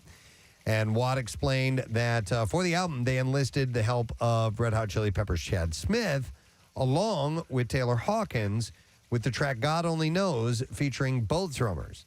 Watt revealed there's a bunch of other stuff with Ozzy and Taylor as well that's going to be used for another thing. No word yet on what that project might be or when it might see a release. This isn't a cover of the Beach Boys song, is it, I assume? I have no idea. I don't know. It might be a song that he wrote with a similar title. I don't know. Ozzy also took time out to address the early 80s Eddie Van Halen-Randy Rhoads feud. He said, I heard recently that Eddie said that he taught Randy all his licks, and he said he never did. To be honest, Randy didn't have a nice thing to say about Eddie. Maybe they had a falling out or whatever, but they were rivals, according to Ozzy. Well, that's sort of sad. There's two people I enjoy. Yeah, there's audio, and when Eddie passed away, I was just digging around Eddie Van Halen stuff, and I was on YouTube, and apparently there is a recorded phone call of Eddie, and I don't know who he was talking to, and it was right when Randy Rhoads died. Is it the one where he says, I need you to stop talking? And No, it wasn't. It was not that one, which I think is right here. Hang on, Marissa. I need you to stop talking and listen to me. But no, but he was talking about Randy Rhoads, and obviously, God, I can't believe the dude's dead. Right. But he was also kind of being not so nice when he was talking about him as well. I don't remember exactly what he had said, but I was kind of surprised, going, "Wow, I didn't know they had some kind of a rivalry." First time hearing of it. And then the fact that Eddie was, but listen, it was a private phone call. It was between two people, and he may have just said, "Yeah, dude was always kind of." Whatever way he wasn't as great as people thought he was, or something along those lines. And you might say that to someone if you're speaking privately, even though someone has passed away. So I didn't hold too much against Eddie, but yeah, I'll have to see if I can track that. That down. is weird. 'Cause it was kind of never heard anything. I like was that. not familiar with that. Yeah. Imagine Dragons lead vocalist Dan Reynolds announced that he and his wife, Nico Vega frontwoman Asia Volkman, have split up. He wrote via Twitter, I am saddened to say that after many beautiful years together, Asia and I have separated. Being great parents to our children is our number one priority. We remain best of friends, but hate each other's guts. Thank you for always supporting us with love and care for all these years. The two, who share 4 children together, by the way, have been married since 2011. And they said, thank you for, since 2011, they have had a brief breakup in 2018, but decided to work things out in 2019. After our 10 more announcements and a documentary, we ask you to respect our privacy. And then, this is sad to hear about, but Peter Frampton revealed in a new interview that he'll be performing sitting down on his upcoming final shows in Europe. Back in October 2019, Frampton wrapped an exhaustive North American trek after being forced to slowly quit the road upon discovering that he's suffering from a degenerative muscle disease called inclusion body myositis that slowly weakens the body's muscles. Frampton was set to play his final shows across Europe with a full-scale tour during the spring of 2020 until the pandemic sidelined his plans. And as it now stands, 8 shows are now in the books, with the Grammy-winning artist hitting England, Scotland, Belgium, Germany, France, and the Netherlands. And he explained where he's at health-wise these days. He said, well, my legs are not good, and I've decided that I'm going to sit down on these upcoming tour dates in Europe. He said, I can't stand. That would be dangerous for me now because I get so carried away when I'm playing that I'm liable to fall over. And then he laughed when he said it. He said, it's starting to affect my hands, but not enough yet, so I can still play a good lick. But I'll be honest, I'm so anxious about it. I haven't played over there in so long, and I have progressed in my disease. He said, I sat down for the first time at Buddy Holly's 85th birthday celebration, and he said, and it felt very comfortable. Is this a type of, or is this similar to dystrophy of some sort? Or like ALS? Yeah. I don't know to what extent it's when it it was get to. First announced, it seemed like, yes, it's serious, but it's not life-ending. Yeah, if I recall, Steve, it was that. Like, it's going to be physically difficult for him, but I don't think it's a threat to his being alive. When pressed about any specific regrets that he has over his decades in the business, Frampton admitted only two things. I would have waited to make an album after Comes Alive and never put I'm in You or put out I'm in You, which was kind of a ballad song. Breaking All the Rules would have been much better follow-up record, and I wouldn't have done the Sgt. Pepper's movie. Yeah, she said there was another regret. He donated some money to a GoFundMe about this Philadelphia guy who was helped a woman in distress, and he would not have done that. Oh, he wouldn't have done that? Yeah, it's this guy who paid for gas. Yeah, paid for gas. Last $20. Yeah, by the casino. Live and learn, man. Live and learn. I guess so. I mean, you got to be some kind of crazy dupe to fall for that. All right, and there you go. That's what I have in music news. All right, I just got word that we are going to check in with Casey's Big Adventure after we take a commercial break. So we'll come back in a moment, and we'll see how the fellas are doing on their trek across Pennsylvania right now. But before you know it, they're going to be in West Virginia and Ohio and so on. So we'll come back in a moment. Stay with us. We'll wrap up the program as well.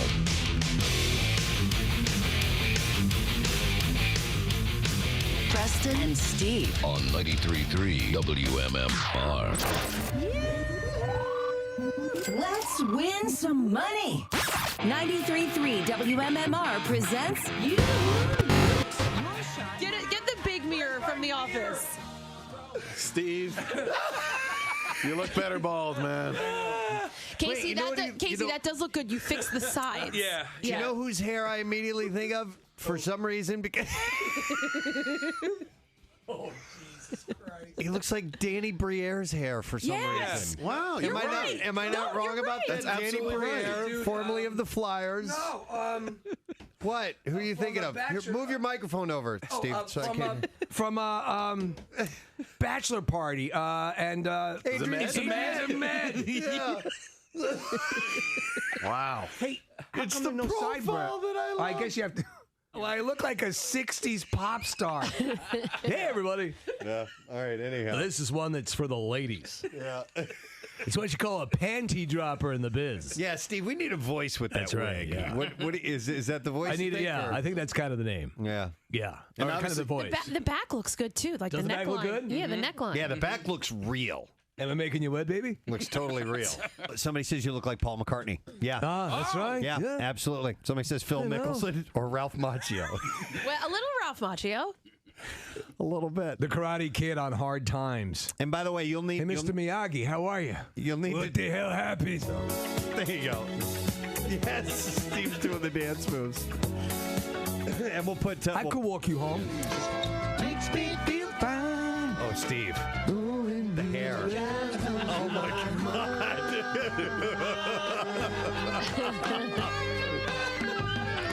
Summer breeze. Nice. Makes me feel Oh, fine. you've got to watch the webcam. Steve is singing directly to you. I thought that was beautiful, actually. I have to go pleasure myself. Hi, I'm Bri- so turned on. All right, well, let's bring him in and see what we have next. Let's have Steve. He's been out of the studio when he gets.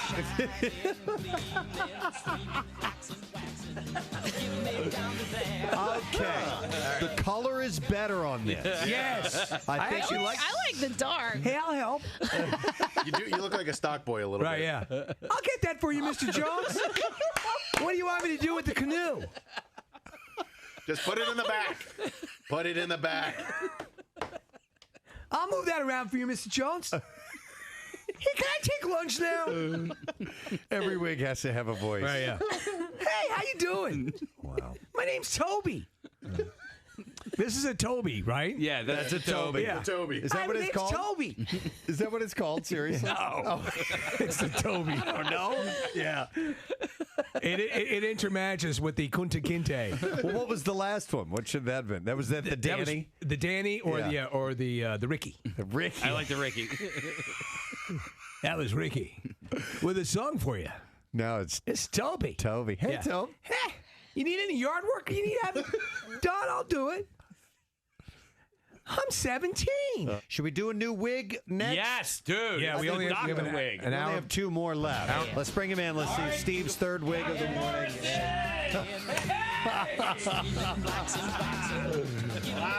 Wow, man. It is the best one. Yeah. Steve, and that's real hair. What's that? A little bit of gray. Just a little salt and pepper in there. Yeah. That looks good. I think he looks like I think I'm ready for the boardroom and the bedroom. I think Richard Gere, maybe. She said she gave me 3 options: Richard Gere, Regis Philbin, and Eddie Munster. What? With the 3 hairstyles. Well, the one style we had going at first, he looked a little like Eddie Munster. It's all sewn Do I in. look like in the Cialis commercial? I say the man with the plan. Yeah. You do look like the man with the plan. Yeah, putting some more wind in my sails with Cialis. Oh, is this the voice? Yeah. What's Kids, we're gonna go mountain climbing and rappelling. And I can get aroused too. What's a good name for this hair? First thing that comes to your mind. Chet. Yeah, that's good. I like that. Chet Wainwright. All right. Dr. Chet Wainwright? Yeah, Dr. Chet Wainwright. PhD. Yeah. What are you, a doctor? Not DDS? Gynecologist. Of course. It The would be ladies anything are else. stacked too deep All out right, there. now put the headphones on, and we'll see if this because Radio chat. Steve doesn't have sideburns. I have and no so that's the sideburns, one thing no that looks a little eyebrows. odd. What happened was that they extracted me from the pod in the Matrix too quickly, and I hadn't fully formed. I like this the Put your best. headphones on. All right. Let's see how this looks. I have hair over my ears, which is weird. That looks real, Let me see. Steve. Look at me. Can you look at me? Yeah. Damn, dude. Wow. Yeah. No, it's not. Wait. Call. Say, hey, Steve. Hey, Steve. Oh, wait, no. Sorry, you got to do it. Dr. Chet Wainwright. Hey, Chet. Right? Yes. All right, do it again. One more time, ready? Hey, Dr. Wainwright. Can I help you, ladies? Oh my God. I think we got a yeast situation. Casey wanted me to play this music.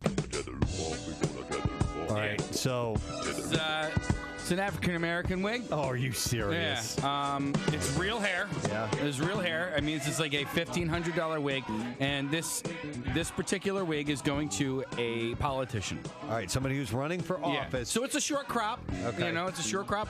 All right. Yeah, just take a look. See. All right, Superfly, come on in. Let's take a look and see. Yeah. Yes.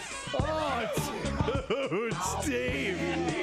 Man. Oh, Out of sight. Yeah. That looks real. It looks pretty real.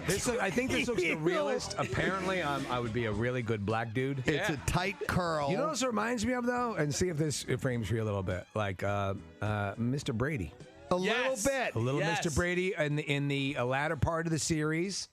Okay. Sort of what they would call an Isro. Yeah.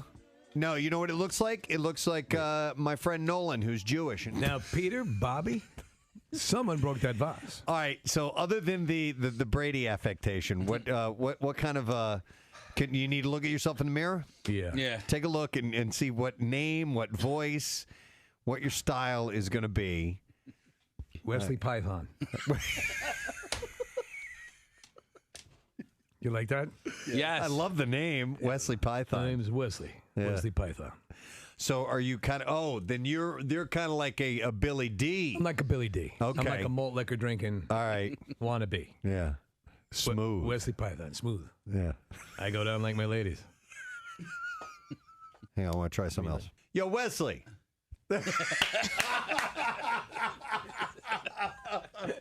Is that good? No, he's Isaac from the Love Boat. I'll do it again. Yeah. Yo, Wesley. Fell over. With the headphones on. Yeah, there we go. I love even it. better. Oh, that looks good. Hey, all you boppers out there. Oh, that's beautiful. All right. Wigapalooza on the Preston Steve Show. From Funkadelic. Wesley Python with you. Let's get the funk on. Hey, Wesley, do you have a Hey, favorite? if you want to hear the song, send me a fax. Do you have a favorite That'd so be far? a self-addressed stamped envelope, Yeah. probably. Send a self-addressed stamped envelope, and I'll try to get it on for you in 3 weeks when it arrives. Do you have a favorite so far? What's that, little man? Do you have a favorite wig so far? Let me see. Steve Show 1034 and a Monday morning. We'll get our letter of the day for the Word of the Week prize in just a little bit. Reminding you, fairly decent day today. We have sun and clouds and high of about 88. Cooling off, man. By the time we get to Friday, the high temperature on Friday, 67 degrees. That is a big difference between 88 degrees. So we are going to get that fall flavor. But besides all that, let's get some flavor of what is going on heading across the highways and byways. Let's find out where the boys are now. It's a Casey's Big Adventure Check-In with Preston and Steve on MMR. We've been following along. And day number 1, just a handful of hours on the road. Let's go live to the Subaru that the fellas are driving in this morning and see how things are going. Casey, how you doing, man? Hey, so far so good. Just got done with our third pee break of the morning. Third pee break. You know, it's funny. Official, one unofficial. Yeah, Preston observed that we've been here all morning. He hasn't had to pee once, and you guys have stopped 3 times. Yeah, 3 times. Well, and again, full disclosure, I had to go to the bathroom on the last one as well. So. Oh, all right. Well, they probably all had coffee but by the this way, morning. What's that? You probably all had coffee. Like, that's going to... Yeah. Jackie Bam Bam is calling this our annual cross-country road trip. It's ambitious. Yes. Wow. You know what that means? It happens every year. Yeah. So that's what annual means. If it's annual, though, this would be your inaugural cross-country road trip. Yes, So the there we first go. one. All right, so everybody's peed. Now, in this last break, did everybody go to the bathroom just in case? Everybody went little potties. Okay. And Bam Bam, I don't know what you meant by this, but you said you were going to go twice. And I did go twice. You Because pee. I'm Why don't you just? I'm making the unofficial stops. Casey's making the official stops with Kyle. Speaking of, I got a little bit scared because Kyle followed me out of the car when Casey ran into the rest stop. I said, "Do you have an extra set of keys?" He said, "Oh, that would be great. I locked the door. Casey's got him." And I'm like, "Okay, but we're back in our Subaru. Everything's fine." Well, the car won't lock if there are keys in it, right? Yeah. Well, I don't know. Yeah. We're gonna have to find out. You can find out somewhere in the middle of nowhere. So I see you guys on the finally with the Apple tags. You're at the lower western corner of the state. You're just above Virginia and heading out through into Ohio, correct? Yeah, I just saw signs for Baltimore. So I guess if we hopped and went southeast, we'd hit Baltimore. But Exactly. I think we're about 100 or so miles away from our next exit. And we're going to head into West Virginia. You're showing 162 miles in right now, and that updates every couple of minutes. So the last was about 4 minutes ago, 162 miles. So Casey, are you excited for your first trip into Ohio? I am. Well, it's also going to be my first trip into West Virginia. Oh, no kidding. Okay. Now, And I guess, Nick, will this take them through Wheeling, West Virginia? Yeah, or? sure will. Okay. And, the good news is, and apologies to our West Virginia listeners, but you're not in that state for very long. Yeah. And then you're right over to Ohio, and then you'll hit up Cambridge, and then Zanesville, and then go through Columbus. And you can swing by the town that Matt Ritter was talking about and see that concrete factory or whatever the hell. Yes, where they all have hairy knuckles. I'm passing a Cowboys fan. This is ridiculous. Dude's from Indiana. They're all over the place, these idiots. So that's very cool. What is your GPS indicating so far? Has it changed? I assume it has in destination time, correct? You know what? I had to turn it off so I could turn this call on with you guys. No So, problem. But with the stop, the latest pee break, I'm sure we're, we're going to get there like 10 minutes later. When you get into Ohio, you got to try their native dish, which is poi, if you got a chance. Well, I'm glad you said that because Kyle was asking, and I kind of want this to be a food log as well. I don't know what the native dishes of Indiana, Ohio, I think it's Missouri Boston baked are. beans, right? Oh. Well, it depends on which cities you're going through. So if you were going through Cincinnati, Ohio, then you'd want to try the Skyline Chili. That's one of their things. So each city's kind of got their thing, right? To try out, and that is a good question. But it all depends on what cities you're going to be going through, and maybe we need to throw that out there. Yes, please. So those people recommend the thing.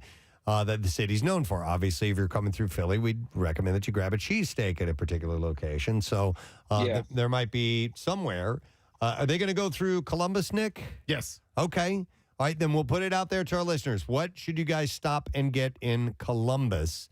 Well, they're not going to go through Pittsburgh, are they? No. Not really. I mean, No, it they'll doesn't go look near like it. it's, no platters for me. And we're not going anywhere near Cleveland, so no steamers in our future. Okay, no steamers of Cleveland. I think Cincinnati has a whole bunch of like test kitchens for like White Castle.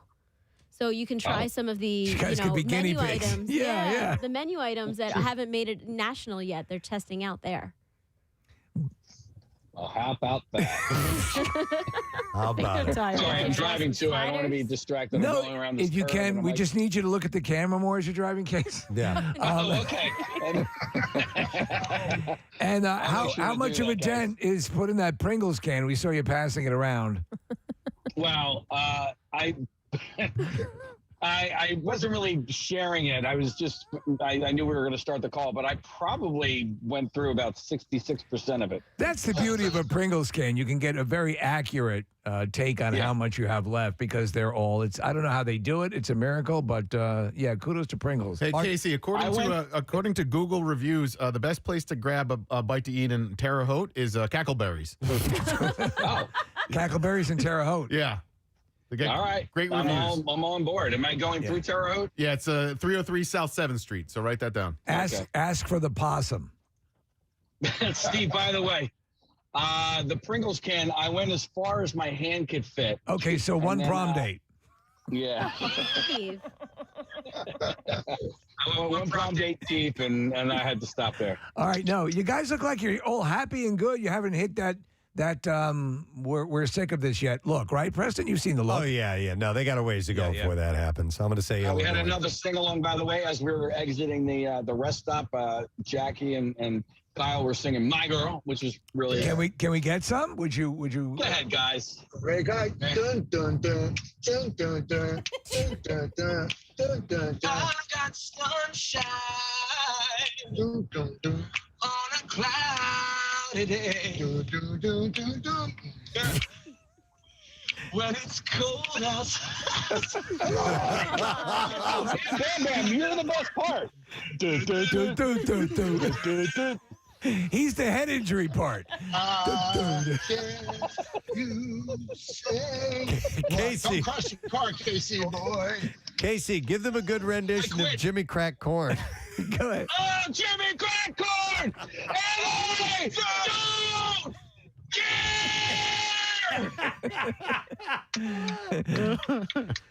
Oh, boy. All right. man. So, by the way, I got a text from somebody that we were wondering what you need to get in certain cities, and this person said, "I've been to Columbus before. The thing you need to get there is the F out." Sold. Done and done. Sold. All right, cool. Well, listen, we just wanted to do a check-in, and we're going to spend some more time with you guys, obviously, all tomorrow morning. Big doings tomorrow. While this happens as you land in the Gateway City in St. Louis. So, Yeah, this time tomorrow, hopefully we'll be below the in the Equator. shadows of the arch, Preston. yes, and actually up inside the arch, up to the top. So we'll see how that goes. All right, and Brent Porsche is coming up next. So when he gets in here, he's going to have a chance to check in with you guys later on too. Okay. Yes, sir. Fabulous. All right, stay safe, gentlemen. Over and out. There you go. It's the road trip. It's the road trip that finally has happened after much planning. And thank you to Subaru and Marriott Hotels and Duncan. Let's not forget, Duncan. They're running on Duncan as well. The fine people at Duncan helping out. So Brent Porsche is here with us this morning. Good morning, gang. How you doing, Doing buddy? well. How are you? Excellent. Good. So Excellent. You're filling in for Pierre all week? All this week, yes. Excellent. Yep, and you'll be checking in with these guys all week, too. Yeah, actually, we're one of the workforce blocks. We're going to do some driving songs. Nice. And we're going to check in with them with some driving songs. Awesome. That's perfect. And if anybody's listening, there's a lot of people listen and stream the station from around the country. See if anybody can give recommendations, because we're looking for those constantly about where they can stop. Now, obviously, they have an itinerary that's planned out, but we'll see what we can get. Yeah, we're posting a whole bunch of videos and stuff on our Instagram account. Great place to leave a comment, because we'll all be, looking over those as they go along. Nice. All right, we need to do the letter of the day. You ready? Yeah. Here we go. Preston and Steve on 93.3 WMMR. Now, the Daily Letter. All right, the Preston and Steve Show is brought to you today by the letter. The letter R is in road trip. All right, and we'll have 5 letters put together, and on Friday we'll give away $500 from the Bagster. The Bagster. The Bagster is by far the most convenient and affordable way to help with your home cleanup, and you can go buy it at a home improvement store, any home improvement store. Fill it, simply schedule your collection, and it is gone. Clean it up with the Bagster dumpster in a bag. There's one thing we failed to do across the country. We should have put together a network of jerk mates for them, Preston. Oh, I didn't even think We didn't even think about that. That's a great idea. Yeah. By the way, they do have a banner, and they're going to be taking pictures at spots along the way. Love it. So we'll have a little photo essay to go along with this whole thing. What's up on your program today? Yeah, workforce block. So road trip block on the way with some road trip songs. We got Van Halen, also POD coming your way at noon. I have Killers tickets all this week for their show coming up this next Tuesday, the 27th at the Big Joint. Your next shot at $1,000, part of the Yoo-hoo loot coming up at noon. And the coffee break is standing by. I love it. Brent Porsche is going to take good care of you. I want to thank our sponsors. Preston C Show is brought to you today by Acme Markets, fresh foods, local flavors. Acme, the official grocery store of the Preston and Steve Show. Also brought to you by Health Partners Plus, trusted care where and when you need it. Tomorrow on the program, obviously, more of Casey's Big Adventure and more of Yoo-Hoo Loot is taking place, so it's your chance to get some cash from us. Oh, and one more sponsor. I'm sorry. The Preston and Steve Show also brought to you by Wilmington University. Go to wilmu.edu, dual credit. That's wilmu.edu, dual credit. We'll see what else we get into tomorrow. That's it. We're done. Rage on and have a great day, and we'll see you tomorrow, gang. Bye-bye. Preston and Steve. On 93.3 WMMR. Hey, everybody, it's good to have you on the map. Hey, Philly, the Burbs.